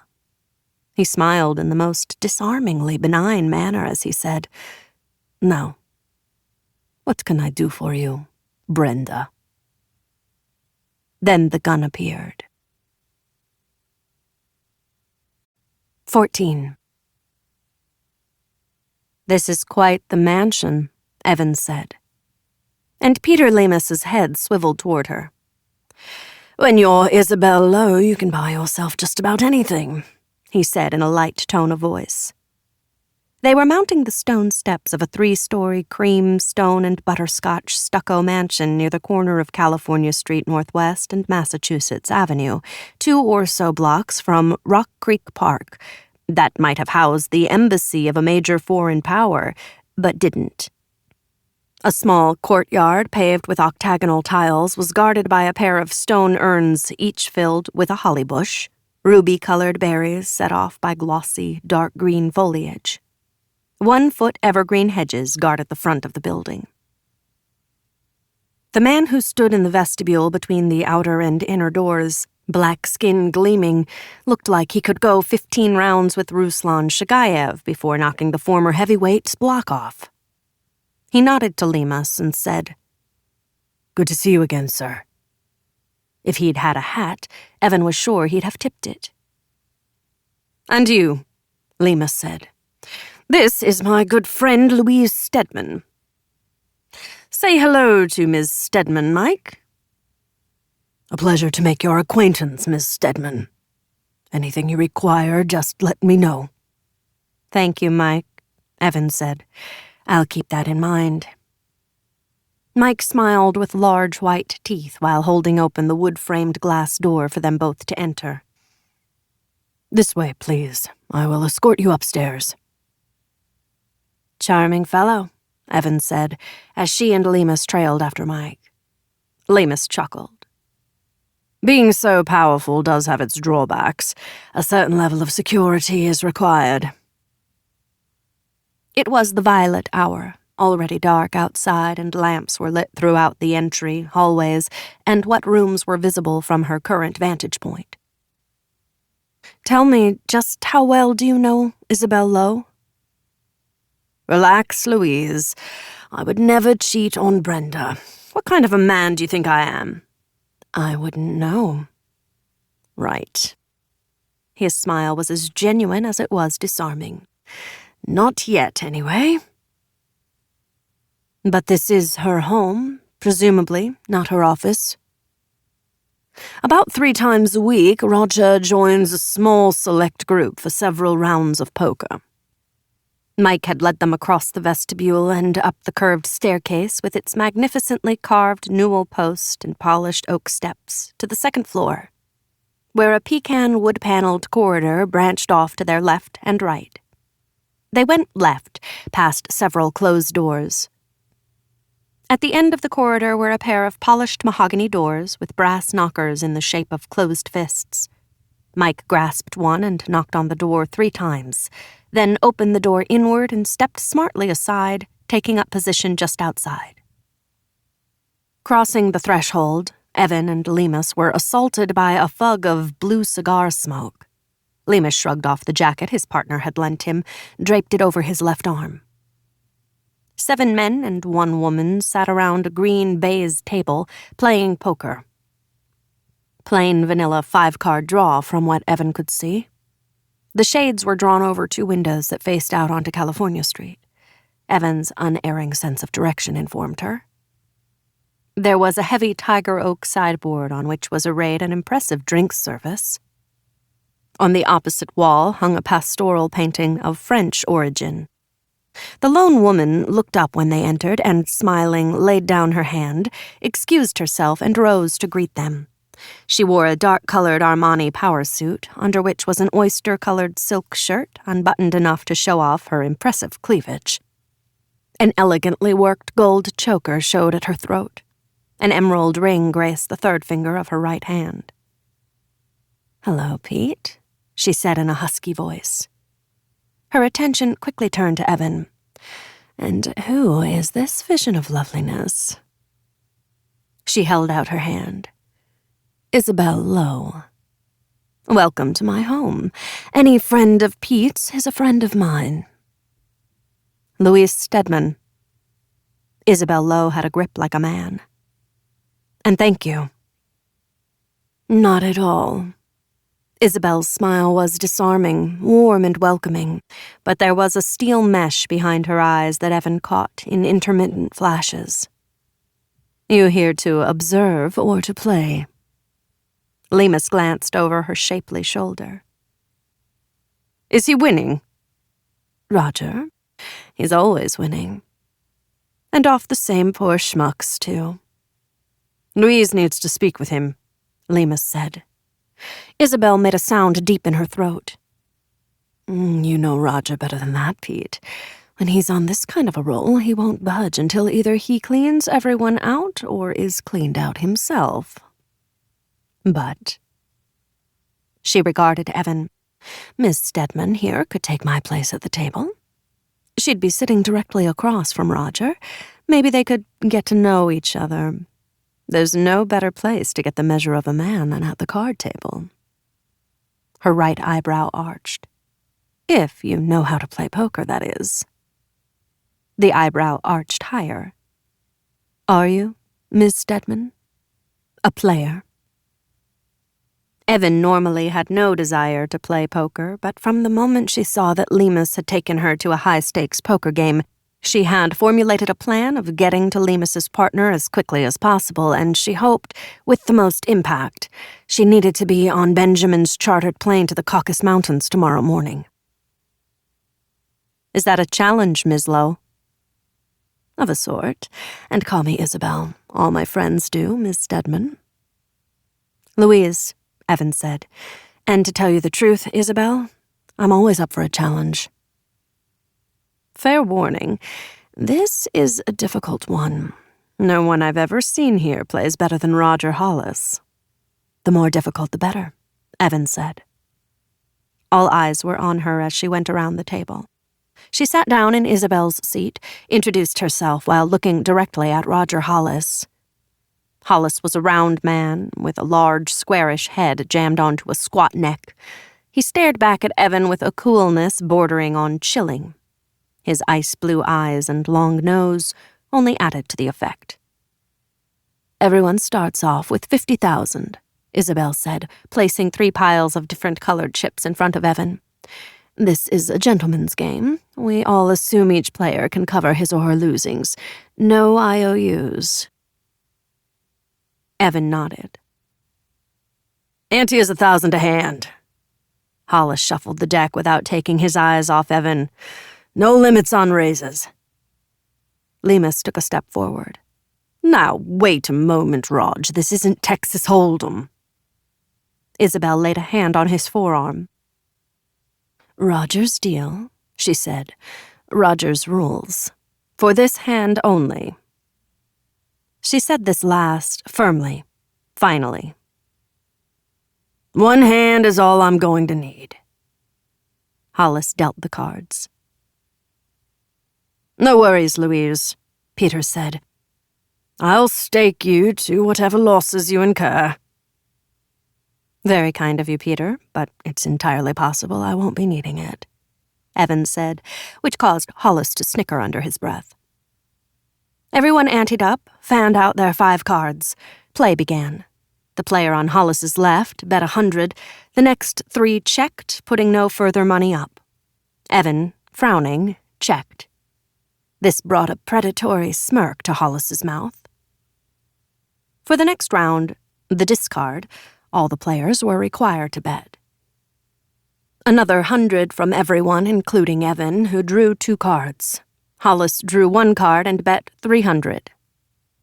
Half the table threw in their hands, and when Evan bet 500, the remaining 2 players dropped out, leaving only Evan and Hollis. Hollis saw her 5 and added 5,000 to it.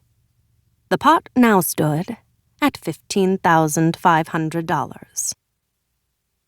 Evan bet 10,000. Hollis 12,000. The pot was $37,500. Got another raise in you, Miss Stedman? Hollis said with no expression on his face. Or have we gotten too rich for your blood? Louise, I've got your back, Lemus said. No, you don't, Petey. Hollis didn't bother to look over his shoulder at his partner. This is between Miss Stedman and me. When Peter started to object, Evan stopped him. He's right, Peter. This is strictly between the 2 of us now. There was silence for a moment. Everyone seemed to be holding their breath, even Isabel, who had seen many a game devolve into a nasty pissing match. This seemed different somehow, the animus greater, dangerous even. Well, Miss Stedman, what'll it be? Death by folding or defeat by cards? Evan, who had appeared to be weighing her options, added money to the pot. I'm all in. Too bad, Hollis said. I'm raising you 10. $55,500. I win. Hollis leaned forward, hands ready to scoop up the chips. I hope you're good for it, Miss Stedman. One moment. Evan dug in her pocket. I've forgotten all about this. She drew out Anna Alta's pendant, laid it on top of the pile of chips. The pair of ravens seemed to stare up at everyone. Isabel gestured. She could not have made people vanish more quickly had she been a sorceress wielding a magic wand. 15. Relax, the bead said. I'm not going to shoot you. Proving his point, at least for the moment, he set his handgun, a Walter PPQ, on the table with the muzzle pointed at the wall. He gestured. No, you. Brenda hesitated, then unholstered her Glock, laid it on the table opposite the Walter. Good. The bead gave a high, ululating whistle, and 3 women pushed their way through the beaded curtain. One carried a galvanized pail of an evil-smelling liquid and a scrub brush. Without a word, 2 of the women dragged Beacom's corpse away, while the 3rd got down on her knees and began to clean up the blood so quickly and methodically, Brenda was certain she had done it many times before. Make yourself comfortable. The bead gestured toward a chair against the left wall.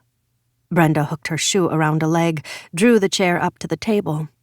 She sat facing him, careful to keep away from the kneeling woman and her industriously circling scrub brush. Do you by any chance speak Pashto? The bead asked. Arabic. Brenda shook her head. Pity. We could have begun our talk immediately. He shrugged. Ah, well. I'm a patient man. How many bombs has this man made? Brenda wondered, tapping into the river of rage that flowed through her. He shook a cigarette out of a battered pack, offered it to her. When she declined, he shrugged again, flipped it between his lips, lit up. He inhaled extravagantly, blew the smoke straight up at the ceiling. But the electric fan caught it, distributing it around the small room along with the sharp stench of ammonia and bleach. They sat looking at one another through the curls of smoke. So, Brenda, he said after a time. I don't know your name. He eyed her through the veil of smoke. Let's keep it that way for the time being. They were alone now, the third woman having taken her bucket of pink fluid and her pink scrub brush and vanished behind the beaded curtain. He stubbed out his cigarette in a black plastic ashtray with a gold dragon emblazoned on it, regarded her appraisingly, and in a conversational tone said, You look like death warmed over. It was all Brenda could do not to leap at him, squeeze his throat with her hands. After a moment, he went on. I haven't looked in a mirror for some time, but I imagine we both look the worse for wear. He shook out another cigarette, apparently thought better of it, put it back. You killed Beacom, Brenda said. Why wouldn't you kill me, too? Beacom was damaged goods. In all ways possible. Your people captured him, subjected him to torture until he cracked like a nut. So how could I trust him, would you? Brenda opened her mouth to answer, but shut it again. She had no desire to engage this monster as if they were friends chatting over coffee and croissants. Of course you wouldn't, he answered for her. So what do you want? He was still staring at her. Had he even blinked? She shifted nervously. Oh, I see. Oh, no, he shook his head. You misunderstand me. My choice for intimate companionship is elsewhere. When he smiled, he showed his teeth, nicotine-stained and pointed. No, Brenda, but you're right about one thing. I do want something from you. She barked out a laugh. You must be joking. I'm perfectly serious. She crossed her arms over her chest. Please. You haven't heard what it is yet. Doesn't matter, I'm not interested. Or, he picked up the Walter. I could kill you. Brenda spun the Glock so the muzzle faced him. Not if I kill you first. Now you see the futility of the situation, the absurdity. Sadly, he was right. Like a scene out of a Tarantino film. I don't understand the reference. Never mind. It simply means you're right. If we take up our guns, we'll likely kill each other. Is that what you want, Brenda? Of course not. Then listen to me. You almost killed me. Me? He cocked his head, kept his bad teeth hidden. Ah, no. I didn't make the bomb that hurt you. Brenda shook her head. I don't believe you. I don't even know who did. Again. But I do know who planted it. He lifted a forefinger. She's dead. But I can tell you her real name. She said nothing. Will you listen to me? I don't see why. My name is Charles. Her expression showed how little this meant to her. Your operational name, I assume. Actually. He had a smile like a shark, wide, toothy, and more than a little menacing. Charles Isaacs. Brenda stared as if he'd hit her with a taser. Her arms unwound, her hands on the tabletop somewhere near her Glock. You're on the list. What list? The Nemesis hit list. 3 of our agents are dead. 2 MI6 people are MIA. All of them were trying to find out intel on Nemesis. Then there's you. Her eyes narrowed. What's your affiliation? Interpol, Charles Isaacs said. I work out of Munich, normally. He spun the pack of cigarettes around and around. There's nothing normal about this situation. I'm following the breadcrumbs of anti-Semitism. Jews are being targeted by the Russians and by this unknown group called Nemesis.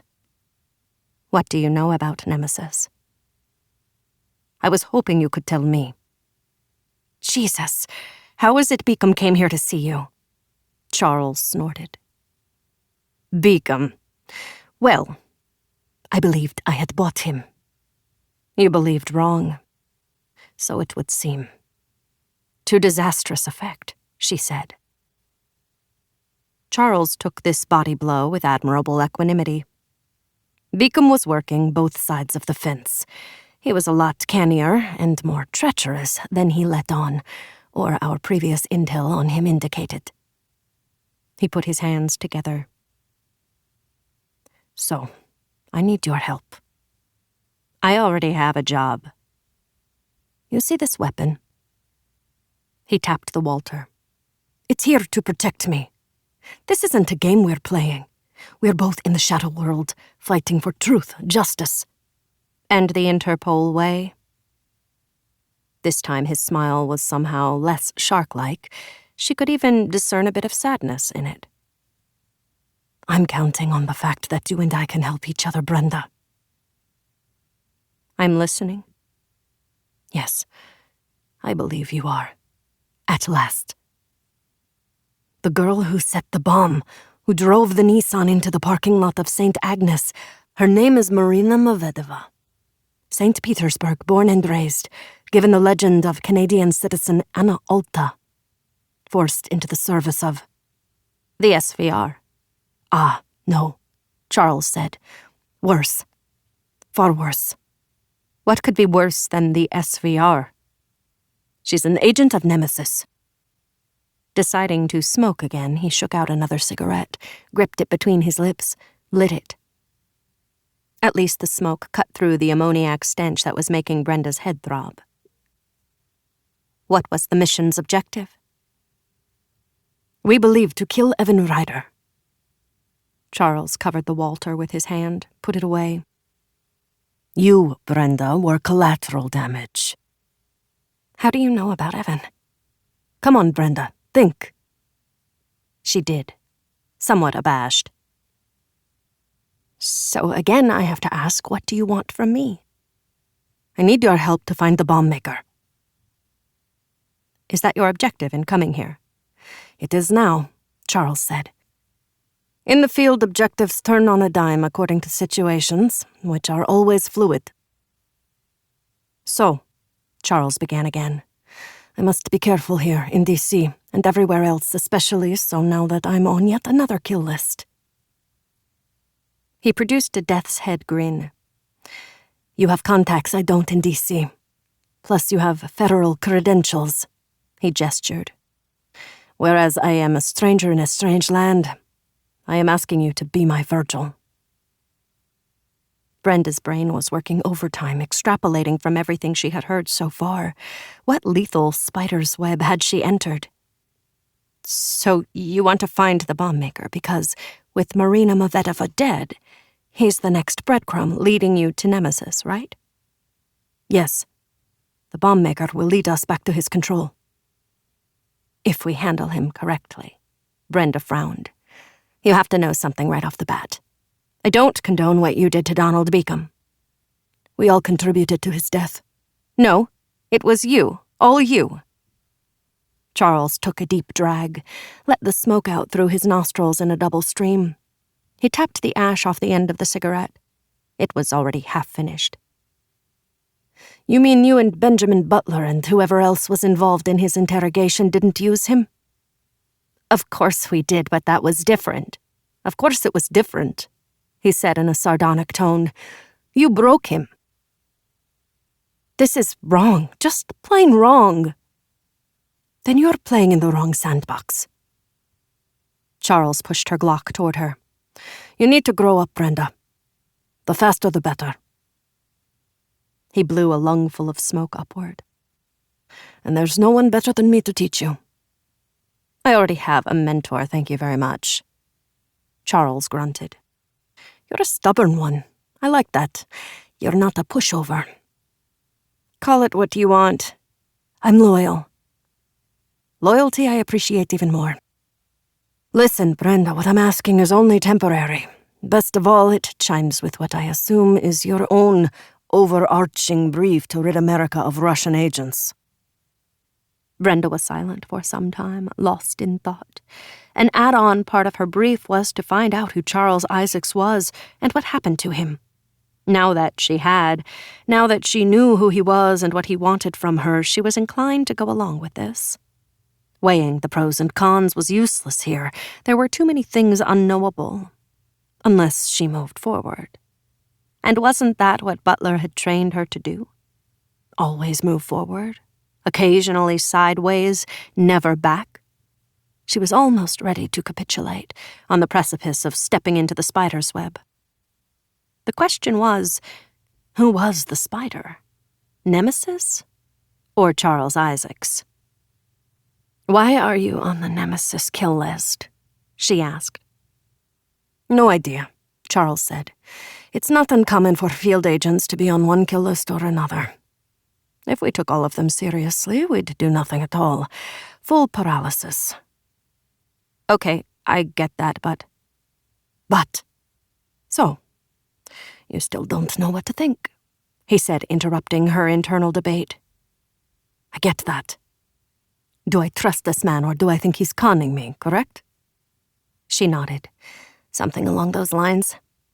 "Okay. At least now we're getting somewhere." He stubbed out his cigarette, laid the butt to rest beside the first one. "So now I will provide proof that my intentions concerning you are pure." "How on earth will you?" "Your boyfriend," Charles said. "What's his name?" He snapped his fingers. "Ah, yes, Peter Lemus. Well, this boyfriend of yours is a Russian agent." Brenda nearly leapt out of her chair. "What?" "A sleeper. A player of the long game." "That's insane. No way is Peter... I mean, he has his own company. He went to Cambridge." "A known hotbed of communism from the time of Burgess, Philby, MacLean, and the rest of the Cambridge Five." "That was a long time ago. Not for Cambridge, which counts its years in centuries." "This is all bullshit." Now Brenda was truly hot. Charles sighed. "Would that it were so." He produced a photo, small, slightly blurred. A shadow in one corner. A rather poor long-range surveillance shot. Nevertheless, the two men in it were visible and recognizable to her. One was certainly Peter. The other was someone she had never met, thank God, but whose face she knew almost as well as Peter's. Anton Rasidovich Gorgonov. Peter and the head of the SVR were deep in conversation. That much was obvious. The rest, the implications, made no sense to her whatsoever. The earth began to tilt under her. Charles pocketed the dreadful photo. "Listen to me, Brenda. Peter Lemus is a Russian spy." Brenda's spirit had left the building. She felt like an automaton. Her pulse was racing as if she had just run a 3-minute mile. There was a throbbing behind her eyes.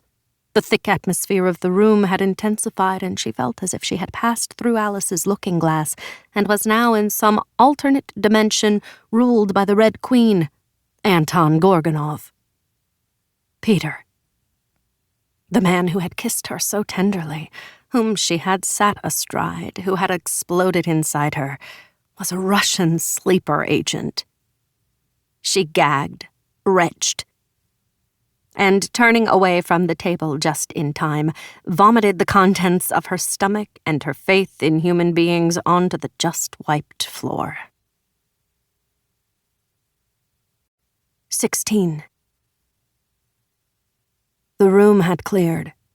After a moment of heart-stopping silence, chairs had scraped back, jackets had been lifted, and 6 men had vacated the premises without a word or a backward glance. The rush for the door was like a mini-stampede. Only Isabel, Lemus, Hollis, and Evan remained. Isabel, breaking her stasis, crossed to the door, shut it behind them. She locked it, then gestured to Lemus, who crossed the sideboard, poured 3 fingers of bourbon into an old-fashioned glass, set it in front of Roger Hollis. "Drink," she said. And when he failed to respond, "Now," in a sharper tone. Only after he did as she commanded, swallowing the liquor in 2 convulsive gulps, did she seat herself at the table midway between Evan and Hollis. Lemus remained with his back to the sideboard. For the first time, Evan realized that in draping the jacket over his arm, he had hidden the raven pin from view. "First things first," Isabel said, still with that don't-fuck-with-me tone. "Show your cards." Hollis and Evan turned over their cards simultaneously. Hollis had 2 pair, kings and 10s. Evan had 3 queens. "Louise wins," Isabel said. Isabel picked up the pendant as carefully as if it were radioactive. Her gaze rested heavily on Evan. "Now the game has been settled. Louise, if I may ask, where did you get this?" Evan, wanting more time to calibrate the sudden gushing of high emotion, said nothing. Isabel turned the ravens around between her fingertips. "It's not yours." It was a statement, not a question. "No," Evan said, "it isn't." "Then who?" Isabel's raised hand forestalled Hollis's outburst. "Your story must be told," Isabel said to Evan. "Here. Now." Evan glanced first at Isabel, then at Hollis. "Otherwise what?" Isabel sat for a moment, immobile. Then, "Pete, perhaps you should give us the room." "He stays." Evan's tone was one Isabel recognized as her own. She nodded. "As you wish." Evan turned her gaze on Hollis. "Do you know what a group of ravens is called?" Evan asked. Hollis stared blankly at her. "I can't say that I do." "A conspiracy," Evan told him. "A conspiracy of ravens." Hollis's smile was frigid. "Useless knowledge." "I would say it's quite useful," Evan countered. "In this instance."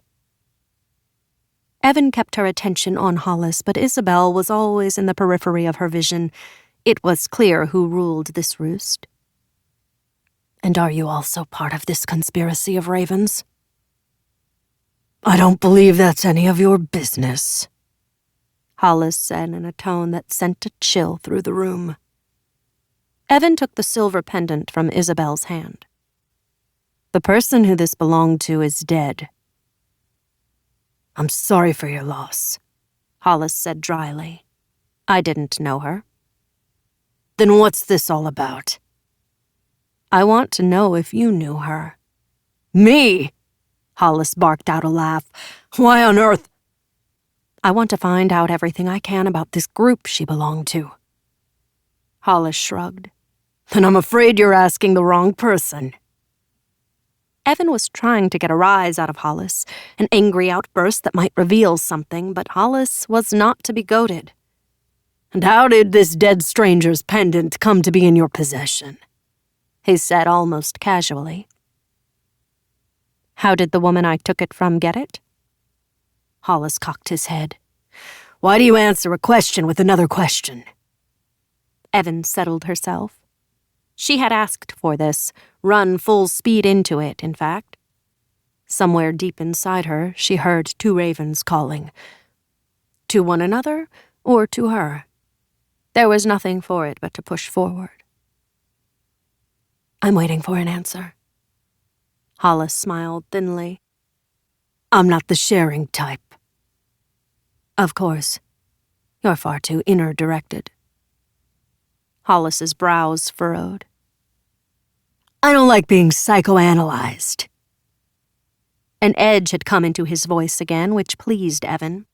And I don't like being lied to. Hollis readied himself to stand up. I've had enough of this. Not at all, Evan said. She'd gotten Hollis to open up a bit, no point in pushing her luck further. Her name was Anna Alta, at least that was the name on the passport she was carrying. Why wouldn't you think that's her real name? Hollis seemed relieved to get off the subject of himself. I'm coming to that. Hollis looked hard at Evan. Please, don't keep me in suspense. She was carrying a false passport. How do you know the passport was fake?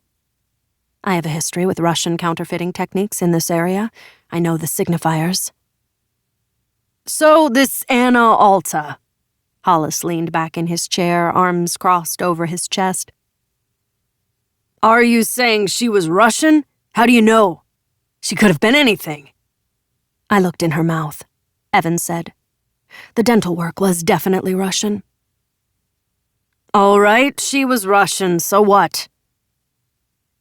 This response was interesting to Evan in and of itself.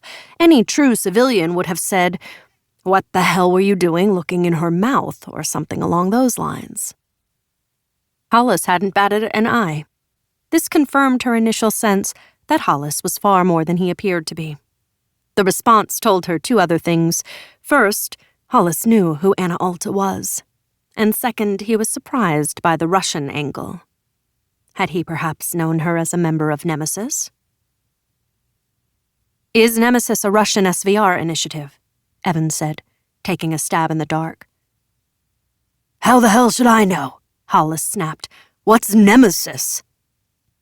Evan dangled the pendant at the end of its chain.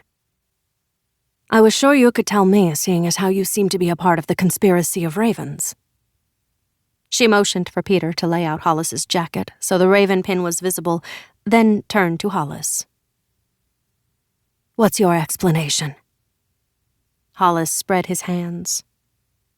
I saw the pin in a jewelry store window. I liked it. I bought it. End of story. Evan had to give him marks for staying cool under pressure. He was a good improviser. Still, you don't expect me to believe that. Frankly, I don't give a flying fuck what you believe. I don't know who you are and why Peter had the poor sense to bring you here. He turned his lambent eyes on Lemus. Peter, who is this girl, really? Lemus swallowed. A friend of a friend, that's all I know.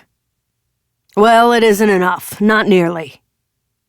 Hollis started to get up again, and Evan said, "Sit down and listen." He glared at Evan. "You might even learn something." He hesitated long enough to make it seem he wasn't acquiescing, that he was sitting because he wanted to sit and for no other reason.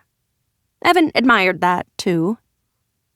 Whoever he was working for knew what they were doing in recruiting him. Evan fingered the ravens as if trying to tap into their wisdom. Earlier today, the Russian agent known as Anna Alta loaded a bomb into a white Nissan and, with the help of the guard on duty, drove it through the gates of a restricted compound. Subsequently, the bomb detonated while I was in the vehicle next to it. I was with Brenda Myers. She turned her gaze on Hollis. That's how I came to Peter. That's why he brought me to meet you when I asked him to. Her gaze seemed to bore into Hollis. Happily, that vehicle was armored. As you see, I survived. So did Brenda. Some hours later, I returned to the site and found Anna Alta. She was in hiding. She wasn't interested in answering my questions. Instead, she ran. So you're a federal agent? And you killed her? Hollis spit this out with a heavyweight hostility. That's how you got that fucking pendant. You're upset. Angry, Evan said. So you knew her. Hollis screwed up his face. Yes. All right, she was Nemesis. Isabel's eyes snapped toward him. Roger, you never told me any of this. You knew about this? Peter leapt at his partner, and Evan was obliged to pull them apart.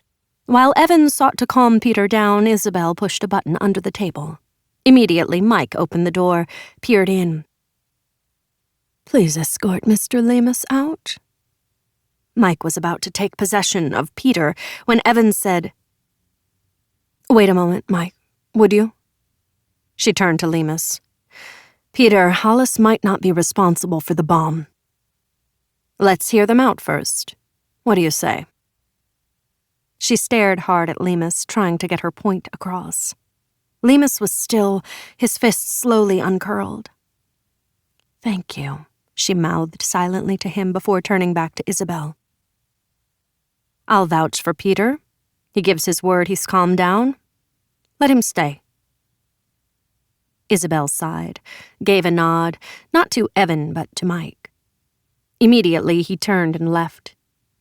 When the door closed behind him, Evan pocketed the pendant. She leaned in, hands flat on the table. She looked from Hollis to Isabel, then back to Hollis. "Anything to say, Roger?" Isabel continued to glower. Hollis's face was as blank as a windowless building. "What is your conspiracy of ravens? What are you mixed up in?" Hollis's response was to pull a pistol. It was small, a .22, easy to conceal. It didn't have a lot of stopping power, but at this close distance, it didn't matter. A .22 bullet could kill Evan just as efficiently as a .45. 17.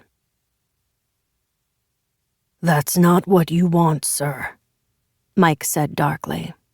Isabel had signaled him, and he had re-entered the room, silent as a cat. Hollis turned his animus on him. "Don't tell me what I want, black boy." Mike's interjection and Hollis's shocking response gave Evan the opening she needed. She upended the card table with such force the opposite edge struck Hollis, tipping him over backward. Leaping onto the canted-over table, Evan slid down toward Hollis, who was sprawled on the floor, half in and half out of the chair. The .22 had skittered away, lodged under the sideboard. "What the hell?" Hollis roared. "Tell me what I want to know," Evan said. "What do you think you're doing?" Hollis shouted at Mike. "Your security, for Christ's sake! Do your fucking job!" Isabel gave the smallest shake of the head. Mike made no move one way or the other. Hollis squirmed beneath Evan's grip. "Jesus, who the fuck are you?" It was Lemus who answered him. "What I want to know is who the fuck you are." Evan shook Hollis until his teeth clacked together. "Tell me about the ravens, now." Evan saw Hollis's hand moving. A miniature knife appeared on his fingertips and was thrust at her so quickly she managed only a partial escape. The blade penetrated her right cheek, missing her eye by inches. Peter waded in, slamming his fist into his partner's mouth. "You motherfucker!" Hollis's voice was guttural, half-strangled. His face worked, turning it hard and ugly. Taking in the scene in one visual sweep, Mike aimed his drawn Beretta at the center of Peter's back. Turning on her heel and rising into a crouch, Evan whipped Hollis's jacket off the floor where it had landed when the table was overturned, hurled it so it opened like a cape or a bat swing in front of the guard's face. While Mike was fending it off, Evan leapt to the sideboard, swept a bottle of gin off the top, swung it into Mike's temple. The glass shattered. The alcohol splattered into his eyes. Mike struck out blindly, sent Peter hard into the side wall, shoulder first. Hollis had gotten out from under the chair, and now he threw himself at Evan, struck her a savage blow on the forehead with his balled left fist. Evan staggered for a moment. Mike slammed his fist into Hollis's throat. His head snapped back, and he staggered against the wall, dazed. Then he came at Mike, his head down in a bold charge. Mike caught him in a headlock, twisted him around. Hollis punched him in the kidneys, and again before Mike buried a knee in his groin. Still, Isabel did nothing.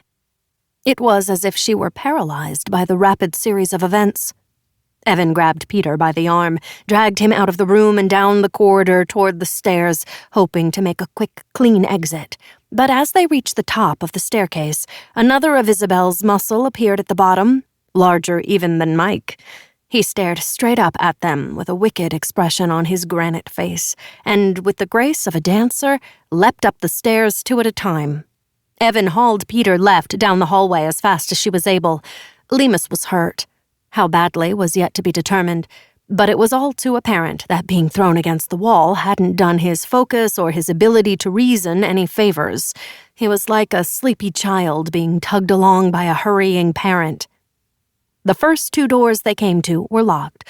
The third, on their left, opened onto a smallish storeroom without a window. That left the last door on the left.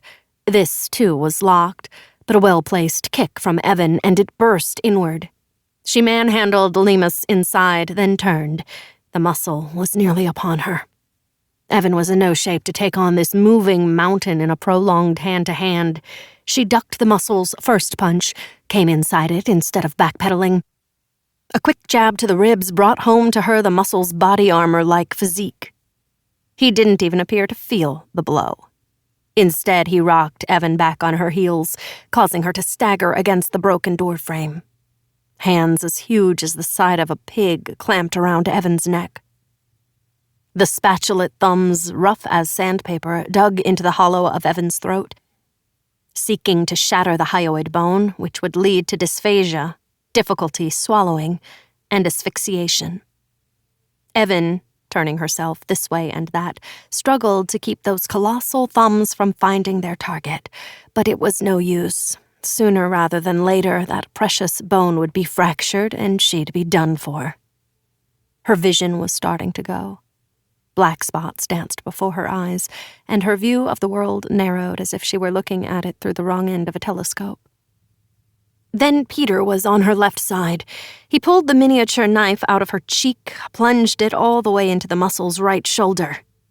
A roar like a bear caught in a trap, and the thumbs came off as the muscle's hand flew to the wound. Evan ripped off a piece of the splintered wood from the doorframe and slammed it into the side of the muscle's head. Turning, Evan saw that Lemus had opened the window as wide as it would go. They were in an immaculate, modest-sized guest bedroom at the back of the house. But Evan had no time to appreciate its tasteful furnishings. Joining Lemus at the open window, she could see the back alley, with its lines of trash bins and the windowless walls of the building across the narrow way. To their left, a drain pipe led down to the ground. Beside it was a nasty-looking hackberry tree, its raised bark looking like drooling candle wax. Evan swung out onto the drain pipe. Reaching out, she grabbed hold of one of the upper hackberry branches, transferred her weight onto the sturdier support. "Come on, Peter," she called. "Get a move on." After a moment's hesitation, Lemus slid his hands, then his arms around the metal, hugged the drain pipe as he stepped off the windowsill. Almost immediately, a bracket snapped. Then another gave way, and the drain pipe started to come away from the building. Lemus was bug-eyed, clearly terrified. Swinging around, Evan wrapped her legs around the trunk of the tree. She could feel the scaliness of the bark as she pressed her knees against it. Reaching out with her upper body, she caught Lemus by the elbows, then, as he let go of the drain pipe, the armpits. For a moment, Lemus swung precariously over the line of metal trash bins. Any of the handles would pierce his back if he fell. Then Evan had him more firmly in her grasp. Her muscles cried out in agony, strained to their limit. Halfway down, Lemus's shirt snagged on a branch and ripped. Blood oozed and then stopped as together they climbed down through the bare branches of the hackberry to the stinking pavement below. "What the hell happened up there?" Butler said when he arrived, private ambulance and medical team in tow. When Evan told him, he said, "I ought to shit-can you." Evan grinned. "You knew I'd do it, didn't you?" "I knew you'd run down anything and everything, yes." Well, it was worth it. Roger Hollis confirmed that Anna Alta was a member of Nemesis. The question I now have to answer is if she had a Russian-made legend. And I'm sure she herself was Russian. Should we assume Nemesis is Russian? Unknown as yet, but I'll get to the bottom of it. Butler said. It's more urgent than ever that you find out what happened in Georgia. About Hollis, He'll be taken care of, Butler assured her. And Isabel.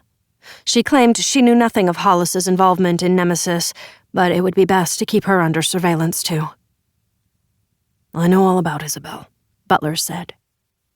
It was at this point that he considered revealing Isabel's role as a stringer, a very powerful stringer for MI7. On the verge of telling Evan, he drew back, realizing that this impulse stemmed from his personal relationship. Security dictated that he keep the intel he gave his people compartmentalized. He switched gears. I'll have a doctor on board the flight. He can stitch up your cheek. We'll need a nurse as well. Not for me. A doctor is enough. I'm thinking of Peter Lemus. Why? He's going to the hospital. No, Butler said. He's going with you. You can't be serious. I've got everything the two of you will need, Butler said, as if Evan hadn't spoken. Including passports for your new identities, which will be delivered to you at the plane. There's also this. He handed her a mobile phone. It's linked directly to my mobile via a scrambled VPN network. Call me as needed. Butler looked down at Lemus, who was sitting on the back edge of the ambulance being checked by members of the medical team. One of them was shining a penlight into one eye, then the other. Evan had a sterile pad over the wound in her cheek. It was only temporary, the doctor had told her, until the wound could be cleaned and stitched. On the other hand, her body felt as if it were coming apart. Evan did not want to take the phone. You know that's not how I work. This is a case of a different stripe on every level. I don't care, Evan said stubbornly. Butler clicked his tongue against the roof of his mouth, a sure sign that he was vexed. Then he bent over her, lowering his voice. Listen to me, Evan. There's something I need to tell you. Something I deliberately didn't tell Brenda. There was a 7th name on the Nemesis kill list. I redacted it before she saw it and before I showed you. Despite her aches and pains, Evan's mind was working overtime. Not Peter Lemus. Butler nodded. Lemus goes with you, he said in a tone of voice Evan knew all too well. We need to find out who he really is, and why he's on that list. Why he has a business partner who wears a raven pin. So sweat him, Evan said. We have people who are good at that. Butler took the shot, shook his head. That's just what I won't do. Too many questions he may not answer or will lie about. Same goes for Hollis. For the moment, I want him in place. He'll be closely monitored, believe me. As for Lemus, his girlfriend's been injured. His partner has proven completely unreliable. He needs a real friend now. You've developed a rapport with him, forged in battle, so to speak. And you of all people know how strong that sort of tie is. String him along, play it right, and he'll open up to you. The situation's a perfect setup. He pressed the mobile into her hand. He's got nowhere else to turn but to you. The moment Evan and Lemus left with their escorts, Butler pulled out his latest burner phone, pressed a speed dial number. When Isabel answered, he said, Are you okay? Right as rain. You're not alone. Correct. Everything went well on this end. Capital. End of conversation. Butler cracked open the burner, slipped out the SIM card, ground it underfoot. On the way back to HQ, he slid down the window and threw the burner into the Potomac. 3 hours later, Evan, Peter Lemus, a doctor, and a nurse were wheels up over the Atlantic on their way to Malpensa Airport in Milan. On the first leg of their long, lonely trip to RLK Svaneti National Park in the Caucasus Mountains of Georgia. Evan, her face stiff from Novocaine and 7 stitches, sat drinking her 3rd bottle of water, rehydrating. Across from her, Peter Lemus was slumped in his seat. knocked out from a powerful sedative the nurse had administered before the doctor reset the dislocated shoulder. He gave Evan a 7-day supply of a powerful antibiotic for herself, along with 2 syringes full of a painkiller for Evan to use on Peter after they landed, and a vial of anti-inflammatory tablets for Peter to take every 4 hours. "That's all I can do," the doctor said. "The rest is up to you." Evan, exhausted, having never felt more alone, closed her eyes and, within moments, plunged into a deep sleep. The red brick building looms up before her, backgrounded by a sky white from the blinding sun. Where is the red brick monstrosity? How did she come to be here? She cannot move. When she opens her mouth, she emits only silent breath. The glowering eaves, the ravens, and the turrets fill her field of vision. Has she passed out? Is she in the grip of a waking nightmare? She tries to sit up, tries to take several deep breaths. She wants to call for the doctor. Where is the plane? She stops so abruptly that the woman says, "Are you all right?" When she doesn't respond, the woman frowns. "You haven't been here before? I mean, it's not in the file they showed me, but then, as they said, there are any number of things that didn't make it into the file, didn't even get to the redacted stage." Evan blinks. She hears the ravens calling to each other. Or to her. "I'm fine," she tells the woman as she is brought through the enormous front door of the red brick building. But her voice seems to come from far away. Then the door shuts behind her with the sound of a coffin lid closing. Part 2. The First Tribe. 18. Anton Rasidovich Gorgonov was in the VIP room of the Icon nightclub in the Arbat district of Moscow when he was given the news. It was a particularly inconvenient time, being Daniela's 24th birthday. He knew that his mistress had been looking forward to this evening for 6 months, maybe more. Now, because of the news he'd received, it was ruined. Ordering one of his bodyguards to take Daniela home because, with what had just hit the fan, God alone knew when he'd be able to return to his apartment. He kissed her brusquely on the lips, ignored the tears springing from her eyes, and hurried out into the street dominated by velvet ropes, long queues of impatient scions of leading oligarchs, and bouncers with billiard ball skulls. Snow lay in the gutters like the huddled masses around church fronts. An icy wind off the river made for hunched shoulders, and thick scarves pulled up around the ears. Inside the Lincoln Navigator, however, it was toasty.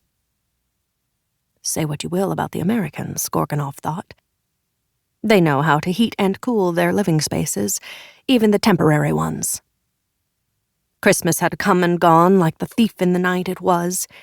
How he despised this time of year. When his wife expected more of him, when gifts had to be bought and presented, when Lolita was sullen and resentful for being pulled away from her friends, and his mother-in-law came to stay for the Russian Orthodox holiday. Which was why a work emergency always came up, so that he could be with Daniela, free of family constraints and strife. Only this time there really was an emergency, and his very exacting plans with Daniela were in the toilet. He stared out the blackened windows of the SUV as it sped across the city to the safe house where the alarm had been raised. No one inside the car spoke. No one dared. Heading south, they crossed the Moskva, the city lights liquefied on its surface, like the tear stains on Daniela's cheeks as he left her. The SUV came to a stop at the head of Tolmachevsky Lane, where before the glorious revolution the court translators were housed. It seemed like an apt place for the main SVR safe house. Gorgonov reemerged into winter along with 2 of his heavily armed men.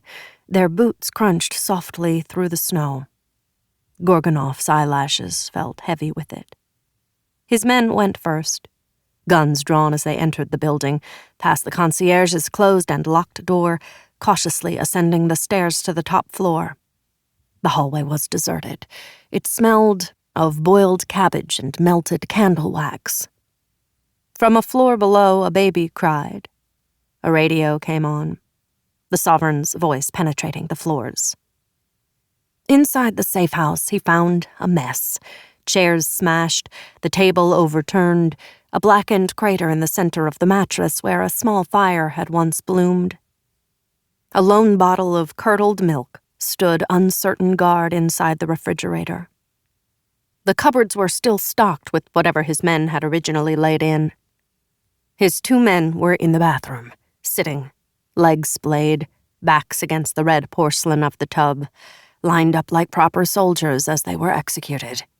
1 bullet to the forehead of each. Blood had congealed on the tile floor. Gorgonov glanced out the window. It had begun to snow again, the sky low, a gunmetal gray. The snow made everything look forlorn, more forlorn than it already was, but perhaps that was simply his mood, he thought, as he turned away and stepped out of the apartment. He cursed aloud. From the way his men had been lined up and executed, the operation smacked of a GRU hit. It smacked most of all of provocation, a shot across the bow. He had warned General Boyko. He could never think of him as Yuri Fyodorovich, no matter how long they had known each other, not to interfere with his plans for Evan Ryder. But the head of GRU had gone and done just that. He was doing whatever it took to distract Gorgonov from concentrating on Evan. Evan was a difficult enough target without Gorgonov having to divert his energies elsewhere.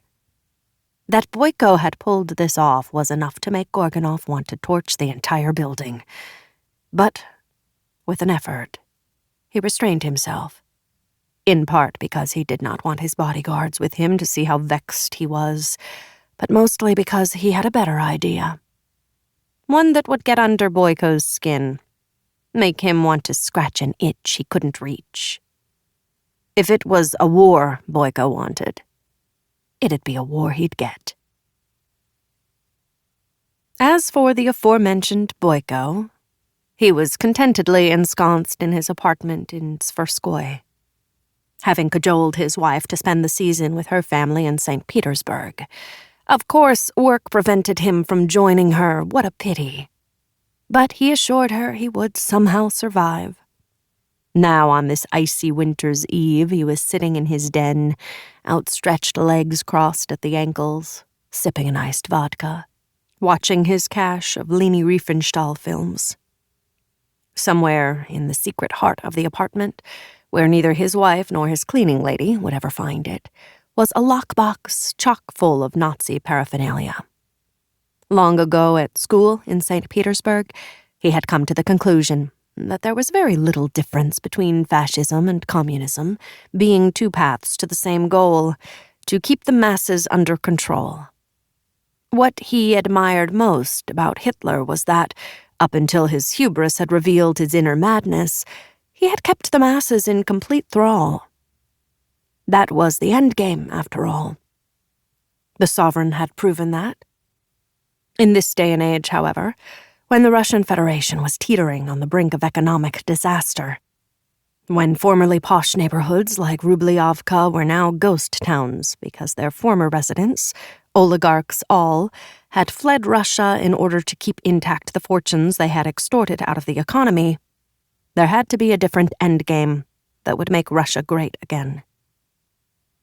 Boyko had to admit that there were times, like now, when, overwhelmed by Russian melancholy, he envied those wealthy sons of bitches. They had the right idea.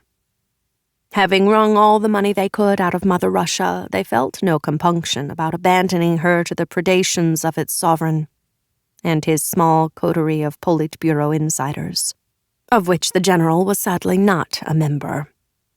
Lyudmila Shokova, the last person Boyko knew personally who was part of that coterie, was MIA. Maybe dead. Served her right, too, cozying up to the American agent Evan Ryder, But still, how Boyko ached to be within that inner circle, to bathe in the unique light of the sovereign's trust. Shokova had betrayed that trust, and spoiled it for all of us, Boyko thought bitterly. He tried to concentrate on Reifenstahl's images of supermen and women, so exquisite they verged on the pornographic, but it was no use. His mind, now relentless with envy, would not allow it. With a grunt, he rose and, refilling his glass, stepped to the window that overlooked Samotechniah Street, under which the Neglanaya River flowed through a hidden tunnel. Snow was falling from a sky livid with the northern lights of oil and gas refineries, the insistent glow of government buildings, built on a colossal scale, the better to intimidate the citizenry, who hurried by them, faces averted, hearts beating jackrabbit fast. If the Americans were expert at heating and cooling their buildings, the Russians were expert at using theirs to crush the souls of the populace. Never mind the great unwashed, all loved their sovereign. But then they had no choice, Boyko thought gloomily. The Russian people were not good with choices. Change was not part of their DNA. They much preferred the status quo, even with all its deprivations. The country had been built on deprivations, both before and after the Glorious Revolution. Was the sovereign that much different than the Tsars? Boyko thought not. Anyone who believed otherwise was fooling themselves. The snow was piling up, the sounds of car tires turning it to slush or a constant rhythm now, like the ticking of his grandfather's ship's clock. He had been a fleet admiral, much decorated, venerated by his colleagues and those who had come immediately thereafter, but, like all war heroes, he was forgotten now. A relic of Russia's past, constantly remade by drone-like apparatchiks under the sovereign's thumb. He drained half of his vodka, glanced back over his shoulder at the large box, wrapped in gold foil tied with a crimson ribbon. He'd bought an ermine coat for Reza, a surprise that would surely rock her back on her heels. She had asked to come over earlier, but he had wanted some time alone. He'd been surrounded by people, light, noise, rushing, high energy for close to 18 hours. And he needed a brief respite. Now he found himself missing her acutely. He glanced at his watch, then down at the street. She'd be here within minutes. He allowed his mind to move a half-hour into the future. In the 2 years since she had become his mistress, he'd never given her anything close to the ermine. She'd squeal, just seeing the box. Then, tearing off the wrapping, she'd open it, plunge her hands into the impossibly soft fur, and her eyes would get big around.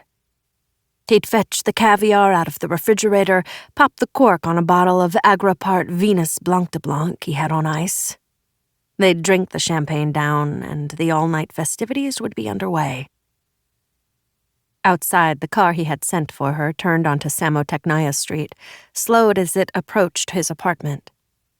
He could feel himself getting hard just at her proximity.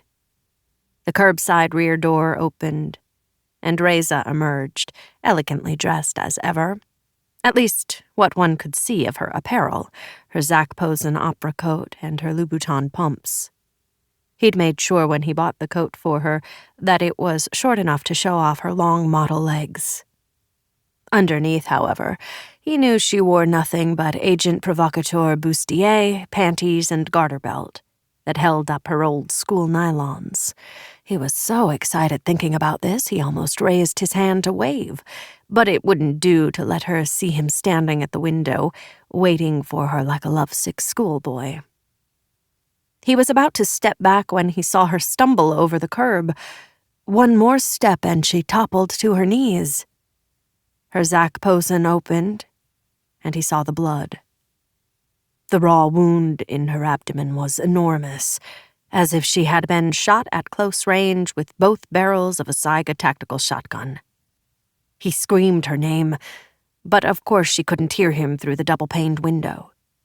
Then, as she collapsed onto her stomach, like a marionette whose strings had been cut, He wondered whether she could hear anything at all.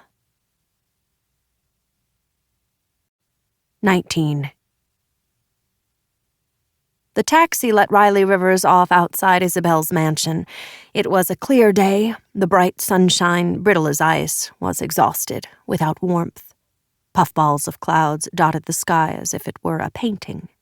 California Street was, as usual, quiet at this time of day. Mounting the steps, he pressed the buzzer. When there was no response, he buzzed again repeatedly until, after an unconscionably long time, the door opened inward, but just a crack. He was surprised to see Mike looking the worse for wear. He was savvy enough not to mention it, though. "Mr. Rivers," Mike said shortly. He moved with uncharacteristic stiffness.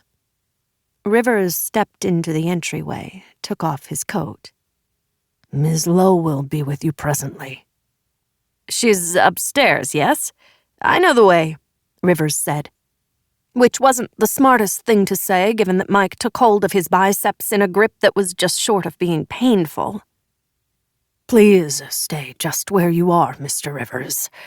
There's a good boy." Rivers looked at him as if he'd lost his mind. He wondered what the hell was going on, but was now certain he'd learn nothing from Mike, who acted as if he didn't know Rivers at all. 10 minutes later, Mike must have received a signal in his earbud. He lifted an arm, pointing. "Library." Rivers, feeling more and more shaky, as if he were stepping out into quicksand, stepped down the hallway to the right of the staircase. More muscle, highly refined, more than was Isabel's wont, watched him from the far end. When he reached it, the muscle frisked him, much to his surprise and chagrin. Only then did he open the heavy mahogany door. Across the threshold, Rivers saw Isabel perched on the arm of one of two matching chairs, legs crossed at the knees, smoking a long, thin cigarette. The chairs were covered in tobacco leather you could get lost in, even if you had the legs of a runway model. He went toward her as if magnetized. "Isabel, Not a fucking word." Cigarette in one corner of her mouth, one eye half closed against the blue smoke, she held out a hand. She knew what was required of her in her double, sometimes triple, life. It was vital that she exhibit an unmistakable change in demeanor. Rivers needed to feel an added pressure because Ben was feeling added pressure. But there was another reason. Ben had warned her that Evan Ryder was coming, warned her further that the visit could get rough. But she'd had no way of knowing how formidable Ryder would turn out to be. In any case, Ryder was on her way to whatever destination her brief dictated. Everything now revolved around Isabel keeping her marks on a tight leash. Any break in their routines might very well alert their higher-ups that they had been compromised. The way to do that with Rivers was to keep him scuttling, so busy he had no time to think. Hollis was her mark, as was Rivers. The little twerp was easily manipulated, and thus neutralized, but Hollis had put something over on her with this Nemesis business. It was all she could do not to strangle him. She hated him with a fire that would never be extinguished until he got the end he so richly deserved. "Just give me what you have." Her voice sounded strange, rough and uneven. Rivers handed over the packet of the day's desinformatia. She opened it and began to read as she drew on her cigarette. She took short, quick, agitated puffs. Halfway through her reading, she said, "Sit down, Riley," without looking up. He sank into the enormous chair facing her. He held his hands together between his knees. "Pour yourself a drink," she said, still not looking up. "You look like a penitent schoolboy." He rose, crossed the sideboard against the left-hand wall, fixed himself a generous portion of bourbon and water from the array of bottles and the stainless steel pitcher. He noticed with chagrin that his hand trembled slightly as he lifted the water jug. He bit down on his lower lip, took a nice long slug of the bourbon. Reading through the last page, Isabel closed the folder, set it down on the cushion of the chair upon which she perched. Only then did she finally look up at him. There's nothing here about who is spearheading the attacks against Benjamin Butler. Her eyes glittered like knife blades. Didn't I ask you to find out? Did you not hear me? Are you stupid? She tilted her head, and before Rivers could respond, added, Or maybe you're simply incompetent. Rivers swallowed hard. I'm still digging. Well, dig faster. Her fingernails clicked like an impatient insect. I want to know who or what is behind the online attacks. I want to know who's pulling the strings. Besides you mean? It was a feeble joke, and he cursed himself silently. His voice sounded weak, watery. Isabel produced the ghost of a smile, but it wasn't a happy one. Yes, Riley. Besides me. Whoever it is well hidden.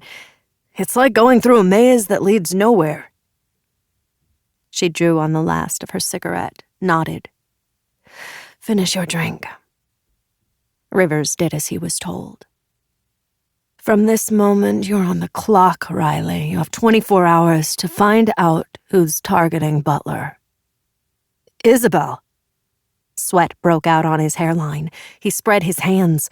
Have a heart.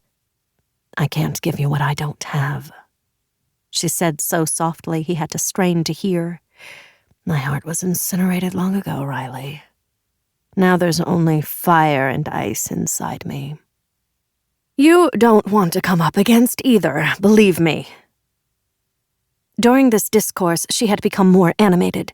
A fierce energy poured off her like a furnace going full blast. I'll do my best, you know I will, Isabel.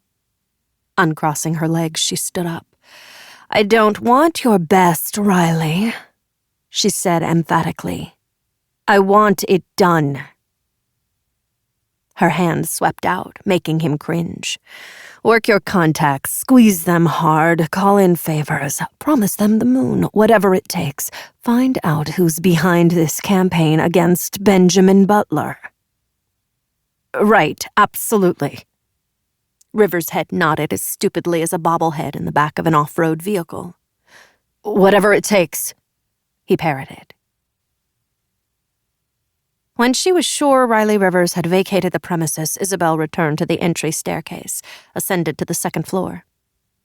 Before heading to her bedroom, she looked the other way down the hall and winced to see the damage to the guest room door frame, which was worse than she had first thought.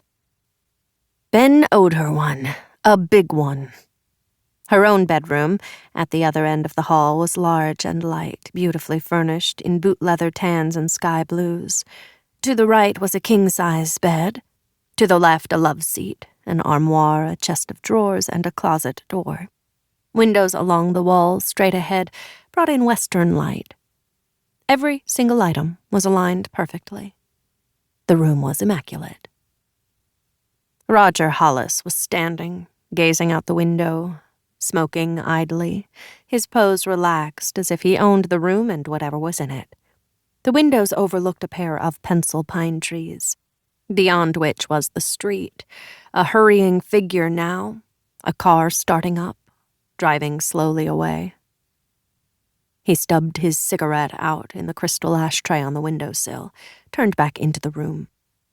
She stared with a kind of abstract fascination at the bruises and swelling on his face and neck. Now what? He asked.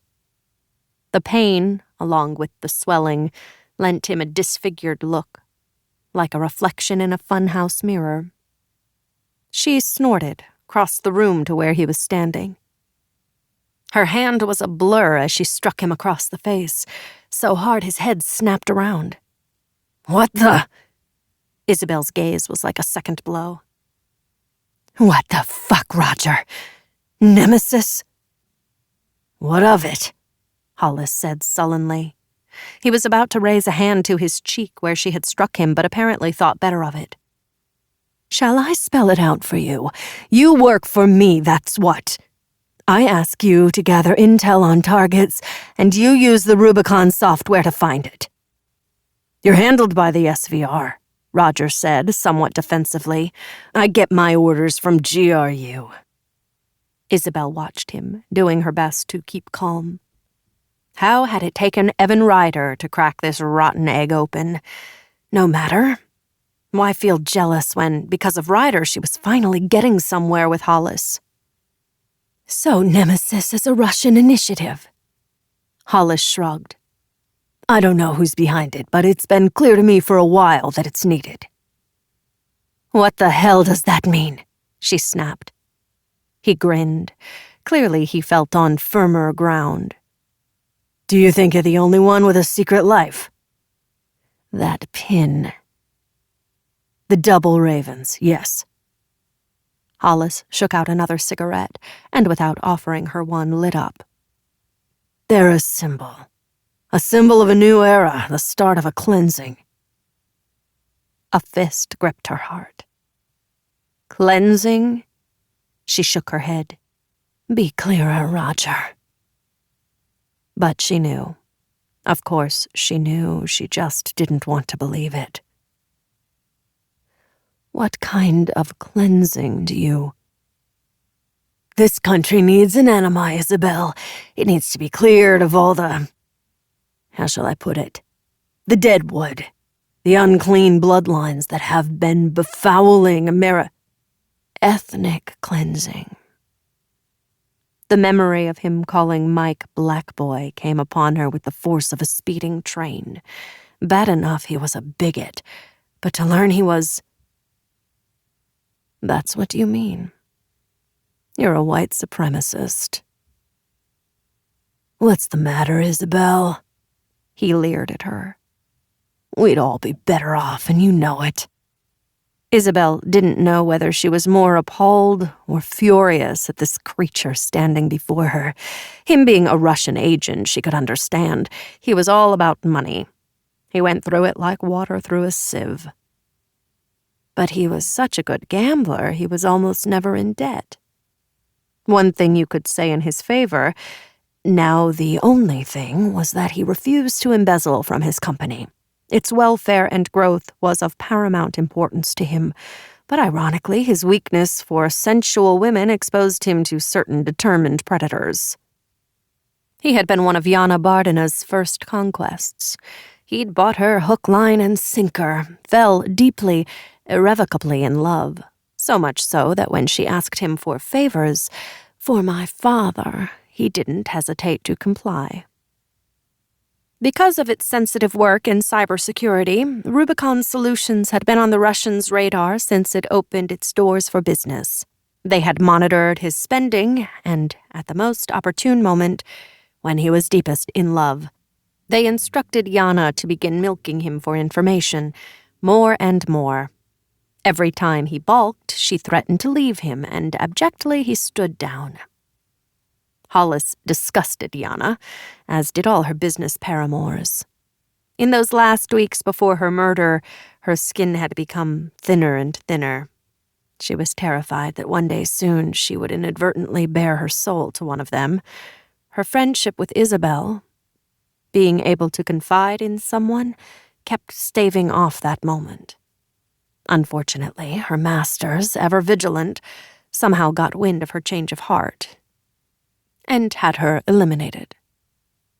It was through Yana that Hollis had come to Isabel's attention, so this libidinous side of him was all too familiar, even as its indiscriminate nature turned her stomach.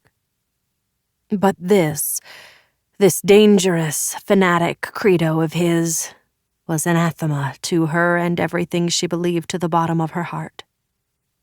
Debate was, of course, out of the question. She knew from experience that these people only dug in their heels against what they saw as antagonists. It was incumbent on her to bury her distaste for him and everything he stood for. She needed to keep Hollis close. For now. In the meantime, Hollis moved beyond her shock. He simply didn't care. With my company's software, I could probably find out if Stedman works for the same people Myers does. Maybe you could, maybe you couldn't, Isabel said, still fighting to keep her rage in check. She knew she needed to get this dialogue back on track. But do you want to risk being picked up by an NSA netbot? Hollis, lighting yet another cigarette from the butt of the last one, didn't seem entirely convinced. This Stedman, if that's even her real name, knows I'm attached to Nemesis. So does my fucking partner. I don't know what got into Peter. Then his expression grew canny. Or maybe I do. I think the fucker's been recruited by Myers, his fucking Fed girlfriend. He sucked in smoke, let it hiss out through his nostrils. I mean, you think you know a guy. Peter was the most politically agnostic person I ever came across. How did you two meet, anyway? Of course, through Ben, she knew, but Hollis wasn't aware of that. He sighed. We met after he came down from Cambridge. He had a lot of ideas, I had the financial wherewithal, it was a good match. And hey, listen, I've kept an eye on him since we first met. We drink together, we've told each other our past histories. I trust him as a business partner. And I've never heard him utter a political opinion on any subject, great or small. His bruises were turning dark and ugly like his mood. But now my supposedly apolitical friend brought some kind of agent in here asking about Russians and Nemesis. What the fuck? We need to find her. Isabel stood, hands on hips. Listen to me, Roger. Going after Stedman is a distraction, a wrong turn. The last thing we need now is to go after a federal agent. Then fire that useless muscle of yours. Who? Mike? Out of the question. She swept her hand out. And don't ask again. But look what that monkey did to me, he cried, indicating his bruises. For a moment, her rage sneaked through her facade. It's you who needs to apologize to him. When he said nothing, she took a step toward him. You will apologize, Roger. He crossed his arms over his chest. You can be sure he'll put you in a hospital if you don't. You wouldn't allow that. Isabel gave him a basilisk stare that made him blanch. Finally, he gave the briefest of nods. Then, struggling lamely to regain some of the face he had lost. The least I can do is inform Nemesis about this Stedman. Isabel's eyes narrowed. Take a moment to think that through, Roger. Why? It's actionable intel. Nemesis can go after this fucking female spy.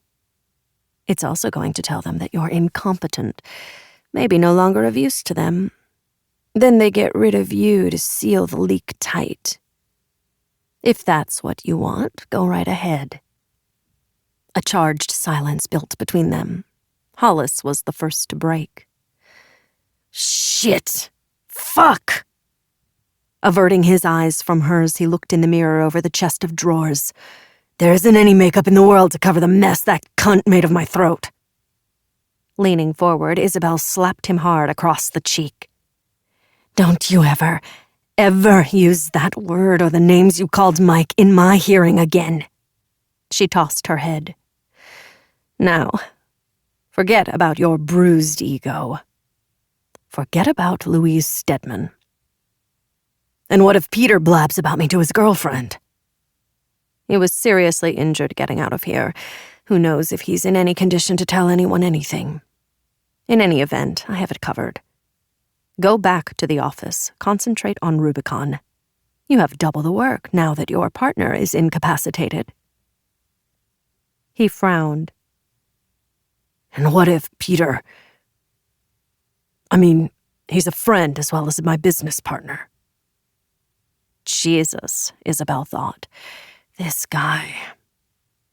We'll deal with that then, okay? He shook his head. Why are you always right? Because I'm the only one who takes care of you, Roger. Remember that. She gave him a steely smile lacking all warmth.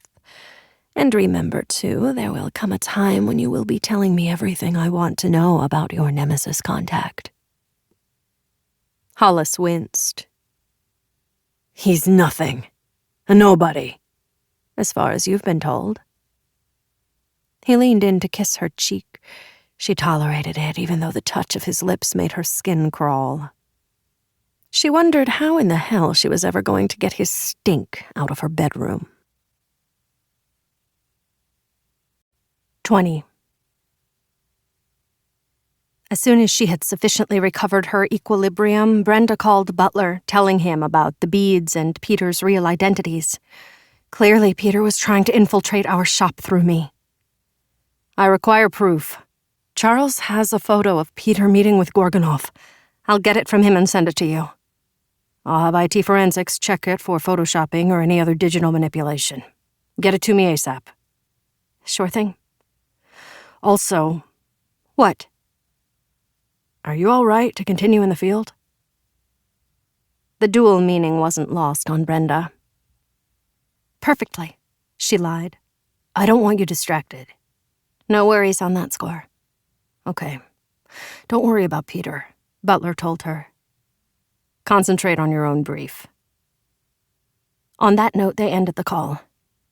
Having waited patiently through her conversation, Charles said, All I know is the bomb maker's name. Charles said. Voron. An operational name, surely, Brenda said. Undoubtedly, Charles replied. But a clue to his identity nonetheless. They were in Brenda's car parked on a side street in Northeast Washington. Not a good neighborhood. Run-down buildings, crumbling bodegas, boarded-up storefronts. Rubble-strewn open lots populated by makeshift tents, fronted by purloined shopping carts that spoke of a scavenger, drug-addled society of the poor, the desperate, and the hopeless, dangerous when on the prowl for payment for the next high. A clue, Brenda said. How so? Now I have to wonder whether the operation is Russian at all. What? How do you get that? Isn't Voron a Russian word? Indeed, but it's Russian for raven. This immediately rang a bell in Brenda's mind. Wilson had been ranting about ravens. She frowned. Does raven mean anything to you? Indeed, he nodded. We've discovered that Nemesis has its own sigil. Double ravens facing each other. Was that what Wilson was trying to say? She asked herself. Had he been captured and tortured by members of Nemesis? Was Nemesis a Russian operation? The raven was too much of a coincidence, but she knew she needed some direct evidence to link the two incidents. There was something about Charles that rubbed Brenda the right way. What it was exactly, she was hard put to say. Perhaps it was his plain way of speaking, as if directly from the heart. Then again, he could be the world's best liar. But to be that, he would have to be a sociopath, or worse, a psychopath, and she just couldn't see either being the case. On the other hand, there was Peter. She kept coming back to how successfully Peter had lied to her. And there was this. His legend had beaten Butler's vetting process. It was the vetting process that had caused her to let her guard down. She was so full of spiteful rage that she'd briefly entertained the notion not to tell Butler about Peter, but at the moment she couldn't even bring herself to look at the photo of Peter and Gorgonov, let alone have the people back at HQ poring over it, laughing at her humiliation. Helping Charles to bring down this cell that had almost killed her and Evan was the best way to channel her anger. Okay. Actually, I'm thinking this has Russian fingerprints all over it. She checked her mobile. As it happens, I know where we can start. There's a man named Nal. Russian, but definitely a man with his own ideas. Nal the wild boar, Charles provided her with a sly smile. It seems we're overrun with animals. Nal lived in a 2-story, wood-shingled shoebox of a building attached to a number of others of identical size, shape, and design. The street was as undistinguished as the neighborhood. Small trees struggled, half dead, perhaps. It was difficult to tell in the depths of winter. Planted by civil engineers, without a single thought of keeping them alive.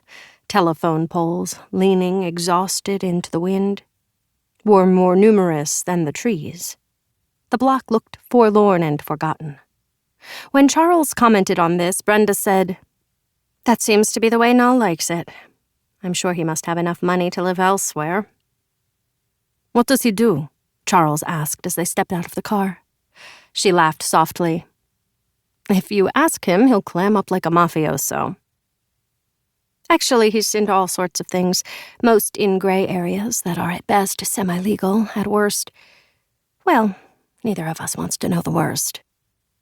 Brenda knocked on the front door, waited, knocked again. He glanced at her. "Morse code?" She nodded. Like a 1930s speakeasy. The door swung open. A blast of sweetly pungent weed smoke wafted from the interior, out of which, like a genie from his lamp, appeared a small man with a halo of salt and pepper hair, eyes like ripe olives, and a mustache as thick as his eyebrows, inhabiting his upper lip like a caterpillar. "Hey, Brenda!" He reached out a hand, the back of which was covered in dark hair. "Long time, huh?" They shook hands briefly, like two businessmen who knew each other well, but not that well. His gaze shifted. "Who's this darkening my doorstep?" Considering Charles's swarthy complexion, he thought this hilarious. But that was Noel all over. "My name's Charles." "Charles what?" "And you are Noel." "What?" Noel nodded. "Fair enough. I'm Muslim." He squinted. "You?" "I'm half Muslim." "And the other half?" "Jewish." Noel grunted. "Well, half is better than none. You have a version to eat?" "Not a bit," Charles answered. Noel grinned, gestured as he stepped back. "You'd better come in. The neighbors will be wondering at my hospitality." He found this hilarious as well. He led them through a dingy entryway dominated by the steep staircase up to the second floor. They followed him to the right, down a hallway, and into a surprisingly bright kitchen. There, a woman, presumably his wife, was busy at the chopping block and the stovetop. She gave them a quick look over her shoulder, then bustled out the back door. Through a smeared window, they could see her bending over a root and vegetable garden. "Coffee?" Noel asked. "It's Turkish, strong enough to put hair on even your chest, Brenda." When they both declined, he got the message. They sat at an old-fashioned table with chrome legs and a gray formica top with a pink boomerang pattern. The walls were painted a quaint 1950s shade of avocado green. Noel lit a fat spliff, sucked the pot deep into his lungs, then spread his hands, which were large, square, and knobbed. He wouldn't need a pair of brass knuckles to knock you cold in a fistfight, Brenda thought. He offered them both a hit, but they declined that as well. "What can I do for you?" he said through a cloud of sweetly aromatic smoke. "We're looking for a bomb maker," Brenda said. "He's probably Russian," Charles added. "He's known as Voron." "The Raven," Noel nodded, took another toke. "I've heard of this one." His voice was thin and strangled from holding the smoke in. "Very meticulous, very excellent." The smoke emerged from between his lips in a hiss like a steam engine. "Also very unusual, possibly unique." "Why is that?" Brenda asked. "Firstly, Voron does not work for the SVR or any other faction of the Russian intelligence commandatura in this country." "Who gives Voron his orders?" Noel shrugged. "That I don't know. What I can tell you is that up until several months ago, Voron was freelance. Now not." Noel grinned. "Secondly, Voron is not a man." His eyes were very large in their sockets. "Voron is a woman." 21. After several stops, in Milan, then Istanbul, the Mi-7 jet finally arrived at Shoro Rustaveli Tbilisi International Airport, a.k.a. Tbilisi Airport. During the journey, Evan had given Peter the first of his painkiller shots, and had made sure he took the anti-inflammatory tabs the doctor had prescribed. Butler had provided them with new passports and legends. They were also equipped with cold-weather clothes, including fur-lined hiking boots and toasty Canada Goose Arctic anoraks for their foray into the Racha Park area. Twilight had descended with them. By the time they took a taxi from the airport into the heart of the city, the lights were on and the sky was streaked with charcoal. Tbilisi was a far different city than it had been before the Rose Revolution of 2003 ousted the post-Soviet Shevardnadze government. Evan and Lemus found themselves being driven through a vibrantly painted, bustling city, with good food and rosy-cheeked people with smiling faces. But Old Town was still Old Town, with its pastel-colored wooden houses, liberally sprinkled with the confetti of filigreed porches and railings. And, of course, the Kura River still placidly divided the city. The light faded fast here, and the nights were long, all through a dinner of roast chicken with sour blackberry sauce, cheese bread, and stewed wild greens at a restaurant fronting the river. There was nary a word exchanged between the two. Lights twinkled beyond the trees on the far bank. The sky was clear navy blue, but for Evan the image of the red brick mansion with its towers and its ravens flickered before her, superimposing itself like a shimmering mirage over the peaceful cityscape and the snow-capped peaks toward which they were headed. That night she rolled off the narrow bed, its thin, sagging mattress, happy to be relieved even of her weight. She turned on the light in the bathroom, through squinted eyes looked at her battered face. Her cheek was still swollen and the wound was throbbing. Peeling off the antiseptic pad, she examined the fine job the doctor had done stitching her up. He had used dissolving stitches. She thought if they left a scar, it would be all right with her. Not so bad, all things considered. She swallowed an antibiotic capsule, spread antibiotic cream on the inside of a new pad, applied it to the wound. Afterward, she stood at the window, looking out at a foreign street in a foreign land, and thought of Lyudmila. Where are you? I know you're not dead. If you were, I'd feel it in my bones. And I miss you. All the while, she searched for familiar signs, the shadow in a doorway across from the entrance to the hotel, the anonymous dark car parked along the curb, the occasional movement of men on watch inside a cramped space. But as hard as she looked, nothing of the sort was visible. Perhaps they weren't being tailed. But constant vigilance had become such an ingrained part of her life it was impossible, not to mention inadvisable, to stop. The moon presented itself as a crescent scar in the darkness. A truck rumbled by, and that was all. Not a pedestrian out for a late-night stroll or walking his dog could be seen. The street was as empty as a disused warehouse.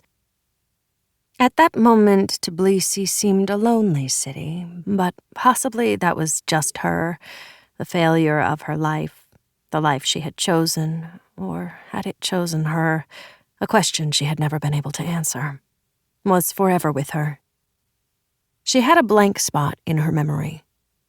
From 3 years ago. A gap of 3 months, during a time when she was overseas working with Butler. A gap that began soon after their mission outside St. Petersburg and ended right before Josh broke her heart. And it was during those 3 lost months that Bobby had been killed. Back home in Bethesda, her sister had stepped off the curb at a busy intersection and had been struck by a hit-and-run. It had happened so fast. The scene so chaotic that no one could provide a reliable description of the vehicle. It was dark blue. No, black. It was a Chevy. No, a Ford. No, a GMC. Big car, though. Everyone had agreed on that point, if nothing else. So an SUV. Good freaking luck finding it. But an accident? Evan thought not, especially since Butler's wife had been killed 10 days earlier in the same way during a trip back to D.C. to visit her ailing father. The GRU preferred way. That damned mission she and Butler had been on outside St. Petersburg. They had taken out the deputy director of GRU as he sat feasting with his cronies and satraps at a glittering restaurant that had been cleared of all other patrons. It had been a bitch infiltrating the restaurant, but infiltration was one of Evan's specialties, and by hook and by crook, they had pulled it off. Retaliation.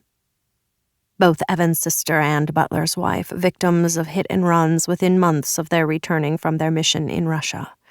The GRU could have handled the two murders in different ways, but hadn't. The Russians had sent a message. You hurt us, we hurt you back. A terribly steep price had been paid for success. A Pyrrhic victory, if ever there was one. Another example of the quicksand of the world in which they lived. 1 step forward, 2 back. 2 steps forward, 1 back. Evan had never forgiven herself.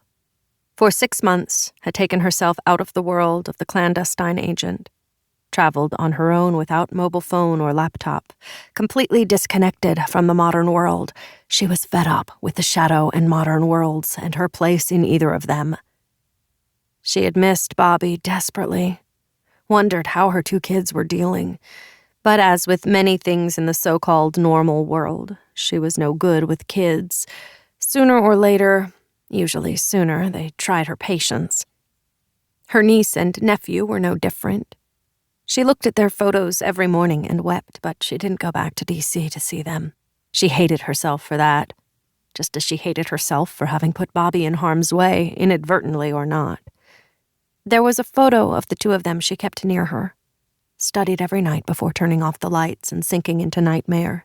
She was 19, Bobby 17. To ease the sadness of their first birthdays since their parents' deaths, Evan took her sister to someplace far away from everything they'd known, far away from the Black Hills, the prairie, the big-shouldered bustle of Chicago. She plunged into homework and came up with Sumatra for a week of sun, swimming, fresh food, massages, walks in the rainforest, and one night, guys who had no clue how young Bobby was. The photo had been taken by one of the resort's staff on the beach. The sun was in their eyes and their hair was flying. Wide smiles of bliss. Behind them, the sea. Evan came away from the window, overlooking the desolate Tbilisi street. She still missed Bobby. She took a small wooden carving from the inner pocket of her jacket, which she had thrown over a chair. They had each chosen one from a carver's street stall, and had exchanged them as a remembrance of their week together. A week that had reminded them of the joys of being alive and their love for each other. Evan had given Bobby an amulet of the shaman of healing and divination, a figure in a conical hat. In return, Bobby had gifted her with a carving of a Sumatran mythical beast, a Naga Morsarang, part horse, part dragon, part lion. Evan had always thought of it as a fanciful seahorse. Its surface was shiny as glass, rubbed smooth by her fingering. It was always with her. Behind us, the prairie. Behind us, the sea, Evan thought, her eyes clouded with tears. Oh, to turn back time.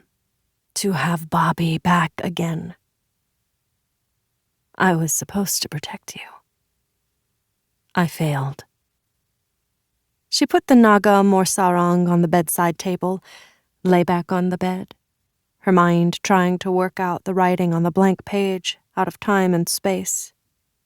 3 months, beyond her grasp, a black hole, a moment, or forever. It was obvious to her now that Patrick had triggered her memory, sparking flashes, images of what had happened to her. Pat had known. If only he had been able to tell her before he died. But life was never that easy. Life was hard and getting harder by the day. And yet, perhaps Pat's death would serve a purpose. That would surely be appropriate, a fitting epitaph for the toad. She felt herself drawing closer to the answers that had eluded her for years. Where had she been during those 3 months? What had happened to her? Finding those answers, she was quite certain, would bring closure, retribution for what she believed to be Bobby's murder. Outside, the night stood still and stark. An owl hooted, the lonely cry of the eternal hunter. Morning dawned bright and clear, and cold enough to take their breath away. After a hasty but satisfying breakfast of khinkali, the delicious spicy mushroom dumplings that were one of Georgia's national dishes, they were directed to a store where they bought a sledgehammer, a pickaxe, a spade-bladed shovel, and a pair of powerful LED flashlights. Evan exchanged the equivalent of $200 cash for a week's rental of a Range Rover with a built-in GPS, and loaded the tools in the back. They picked up a driving map at the rental agency and were on the road by 9:30. It was 187 miles from Tbilisi to the park. In just under 5 hours, they had arrived. The temperature was already near zero at the entrance to the park, and as they drove higher into the Caucasus, it began to drop further, precipitously, obliging Evan to turn up the Range Rover's heater to the maximum. An icy wind, bitter and inhospitable, traveled over the land, racing down from the tops of the Caucasus. Butler had given them the GPS coordinates where the agents had been found. A mile into the park, they pulled over and had their last stretch before they reached their destination. "How lonely you must be," Lemus said. "The life you lead." Evan said nothing, remembering the sadness she'd felt while she'd stood at the window of their exhausted hotel. Instead, she surveyed the mountains, as if they were enemies arrayed against her.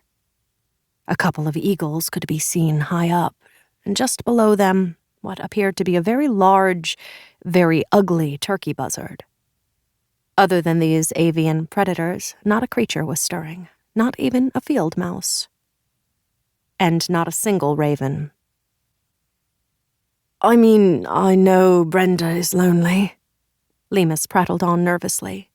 "Not that she's said so in so many words, but I can tell, so I'm assuming—" His voice trailed off. He glanced at Evan, then away. His breath floated away like smoke. "Christ, it's cold up here." He shivered within his thick anorak. "Bleak and lifeless."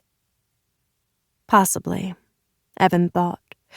But it seemed to her that there was also something impossibly majestic about the Caucasus. "Caucase," she said. "What?" "Caucase was the original name," Evan said. "Also the Hittite name for the people living on the southern shore of the Black Sea." She made a sweeping gesture. "There are centuries of history here, Lemus. Greek mythology set these mountains as the place where Prometheus was bound. Jason and his Argonauts sought the Golden Fleece in Colchis, the modern Kolkita lowland of Georgia, which is hard by the section of the range along the Black Sea coast, and the passes through these mountains, impassable in winter but extraordinarily beautiful in spring and summer, became a major northern migration route for the ancient Fertile Crescent people of the Middle East. The peoples of this region have exhibited an extraordinary ethnic and cultural diversity since early times. Believe it or not, the Colchians were described by the Greek historian Herodotus as being black-skinned Egyptians." "Do you really believe that?" Evan shrugged. "To date, no one's ever had reason to doubt Herodotus." "How do you know so much about this area?" Lemus asked. "Have you been here before?" "I haven't," she said automatically.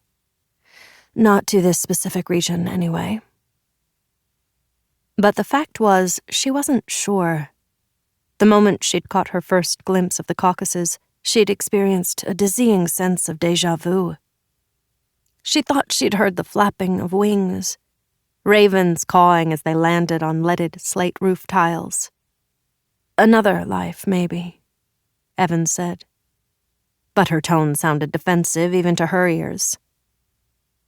"I'll say." Lemus was watching Evan more intently than she cared for. Evan turned abruptly, her boot soles crunching on the icy gravel, and slid back behind the wheel.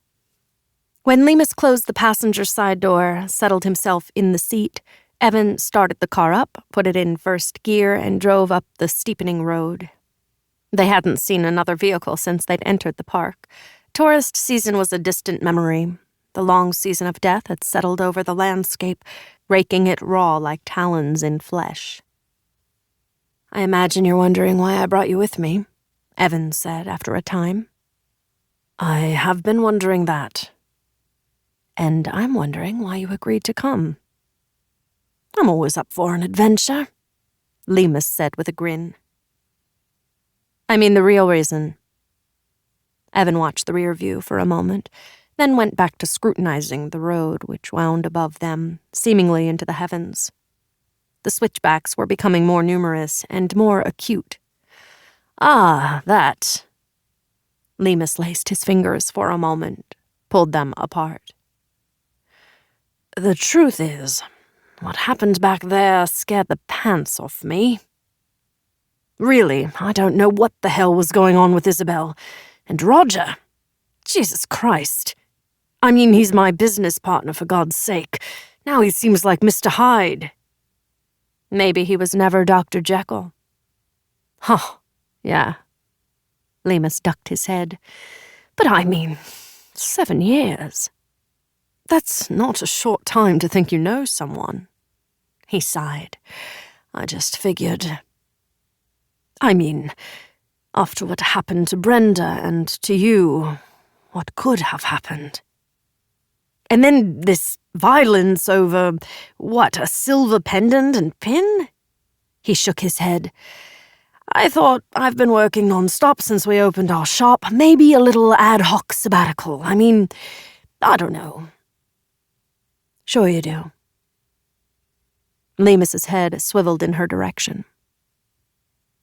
What do you mean? The pendant. The pin. Come on, Peter. You know perfectly well what the two ravens mean. The hell I do, Lemus said hotly. Evan slowed, pulled onto the shoulder, put the car in park, and engaged the parking brake. Those two kissing ravens are the reason I brought you with me. You know something about them. Maybe everything. She let the silver pendant hang from its chain in the air between them. You heard what I said to Isabel. This came from the woman who drove the car bomb onto the St. Agnes parking lot. I found her, ran her down. She forced me to kill her. She was wearing the two ravens, just like your partner Roger Hollis. Evan swung the pendant into his cupped palm. Lemus shook his head. Whatever Roger might be up to, he's on his own. I'm as much in the dark about it as you are. Really? Nemesis is a cabal of some kind. A group of conspirators that crosses international borders, Evan went on. That's nothing new for me. I specialize in destroying conspiracies, in bringing cabals down. What Nemesis wants, what you want, Lemus, is why you're here with me now. Why we've stopped on this deserted stretch of road in the middle of nowhere. No one will hear you scream, except maybe the eagles and hawks. They'll be more than happy to pick you apart after I throw you out of the car. All the blood had drained from Lemus's face. He looked sick to his stomach. I never heard of Nemesis until you brought the name up. Lemus chewed his lower lip. I know you have no reason to believe me, but I'm telling you the truth. He gestured. Listen, I helped you out of that mess at Isabel's. I mean, that's got to count for something. He listened for an answer, some sign from Evan that wasn't forthcoming. Can we please come to some kind of an understanding? He asked. Evan's reply was as icy as the wind sweeping over the landscape. Only when I can be sure you're not holding out on me. Here you are, sir. Commandant Christoph handed Gorgonoff a black file folder with a red stripe slashed diagonally across the top right corner. All confidential and urgent communiques were delivered to him by Christoph's hand only. Nothing appeared electronically on any SVR server. IT paranoia was a watchword Gorgonov had instituted the moment he became director of the SVR. Direct from Turkey forward station. It was late in the evening, long past dinner time. Gorgonov had shoved some food into his mouth at his desk, though he'd have been hard-pressed to tell anyone what it was. He had more important things on his mind. He was about to open the file when his personal mobile buzzed. Christoph raised his eyebrows, about to reach for the phone, but Gorgonov waved him off. It's all right. It's my daughter. Nodding, Christoph let himself out of his boss's office. Sighing, Gorgonov picked up the phone. Hello, my Lolushka, he said. How are you, Papa? Lolita's high voice piped through the earpiece. When are you coming home? I miss you. I miss you too, little one. Gorgonov was staring at the black folder with the red stripe. He needed to see what was inside immediately. I'll be home as soon as I can. I want to tell you about the gymnastics tournament. That's right. He'd forgotten all about it. He swiveled his chair to look out the window at the falling snow, deepening the blanket covering Moscow like winter's ermine fur. How did you do? First place on the balance beam, Papa. How wonderful. I want to hear all about it. Every detail, Lolita cried. I won't go to sleep until after I told you. He could hear her yawn. I promise. Sugar plum kisses, Gorgonov said, his usual sign-off. He turned off the phone. He did not want to receive the inevitable call from his wife asking why he hadn't been at the tournament. She knew why, of course. Sometimes she was just into breaking his balls. One of the reasons he had a mistress, compliant and willing no matter what he asked of her. Tossing the mobile in a drawer of his desk, he slit open the file with a penknife and shook out the contents. Printouts of chatter on the secure network's Turkey forward station monitored. As he read, his pulse climbed. These communiques involved Nemesis, an organization he and his team had been monitoring, gathering intel about for the Sovereign. But more than that, one of them hinted that Boyko had a private connection to Nemesis that no one, least of all the Sovereign, knew about. This news was so hot, he knew he needed both clarification and confirmation before he could believe it and act on it. You don't look yourself, Lemus said. Evan stared out the windshield. How's your shoulder? I don't need another shot yet. Evan nodded, seemingly satisfied. They sat side by side in the car. Evan gripped the wheel with knuckles white with the tension of her repeated mirage. She wanted to bang the side of her head, shake loose the rest of the memory of the red brick mansion and the two ravens. At length, Lemus said, What is it? Evan ignored his question, released the brake and put the car in drive. Checking the Range Rover's GPS, Evan saw they were less than a mile from the place where Jules's and Albert's mutilated corpses were discovered, and where they suspected the two MI6 agents might be found as well. Tension of another sort filled the Range Rover's cabin. They were fairly high up now. The sky had turned dark and ugly. But being inside the vehicle, and so concentrated on what lay ahead of them, they had scarcely noticed the change. When they arrived at their destination, however, and stepped out of the SUV, they felt the wetness in the air along with the release of the fierce grip of the cold. It's going to snow, Lemus said, glancing up. No, Evan said. Something much worse. They hurried over to the place, perhaps 300 yards west of the road, where the bodies had been dumped. Due to the lack of blood in the forensic photos, Evan was certain the bodies had been killed, mutilated, and drained of blood elsewhere. Where? The red brick mansion. Before being dumped here in the desolate wastes of the park. At first, it appeared as if the killer or killers had chosen the dumping ground at random, but closer to it became apparent that the area must have been scouted extensively. The bodies had been laid in a shallow depression in the icy rock. There was nothing for Evan and Lemus to look at now that the corpses had been removed. Butler's forensics team, and presumably one from MI6, had been all over the area with a fine-tooth comb. She squatted down in the center of the depression, gathered up as much of the snowy earth the frozen ground would allow without a pickaxe. Doubtless, Butler had asked her to come here hoping she would spot something the forensics team had missed. But there was nothing. Nothing at all. It was at that moment that the sky decided to open up. The hail began as a benign patter, but soon enough turned into a torrent that bounced off every hard surface like steel ball bearings.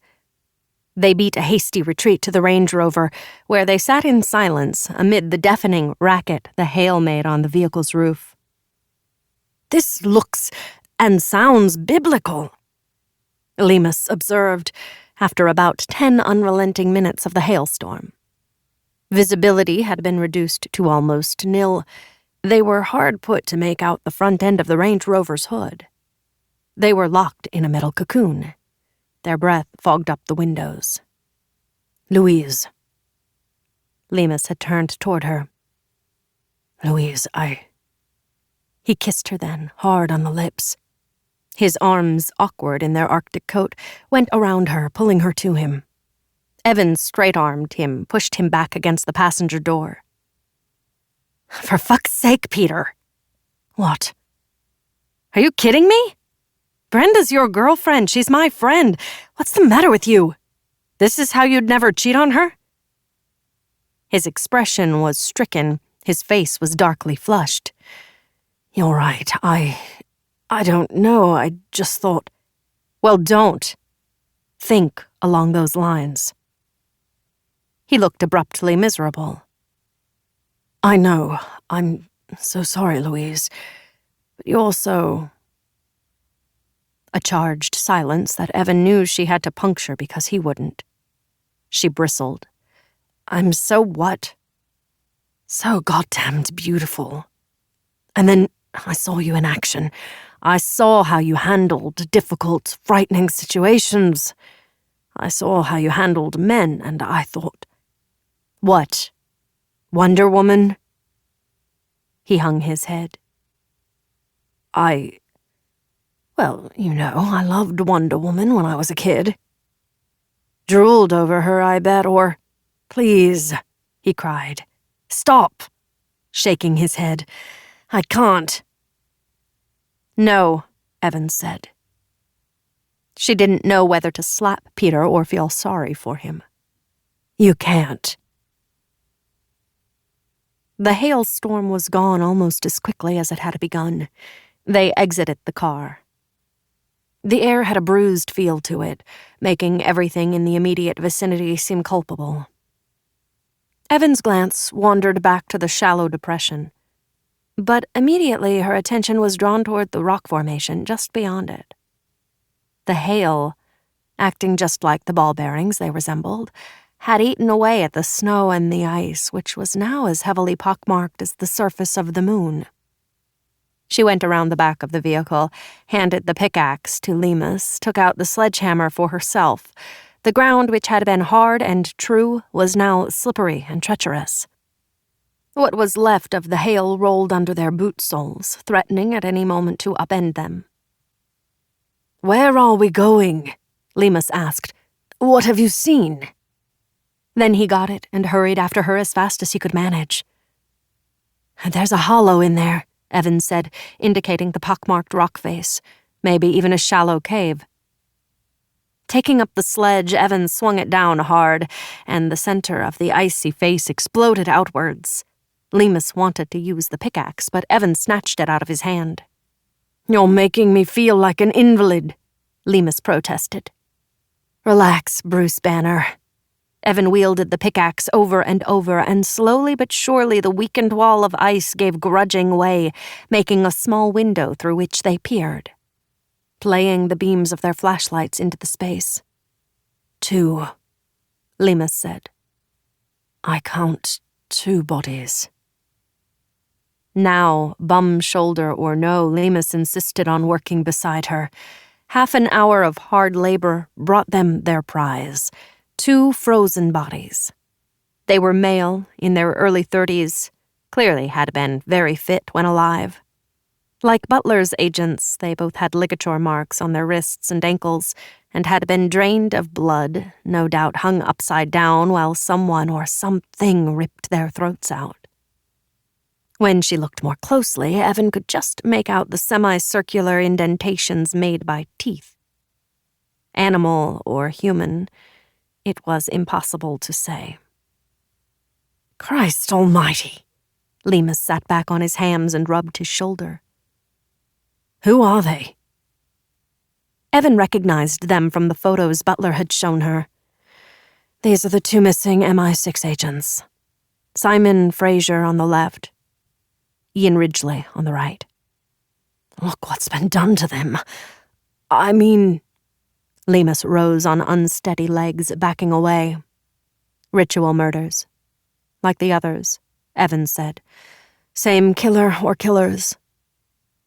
It's bestial, like they were attacked by a mad dog or a wolf.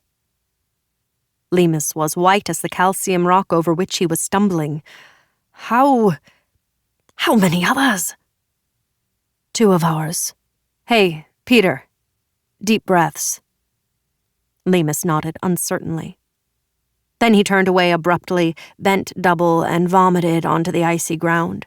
Evan went to him, held him as his body shuddered and spasmed. It's okay, Peter, just try to take deep breaths. When she was sure he was sufficiently recovered, she went and took out the small Leica Butler had provided, snapped as many photos from different angles, including close-ups of the faces, the feet, dark with coagulated blood, and the mutilated throats as she felt was necessary. This new tricked-out camera was connected to the internet, and she uploaded the photos to Butler's private server. Looks like we did MI6 a big favor finding their missing people, Evan said when Lemus tottered back, eyes still half averted from the corpses. Well, at least there's no smell. Lemus's eyes were tearing, and he wiped his mouth with the back of his glove. Sorry, he muttered. He staggered back to the Range Rover, leaving Evan with the task of returning the tools to the boot. When that was done, Evan returned to the far edge of the depression, crawled into the shallow cave, ran the beam of her LED around every square inch, looking for something, anything the killer or killers might have left. All she found was some dark rubble in little clumps near the bodies. It was not until she brought it out into the daylight that she saw that the rubble was actually small pieces of red brick. 22. The sun had not yet risen when Gorgonov and the Sovereign set out on horseback. Mist cloaked the lowlands outside Moscow in a mystic shawl. The horses' hooves beat the frozen ground to death, cracking ice, kicking up clods of snowy earth as the steeds thundered across the grasslands, heading for the dense pine forest to the east. The sky was streaked marble. Crows cawed and circled. The Sovereign wore leather breeches that came up past his navel. Above the waistband, he was naked, his hairless, hard-nippled chest bare to the first crescent of sun appearing over the horizon. He wore high boots, polished to a high gloss. Strapped to his right thigh was a leather holster that held his custom-made Colt .45 with cross-hatched gold grips. It seemed to amuse him to be using an American-manufactured sidearm. The Sovereign had a head like a bullet, with close-cropped steel-gray hair and the eyes of a fox that missed nothing. He was not a large man, but terrifying for all that. He had a wrestler's build, and was damn proud of it. In fact, Gorgonov knew he had wrestled in his youth in St. Petersburg, rarely losing. He had continued that pursuit even when he joined the KGB, this prowess helping him on every rung of the government ladder he climbed with terrifying speed. People died in his wake, or went missing. No one dared question what had happened to them, or even looked very hard for the perpetrators. Certainly they never turned their gaze toward the sovereign himself. Shokova and the sovereign had been close during her time as a high-level apparatchik in the Kremlin. Maybe he even helped her rapid rise to power. Maybe he was fucking her brains out, or more likely, the other way around. In any event, the sovereign came to trust her opinions, which made Shokova's ultimate betrayal that much more difficult for the sovereign to swallow. If Gorgonov were to be honest with himself, nothing had been the same since Shokova had vanished. It was only afterward. Sifting through numerous clues they had all ignored before, that he had unearthed her close friendship with Evan Ryder, a betrayal that eclipsed all the others she had committed. The horses galloped full out across the icy field, the sovereign slightly in the lead. Gold and rose shards of light filled the morning. The horses' breath made constant puffs of steam as if they were iron horses of old. This was not the first time Gorgonov had been asked to go riding with the sovereign, and though it was a rarefied privilege, it invariably filled Gorgonov with the unpleasant sensation that at any minute the ground he was crossing would open up and swallow him whole. In the sovereign's presence, he was constantly grinding his teeth until his jaw became one giant monkey fist. At the leading edge of the pine forest, they slowed their horses to a walk, leading their mounts through the labyrinth of trees. At length, they arrived at a clearing. Anyone else would have dismounted, but not the sovereign. He sat straight-backed on his saddle, peering at God knew what. Gorgonov remained a silent observer. He knew better than to speak unless spoken to. After a time, the sovereign jerked the reins, turning the horse around so that they both faced Gorgonov. I'm starting to harbor doubts about our General Boyko. I don't think we have half the number of bots we should have. We need to be flooding the American internet with desinformatia. Now that they have a comically ineffectual party in power and the opposition is in total disarray, it is our time to do anything with the government we want. And this president is nothing more than, as the Chinese say, a paper tiger. I can make him do or say virtually anything I want. Like his mount, the sovereign breathed out through his nostrils in twin clouds of smoke. Gorgonov had the sudden notion that although the sovereign's horse could do no better than breathe smoke, the next time the sovereign opened his mouth, he'd be breathing dragon fire. With anyone but the sovereign, the idea would seem absurd. Instead, all Yuri Fyodorovich appears concerned with is bringing down that American agent. He meant Evan Ryder. Gorgonov knew that the sovereign would never speak Ryder's name, referring to her only as that American agent. In fact, to my mind, he appears obsessed with her since the incident outside St. Petersburg. It had been Boyko's hand-chosen deputy director who Ryder and Benjamin Butler had murdered in the Korova Room restaurant near St. Petersburg. In Gorgonov's opinion, the general had never been the same since. I don't care about that American agent, Anton Rasidovich, the sovereign was saying. She is of no moment to me or to the Federation now that the traitor has been erased in the revision of our past. By the traitor, he meant Lyudmila Shokova. He had ceased to utter her name as well. Do I make myself clear, Anton Rasidovich? As always, sir. Gorgonov was elated that his one-time school chum and friend, now his bitter enemy, had fallen from grace. At the same time, he thanked his lucky stars that he had kept his own attack against Evan Ryder secret, oblique though it might be. The sovereign nodded. Good. I know I can count on you, Anton Rasidovich. It still astonished Gorgonov that the sovereign's bare skin wasn't even goose-fleshed in the icy morning wind. The sovereign brought his mount close behind Gorgonov's. Their knees were almost touching, and Gorgonov thought he could feel a fiery heat emanating from his leader. Now, Anton Residovich, you have news for me about this group, yes? Nemesis, yes, sir. Gorgonov held his reins barehanded despite his wind and cold-reddened flesh. He resisted the urge to turn up his collar, was peeved at himself for not having done it earlier. He'd misjudged just how cold the morning would stay. The sun, struggling over the horizon, was helpless in the grip of the icy chill. Nemesis is a neo-Nazi organization, Gorgonov said. My suspicion is that they're an action group funded and controlled by our own RNU. He meant the Russian National Unity Party, an ultra-right-wing group espousing neo-Nazism, anti-Semitism, Islamophobia, and Russian nationalism.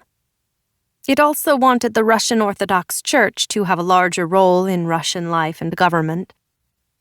As such, the RNU was anathema to the sovereign and the state. Well, that's a surprise. The sovereign's voice dripped contempt. I've tolerated these criminals long enough.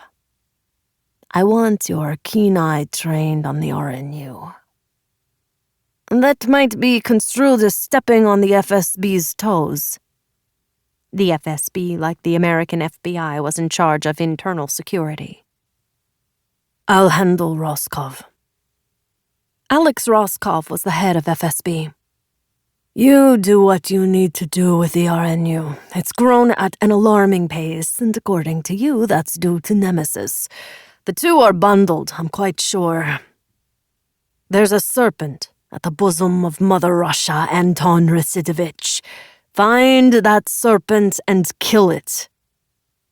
No matter how deeply inside Russia's bosom it resides. Absolutely, yes. You have my imprimatur. Gorgonov nodded. At once, Sovereign. The sky had clouded over, and there came a change in the wind, still icy, but now carrying a dampness that penetrated Gorgonov's thick coat all the way to his bones. For his part, the sovereign seemed unaffected. Even the small silver cross that hung from a chain around his neck hugged his breastbone as if for warmth. A few moments later, the first flakes of snow began to filter down into the clearing. Both horses stamped their hooves, as if anxious to return to the warmths of the sovereign's stable, where they would get a good brushing down and a galvanized metal bucket of oats.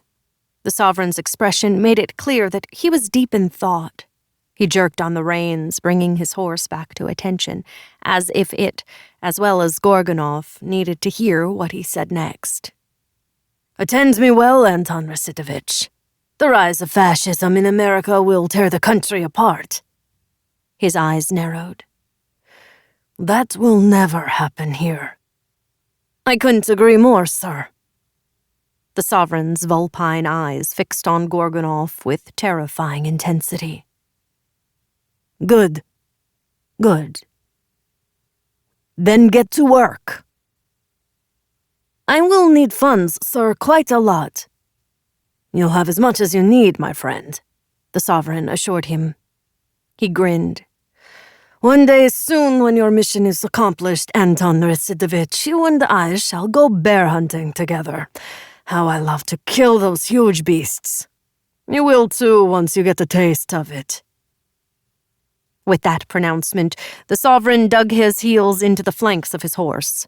It wheeled around, taking its master back into the trees, where he vanished amid the pine needles and the snow that drifted down from a low, formless sky.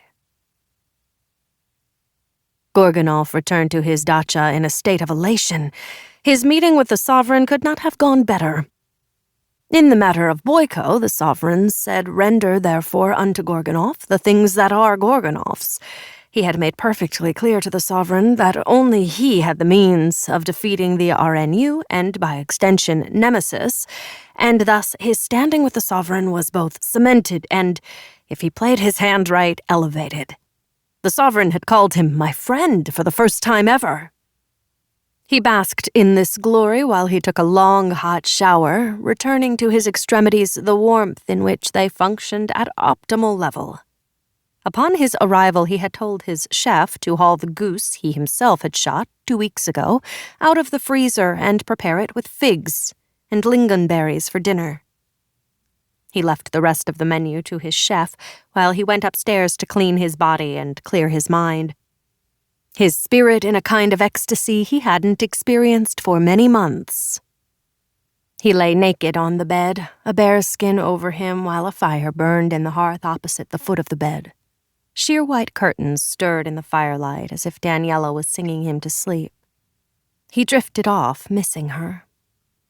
He awoke to the mouth-watering smells of the goose roasting in the oven. It was late afternoon. He realized that he hadn't slept so well, so deeply in some time. Throwing off the bearskin, he rolled out of bed and dressed for dinner in a newly pressed linen shirt, a light tunic.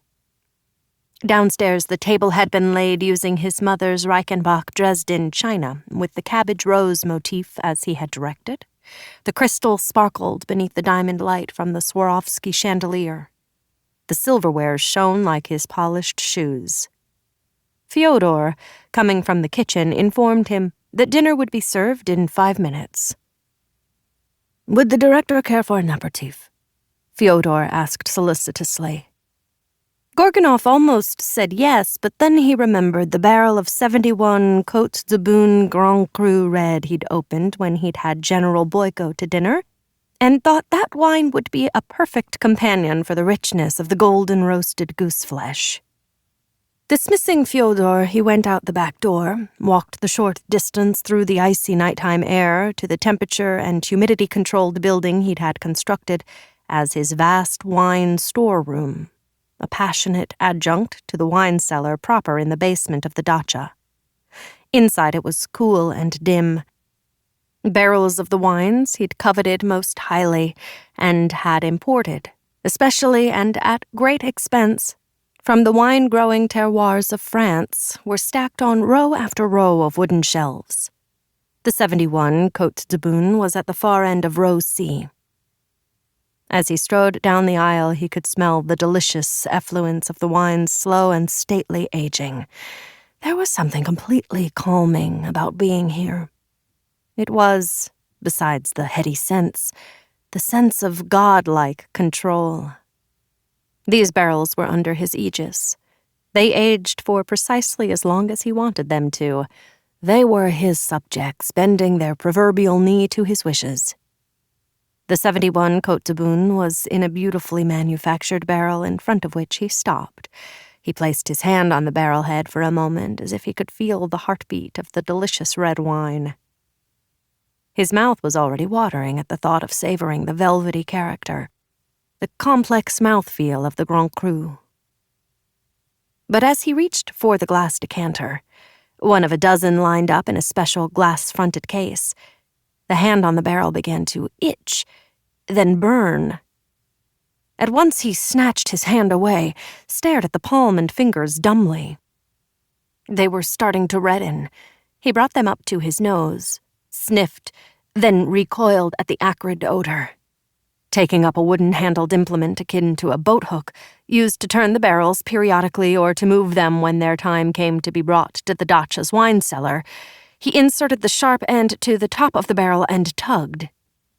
At first, nothing happened, but then as he put his back and shoulders into it and began to jerk the implement backward, the top loosened all at once so that he was just able to jump back before the liquid came pouring out.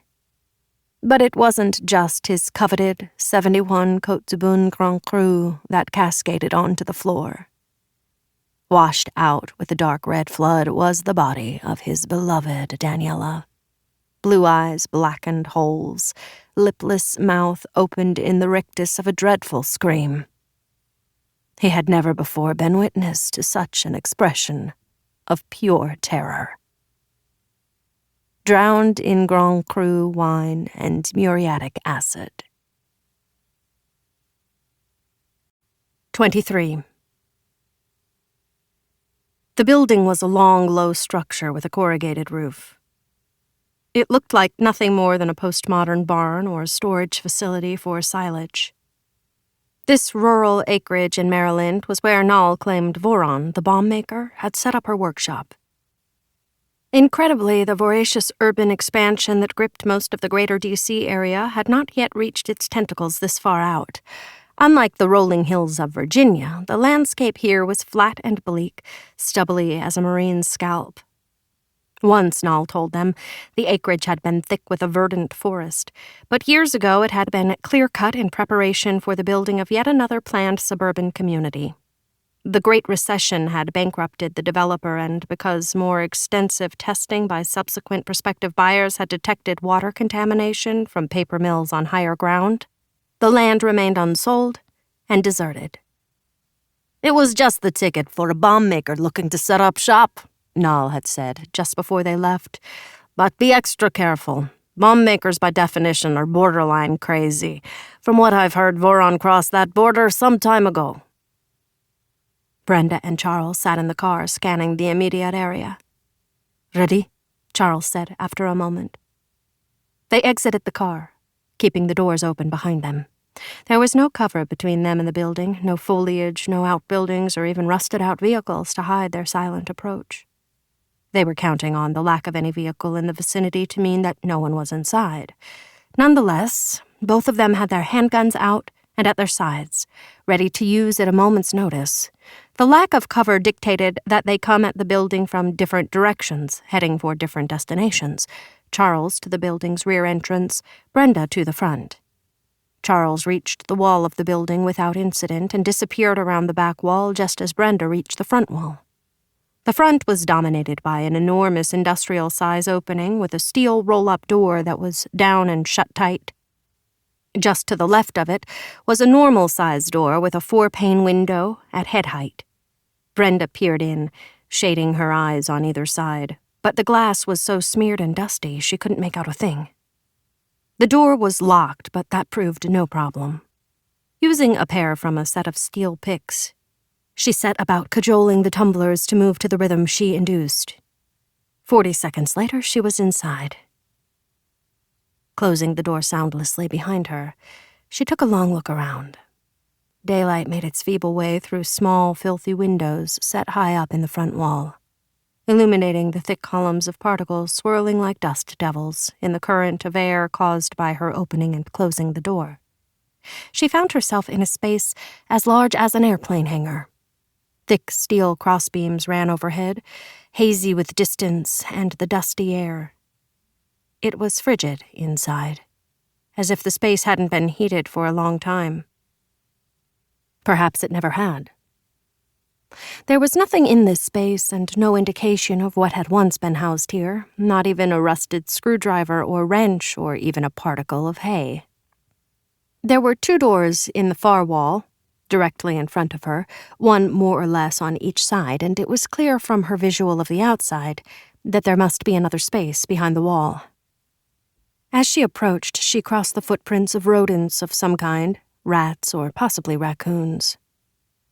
She paused, listening for them. For anything, really, that seemed out of place. Evan had taught her this important lesson of spycraft when they were together in Berlin. Since then, she had found the advice invaluable. She heard nothing, however, and went on. Which door to take? The right or the left? This decision seemed to her emblematic of the majority of decisions that had to be made during the course of a lifetime. Do I go or do I stop? Do I move forward or retreat? Do I choose one person or the other? Surely she had made the wrong choice with Lemus.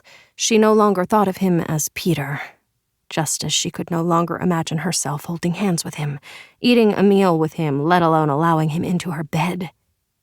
She shivered at the thought that she had had sex with an SVR spy, sent to weasel his way into her life. For a moment she had allowed him into her heart, but that moment was gone, washed away on the bitter tide of betrayal. Unconsciously, she had paused again. Some animal instinct had insisted she stop while her mind was elsewhere. Furious, she berated herself. Focus. Damn you, girl. Keep your mind on the here and now. She found herself closer to the door on her left, so she opened it and went through into a square room with walls paneled in wide, rough-hewn wooden boards. A small, scarred skylight threw a feeble handful of daylight into the space. A bare bulb hung from a length of wire from a fixture in the ceiling. A couple of old black-and-white photos in cheap black frames were nailed to one wall. In one, a young man in coveralls stood by the side of a harvester combine or some kind of large machinery, one hand on it as if it were his horse. In the other, a large black dog, whose breed she didn't know, wide leather collar half buried in the thick fur of its neck, sat with its mouth half open, tongue out, as if it had just completed a long run. She moved closer. Neither of the photos appeared to have been taken on this property. In fact, scrutinizing the background of the first photo, Brenda didn't think it was even this country. Those mountains behind the young farmer looked like the Alps. Switzerland? Austria? She moved closer still, squinting in the gloom.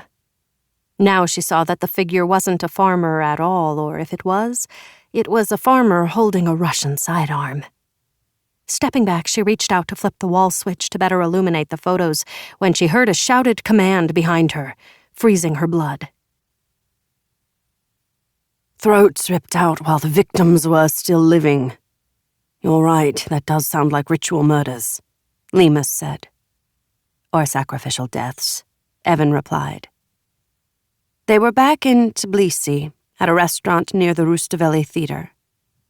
It was crowded and smoky, but oddly cold, and loud, which was good for them. No one was going to be able to overhear their conversation in all that din. Vast quantities of lamb and the ubiquitous Kinkali dumplings had been set before them, along with tankards of local beer. Upon entering the restaurant, they had gone straight to the bathroom, where Lemus exposed his sore shoulder so Evan could administer the second shot of painkiller. Bringing up the dead had done his shoulder no good. When they emerged, they took one of the last available tables against the wall farthest from the door. Well then, who the hell are we dealing with? Lemus said now. A serial killer? A cabal of cannibals or crazed torturers or something else altogether?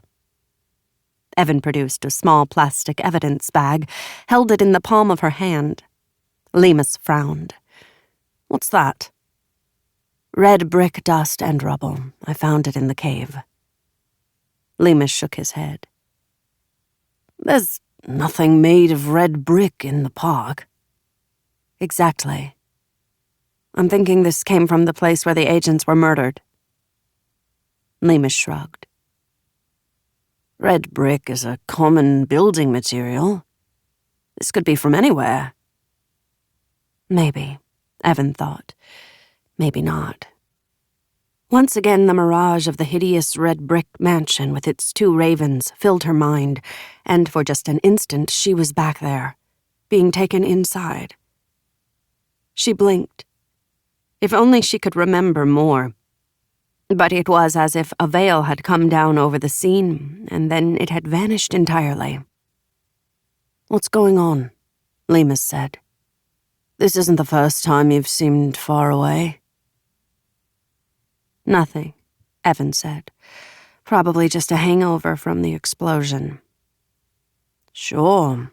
Lemus's head bobbed up and down, but something in his expression said that he didn't quite believe it. Frankly, I think it's remarkable you've recovered so quickly. I feel bad I left Brenda still in the hospital. She's being well looked after, Evan said absently. I know, Mr. Butler assured me of that, and I trust him. You should. He has Brenda's best interests at heart. Lemus understood. I said I was sorry, Louise. What more can I do? Evan said nothing, and there was nothing to say to that. Either she could forgive Lemus or she couldn't. That was up to her now. The restaurant, ever more crowded, became cacophonous with raised conversations, shouts, hails, and laughter, the weaving of waiters holding heavily laden trays high above their heads, the clink of glasses and silverware. The usual hum elevated to that of the interior of an active beehive. So, listen. Peter Lemus cleared his throat. Louise Stedman isn't your real name, is it? Instantly, Evan's attention refocused. What gave you that idea? I don't look familiar to you. Should you? You're Evan, Lemus said. Evan Ryder. Lemus's pronouncement was startling, but Evan said nothing, forced herself to put some more food into her mouth. She was now armed with an old but serviceable Beretta with the serial number filed off. On their return from the park, before coming to the restaurant, Evan had made several discreet inquiries in the right part of town. She had left Lemus in the Range Rover while she entered a pawn shop disguised as an antiques emporium. Another discreet all-cash transaction got her the loaded Beretta and 2 extra magazines of ammo. The Beretta, comfortingly, resided under her cloak, stuck in the waistband of her trousers at the small of her back. I know you are. Lemus plowed on gamely. You've no reason to deny it. Evan looked up from her food. Why would I lie to you about my name? Secrecy. It's part of your job. I imagine you often use a false name. Evan shrugged, went back to eating. What's in a name, anyway? Plenty. Evan glanced up at him. Lemus had a pained look on his face. Lemus put down his knife and fork. I have a confession to make. It was at that moment the first bullet whizzed past the table and embedded itself in the wall. The shot came from a silenced long gun, a sniper's rifle, the report of which could not be heard over the clamor of the diners. The second came so close, Evan could feel the rush of air against the back of her neck before it, too, made a neat hole in the wall. At the same time, she saw 2 muscle men step into the restaurant to stand on either side of the entrance. Their legs were spread at shoulder width, their hands hung loosely at their sides, fingers ever so slightly curled. They were in shooter's stance, ready for anything, and their eyes were on Evan and her companion. I don't believe anything you say anymore, Evan suddenly shouted. Lemus, clearly shocked, said, What are you doing? Starting a lover's quarrel, Evan told him in a lowered voice. Clearly, Lemus had no experience with long guns, snipers, or anything in the field for that matter. The louder and more violent, the better. No time like the present to learn, she thought. She leapt up. I know you're sleeping with her, you prick! She grabbed a plate from the table and, with perfect aim, threw it so it sailed past his head and crashed to the floor. That got everyone's attention. You're crazy! Lemus shouted back, getting to his feet in such a way that his chair fell over backward. You're a crazy woman, you know that! Crazy, am I? I'll show you crazy! Evan picked up a fork and darted around the table, raising her hand in the air as if she was planning to bury the fork in her cheating boyfriend's head. Lemus grabbed her wrist and began shouting a string of epithets. The 2 muscle men by the door left their posts and started toward the scuffle, but diners were also on their feet, rushing with glee toward the argument promising to devolve into a bloody battle of the sexes. The muscle men tried to force their way through the widening scrum, but there were too many people in their way, converging on Evan and Lemus. The first to reach them tried pulling them apart. Men were tugging this way and that. In the ensuing melee, an errant punch was thrown, then another. 2 full-blown fistfights erupted, screams and shouts, more people joining in, while the women, standing back on the edges of the fracas, cheered Evan on in her anger at her faithless man, while they craned their necks or held their mobile phones over their heads, taking blind shots. In the widening chaos, the muscle men lost sight of their quarry, even as they made progress, shouldering their way through the tightly packed crowd, and with good reason. Evan had grabbed Lemus with a whispered, Well done, time for us to go, ducking him away from a flurry of wild punches, quickly worming them both to the rear of the restaurant. This way. Evan hurried Lemus down a dimly lit corridor that she saw led through the steamy kitchen, where industrial-sized pots steamed, and heavy frying pans burbled with hot oil ladled out from enormous metal cans, and then to the rear door. 3 cooks, 1 older, The other 2 younger assistants toiled away, rushing around as if they each had 4 hands. They were far too busy at their work to even glance up at Evan and Lemus, let alone query them. As the fugitives picked their way through the crowded space, 2 burly men passed through the rear doorway from the back alley that lived behind most restaurants, facilitating delivery and garbage pickup. They came up the short corridor and into the kitchen with weapons drawn. Older Makarovs, but still more than serviceable. Stepping forward, Evan snatched a frying pan out of the cook's grip. Hot oil and dumplings sloshed over the rim. But that was nothing compared with what happened when it collided with the leading man's face. He screamed as the cook and his assistants ducked and scattered, plastering themselves against the huge refrigerator that took up half of the right wall. The second man, elbowing his bent-double partner out of the way, brought his Makarov up, got off a wild shot before he had a chance to aim. That was all Evan needed. She kicked the man in the gut, snatched the lid off one of the pots, and slammed it into his face. The nose split apart, blood gushed, and Evan, stepping into the attack, wrestled the Makarov out of the wounded man's hand. Reversing it, she smacked him just above the ear with the butt, then dumped an open pot of dumplings boiling in heady broth onto him. The man screamed, went down on top of his partner. The 2 were now squarely wedged into the narrow space between the stovetop and the cutting surface. Evan leapt over them. Turning back, she called out to Lemus, "Jump! Jump over them!" Lemus did just that, stumbling a bit as the toe of his boot caught the hunched shoulder of one of the men. His forward boot slipped on the spilled liquid, and if it wasn't for Evan, he would have gone down on top of the 2 writhing men. As it was, Evan had to half-drag him out of the kitchen, down the narrow, foul-smelling corridor, and through the rear door. An old 4-door Lada in a bilious shade of green was parked in the alley. Sprinting around to the driver's side, Evan wrenched the door open, but at that moment, with a high, revving sound, a motorcycle turned into the alley ahead of them and came roaring at them. Astride the bike was a slight figure in black leather, a helmet of the same color with the reflective visor down. There was no way to tell whether the rider was male or female, let alone who it might be. "In!" Evan shouted. Lemus did as he was told. The keys were already in the ignition for a quick getaway. The engine coughed to life.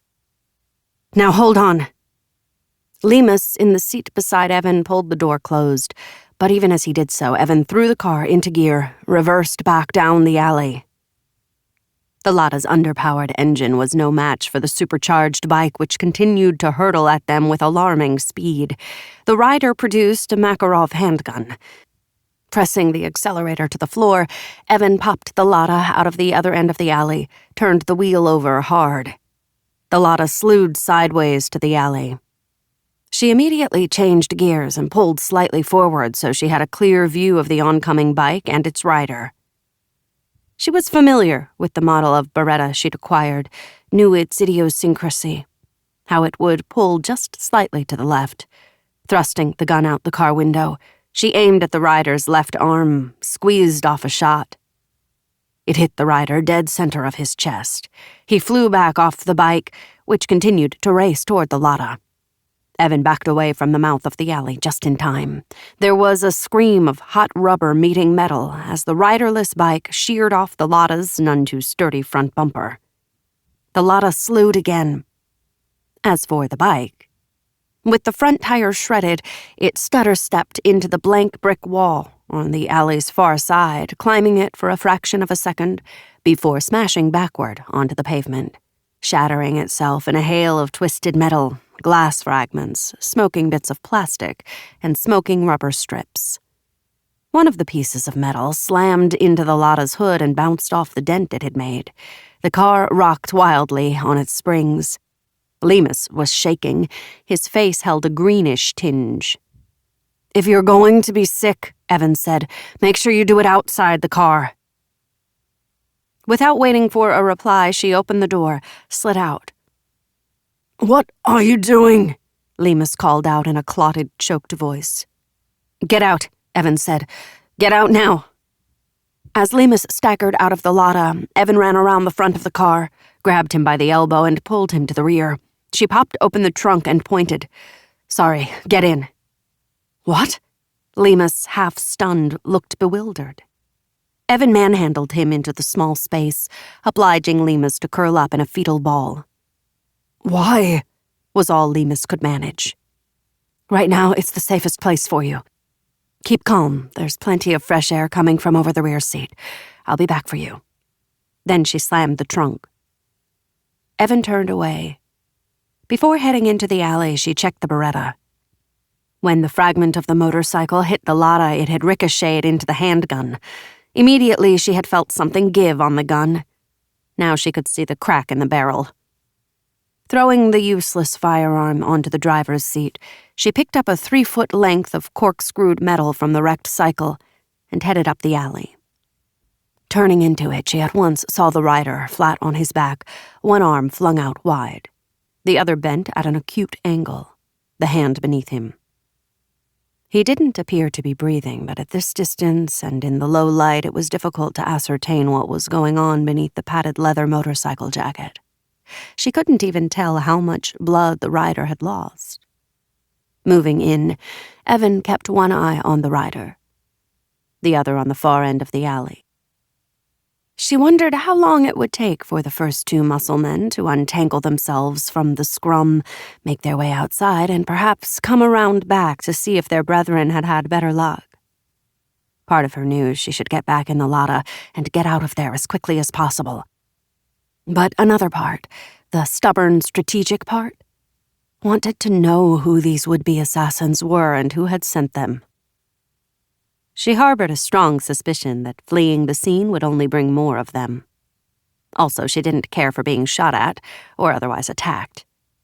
It had happened to her twice now, in the space of as many days. Once was unacceptable. Twice was cause for all-out war. Another reason to... She was only 6 or 7 paces away when the rider rose up like a phantom. His left hand came out from behind his back and fired 3 shots at Evan in rapid succession. 24. General Boyko was just being served a late lunch at his desk, a plate of kielbasa and boiled potatoes with thick, almost stew-like gravy, when his mobile phone buzzed. Because he was concentrating on the wording his staff had come up with for the next set of items of America Desinformatia, he ignored it. But when it buzzed again 30 seconds after it had stopped the first time, he angrily picked up the call without looking at the screen. "What?" he growled. "Yuri." He cut the end off of a kielbasa, stabbed it with a fork, not yet reacting to the near panic in his wife's voice. "Why are you calling me here when I expressly forbade you to? Did you send one of your people to fetch Elena?" "No, why would I?" Oh God! "Stop that and tell me." "Elena is missing," his wife said breathlessly. "What?" Now the panic in her voice as well as her words caused him to leap up with such force his lunch plate flew off his desk, crashing to the floor. "What is that you say?" Everyone in the large room outside his office instantly stopped what they were doing, sat still as statues. "Yuri, I went to pick up Elena after ballet class and she wasn't there." "That's impossible." A terrible icy feeling rose in his guts, uncoiling like a poisonous viper. He knew that with what was going on between him and Gorgonov, it was entirely possible. Although he never for an instant thought that. I mean, Elena was his daughter, for God's sake. "But it is, Yuri, she's gone." Boyko found that he was holding his mobile in a death grip. He took several deep breaths, trying and failing to calm himself. Race's murder was still in the forefront of his mind, sending spikes of rage through him. If anything like that had happened to Elena. She was only 13. He ground his teeth in fury and terror. A sense of overall sickness gripped him, making the world spin around him so that he was obliged to hold onto the corner of his desk in order not to crumple to the floor. Yuri, Elena's gone! Then he heard her. Gone? What do you mean, gone? Gone. Not missing. The ballet mistress was very clear. 10 minutes before the end of class, someone came for Elena. That's why I thought you had... Shut up, who came for her? How could she let a stranger? He was GRU, one of your people. He showed her his official ID. That's the only reason she let Elena go, she told me. I can't tell you how upset she was when she... Oh, fuck her. Who? Who came for her? She couldn't remember his name. I mean, she was so upset. Boyko snapped his fingers, mouthed, "Car, now," to his adjutant, who immediately ran to do his bidding. I'll go over there myself and shake it out of her. No, Yuri. The odd thing is he gave her a slip of paper, an address where he said he was taking Elena. He said that's where you were. Boyko pressed his fingers to his temples, which had begun to throb like a second heart. The address. He scribbled it down, then disconnected his wife without another word. Boyko's armored SUV was heading southeast at speed, the way cleared by a pair of military motorcyclists, headlights flashing. The three worst neighborhoods in Moscow were clumped together like clods of shit outside the MCAD, the ring road that encircled the heart of Moscow like a moat. The address the kidnapper impersonating one of Boyko's own people had given his wife was in Nekrasovka, an area incorporated into the city only because of its massive waterworks. Like neighboring Kapotnia, a dung heap all its own, very few people wanted to live in Nekrasovka. But many were forced to out of necessity because they worked at the massive water plant or because they could afford nothing better. Then there were the homeless, the drugged-up, disaffected youth, the tattooed gangs that roamed these areas, leaving misery and destruction in their wake. But as the SUV transported the head of the GRU past the MCAD, entering terra incognita for him, these appalling facts were at the very periphery of his mind, relevant only as they pertained to Elena. His daughter was front and center in his attention, not that he had ever spent much time with her, he brooded. He had no patience for infants or toddlers, and why should he? That was what his wife was for. He had more important things on his mind than shoveling shit off his daughter's tiny backside. And as she grew older, frankly, he couldn't remember any of her birthdays. How was it that she was 13 now? When did that happen? At this moment, he felt as if he had been asleep when it came to his children. Elena was the youngest of three. The two boys were off at school in St. Petersburg. He tried to summon up their faces, found only hazy bits and pieces. But again, he felt strongly that this wasn't his job. Wasn't it enough that his wife surrounded herself with photos of them? The children were entirely her sphere of responsibility. But now he realized belatedly, it was true, that he felt differently about Elena. She was the youngest, yes, but she was also a girl, more vulnerable. The boys had always been able to take care of themselves. Weren't there a couple of beatdowns they had effected against those foolish enough to bully them? Yes, of course there were. His wife had been upset, naturally, but he had felt only pride in them, had rewarded them against his wife's protests by taking them to the GRU officer's unofficial bordello. "You're a man now," he recalled, telling each one in his turn. "It's time you received a man's reward." "We're close now," his adjutant said from the front seat, interrupting his internal monologue. Boyko felt an involuntary shiver run through him and was instantly ashamed. But this was Elena, his only girl child, the apple of her mother's eye. He could see her face as clearly as if she were sitting beside him. and with an uncomfortable start, realized that she was the apple of his eye as well. If he were to lose her now, he would wreak such holy hell on Gorgonov he'd wish he were dead. Death. Death by drowning. Death by acid bath. Gripped by a dreadful anxiety, he sat forward, on the edge of the back seat. His right knee bounced up and down like a pneumatic drill. He must not think of these things, not now, not ever. He must clear his mind for what was to come, whatever that was. "We're here," his adjutant said. "This is the address." The driver signaled the escort, and they all stopped in front of what appeared to be a bombed-out tenement on an otherwise leveled block. Behind it loomed the immense bulk of the waterworks. The oldest part had been converted into low-cost housing, but as far as Boyko could see, these buildings were already starting to crumble. He emerged from the SUV. The GRU riders trotted up, handguns at the ready. Boyko held them back. "No," he said. "I'm going in alone." "Do you think that's the wisest option, General?" his adjutant said so softly only his commanding officer could hear. "We have no idea what's inside." "Stay here," Boyko said, and mounted the steps. The truth was he did not want anyone to witness his reaction to what he feared was awaiting him. Up the broken stone steps he went.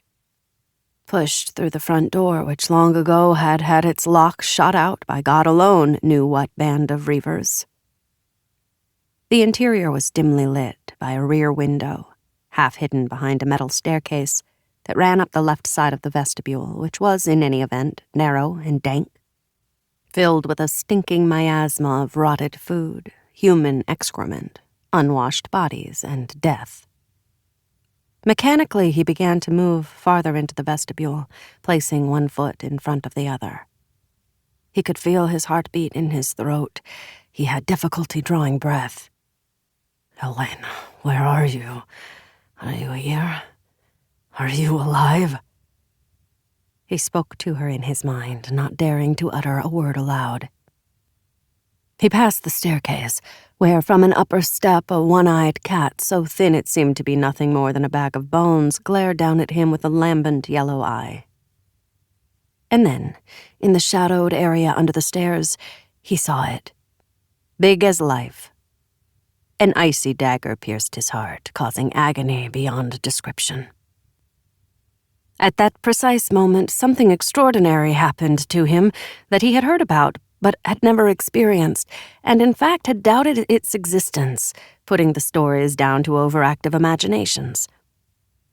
As he stared at the wine cask, his mind seemed to leave his body.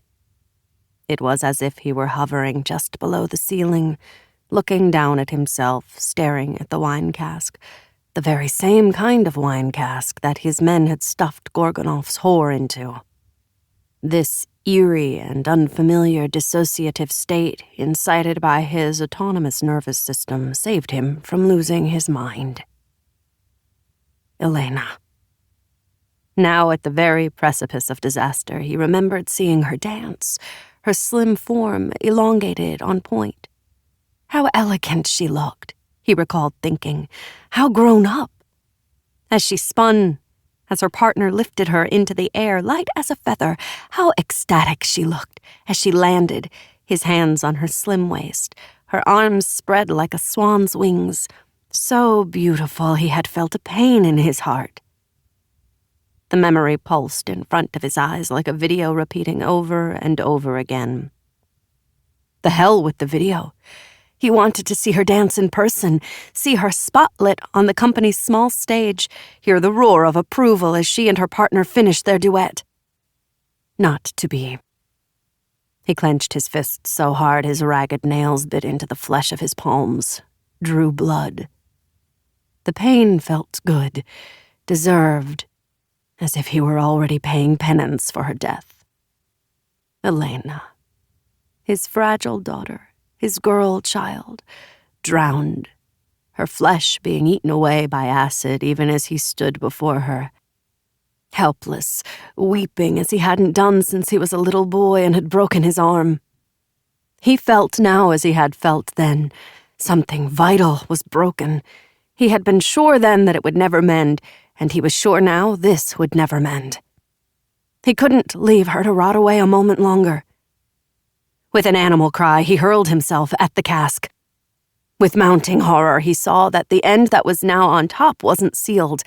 It had been pried open, then replaced. Nevertheless, in his frantic haste, he broke half his fingernails, levering the end off. He peered in, and his heart nearly ceased to beat. There was Elena, looking up at him with fearful eyes. Daddy, she said, and rose out of the otherwise empty cask, arms outstretched for him to take her home. 25. A Kevlar vest would surely save your life by stopping a bullet from getting through it, but the impact would be more than enough to knock you off your feet. And depending on where the bullet hit, you could also lose consciousness, which is what had happened to the motorcycle rider Evan had shot. It was likely that the vest was of inferior manufacture as well, because when the rider, having returned to consciousness, rose and fired at Evan, his aim was none too accurate. Evan saw his hand shaking even as she ducked and rolled. All 3 bullets whizzed by high and wide. She came out of the crouch a step away from the rider and landed a trio of powerful strikes to the left side, feeling the crack of ribs on the second and third blows.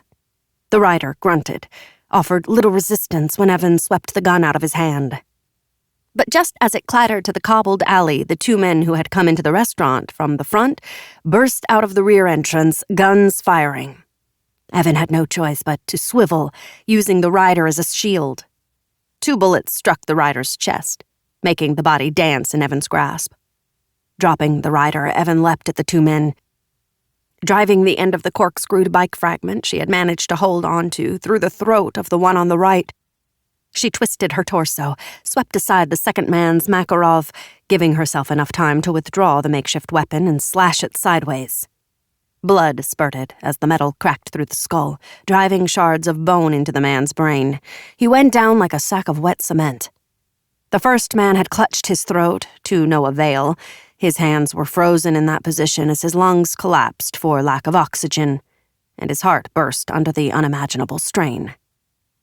Retracing her steps, Evan hauled the rider up to face her, removed his helmet. A young man with black hair, a sharp nose, and a knife slash of a mouth appeared out of the plastic wall of anonymity. His head was wet with sweat. Lifting one lid at a time, she peered into his